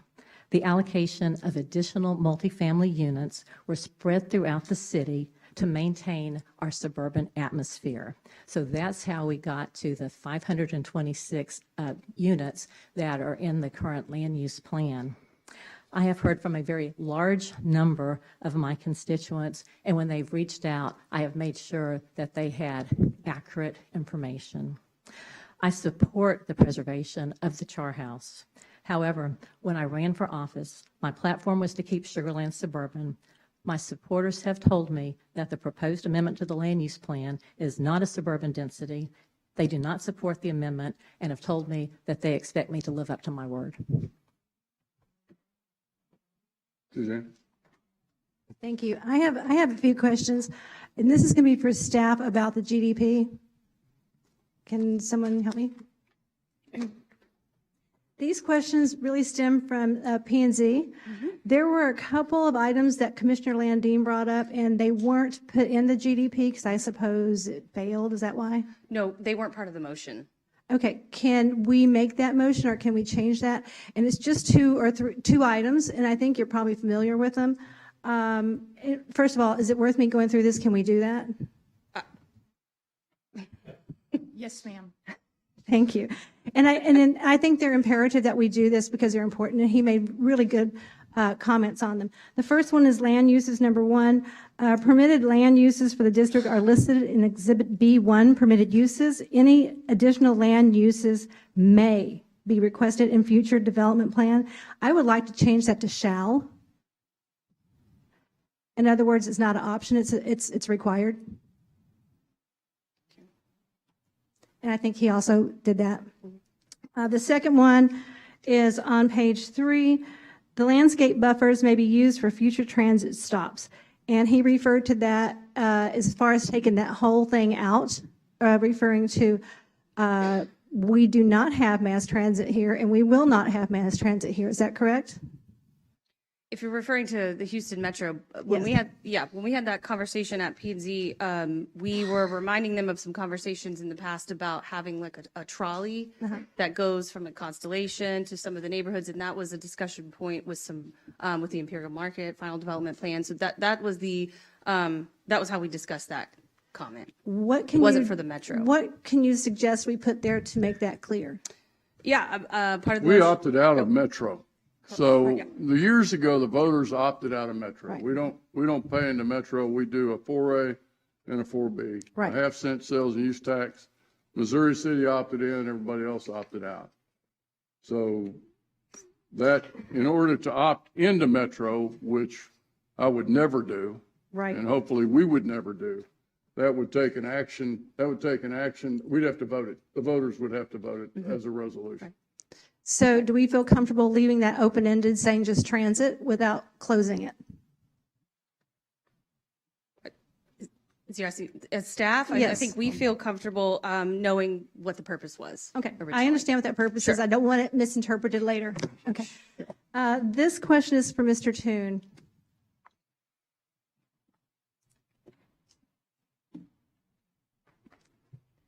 I just have to say, God bless you. Thank you for being here. Thank you for being patient. And I just want to make it clear, did you get my notes earlier? I did. Thank you. So I have talked to so many of you in here, and I want to say thank you to everyone because we really do want your input. It is valuable to each and every one of us, and it's been a hard week for many of us, especially those of us who are at large and district and our mayor. I've spoken to you, I've met with you, even today, and these comments come from you. You want these answers. So, Mr. Toon, I'm sorry if it's a hard ask, but I'm asking because my constituents want to know. We know that you were talking to Suba, and the mayor made that clear. They don't want more than 660, including the 274. Is that a possibility? Yes. How possibility? I don't know the the answer to the question. I mean, just to be blunt, our vision for this site was using the historic buildings and really the historic architecture as the basis or the foundation for a mixed-use development. Anytime if you've been to a mixed-use development, and I know I've referred to the Pearl because I think it's one of the best examples that I've been to personally, where they utilized historic buildings as the foundation for something pretty cool. But anytime you have that, you have residential involved. Right. Multifamily. In the case of Sugar Land, multifamily also includes condominiums. So when I sit here today, I can't tell you, from our perspective at least, there's a big linkage between office that would want to be on the site, to retail that would want to be on the site, to food and beverage that would want to be on the site. And a lot of those particular tenants or occupants wouldn't want to be on the site if there isn't residential on that site. Obviously, more residential for them is better. More residential for everyone is not better. When you look at our vision for the site, it includes, we believe that the people it will cater to are young professionals. We believe, based on our data, that Sugar Land needs that product. This is not a cheap product. Our estimates, as we've been through these kinds of products, are costing anywhere from $250,000 to $265,000 per unit, as an example. So I guess to back into your question, so we have got under contract. We do not own. We have under contract approximately 40 acres. Suba has 4 acres that they've had for a number of years. They are, in many ways, kind of stuck and have been waiting it out because they feel like their product in this particular location would be successful. And so we're having conversations of what we can do. And those conversations haven't just started in the last couple of days. I mean, they've been ongoing.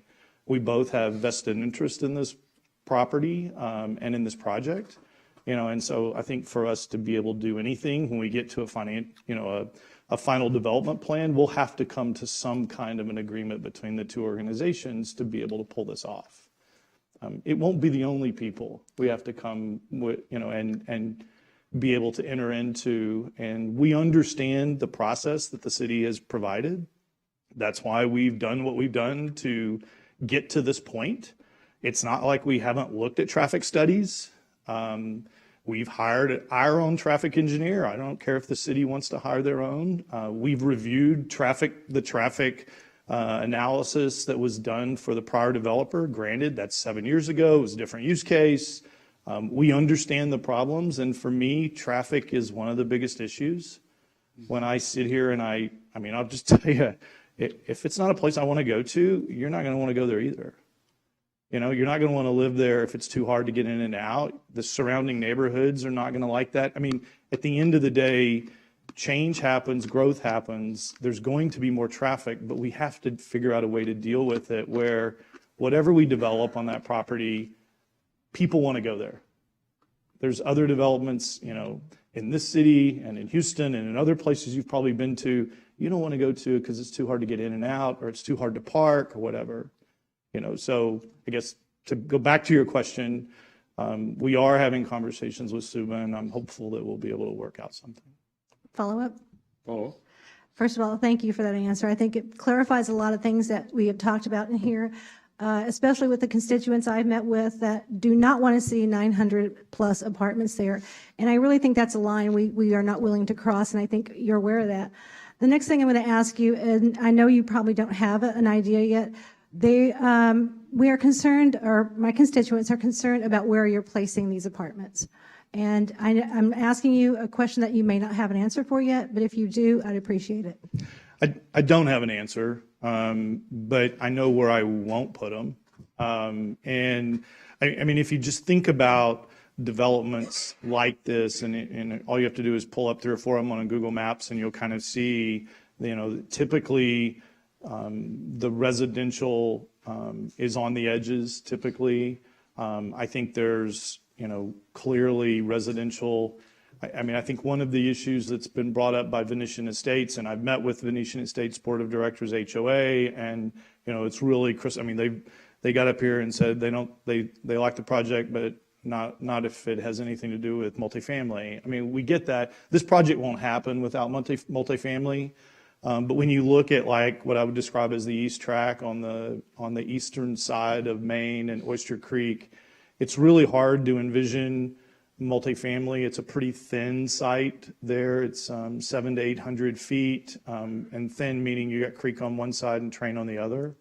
But where I sit today, I can't sit. I mean, I know that as we've been going through our site planning and we're getting closer and closer to having some stuff that we like, and some other stuff that we really hate. So we're just not there yet, but we won't have it like right around the historic buildings. We feel that those are too important to be able to preserve the sight lines of those.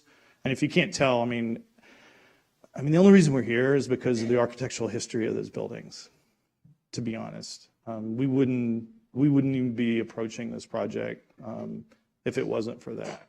So anyway, I think I've not answered the question effectively, but I tried to give you a little bit of color of how we think about it. I appreciate that. Thank you so much. Last comment, please. Comment. So to end this, I've spoken to so many of you, and again, I appreciate your time, and I want you to stay involved in this. If it passes, some of you are going to be happy, some of you are going to be upset. If it doesn't pass, some of you are going to be happy, and some of you are going to be upset. But if it passes, we need you to stay involved, because this is where we start working toward a successful product. William put it perfectly. We need to see what this looks like, and we won't if we don't go forward. But we always have the option to stop the progress if it doesn't look like what we want. That is what we're here for, to protect you in your interest going forward. So I know that some of you are going to say, oh, we don't trust you. I'm asking you to trust us. Thank you. Ma'am, if we could keep it. Go ahead, Suzanne. Mike, you like to come? Yeah, Mayor, my job as city manager is to bring these deals to the council, right? And the redevelopment of the Imperial Sugar refinery has been the top priority of this council. And it is hard to get to this date because the reality is developers are not interested in doing projects like this because of this, and that's just the reality. And people can say that's great. We don't want mixed use developments. We don't want this. We don't want that. I think the only reason why Mark Toon is interested in this project is because he's an entrepreneur and he's used to difficult things. But this was incredibly difficult to put this deal together. And if the community makes a decision that they're anti-growth, that they're anti-development, that's fine.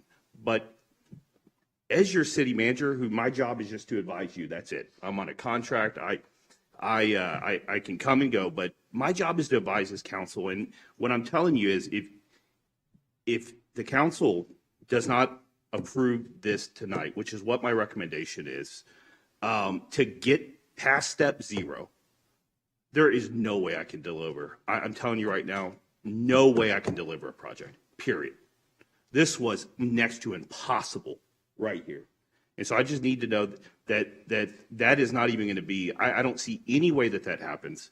And so your action tonight is to get all of the details everybody wants so that you can make a decision to refine the project And that is my recommendation. This is, has potential to be a great project, and I would just recommend that the council approve it and move to the next step. Let us do the traffic studies. Let us do all the work. Let us continue to meet with the community. But if the answer is no, then I just need the council to know your number one priority is not going to happen. It's just I'm not going to be able to deliver it. So that is my recommendation. Thank you.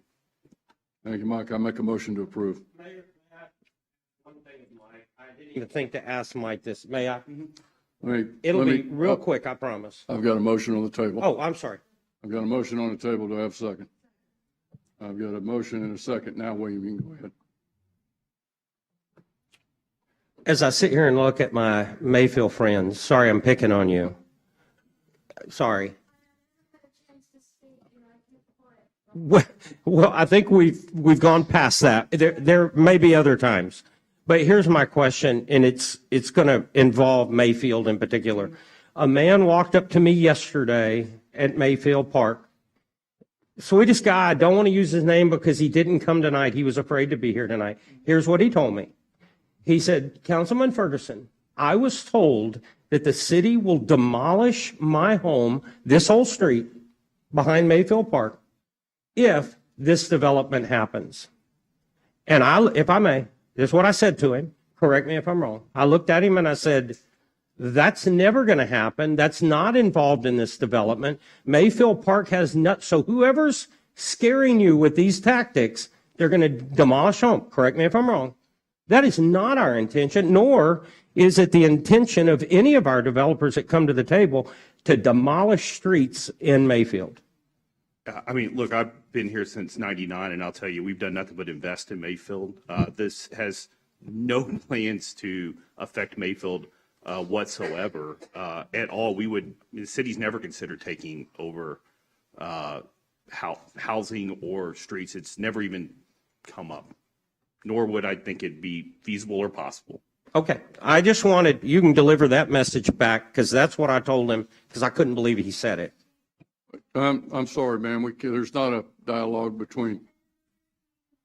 Yes, ma'am. Well, we'll get you together with staff, and then staff will get that exchange to us, and then we can dialogue through staff, but we can't do it during the meeting. Yes, ma'am. Sorry. Meredith brought up. My motion is to amend. Also includes to amend the land use to any additional land uses that shall be requested. Does the second include that, Jennifer? Yes. Okay. We got a motion. We got a second. We'll do a hand vote. All in favor say aye. Aye. Any opposed? Okay. And it passes. Mark, you're on your way. So let's.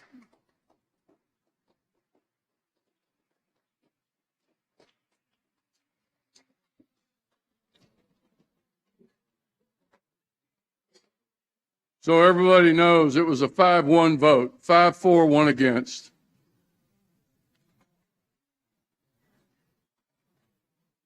Thank you, council members. I'm going to suggest as we move forward I'm going to suggest that we defer council member reports and the city manager report. I think everybody's had enough fun for one night. Motion to adjourn. Yep. We're adjourned at 10 p.m.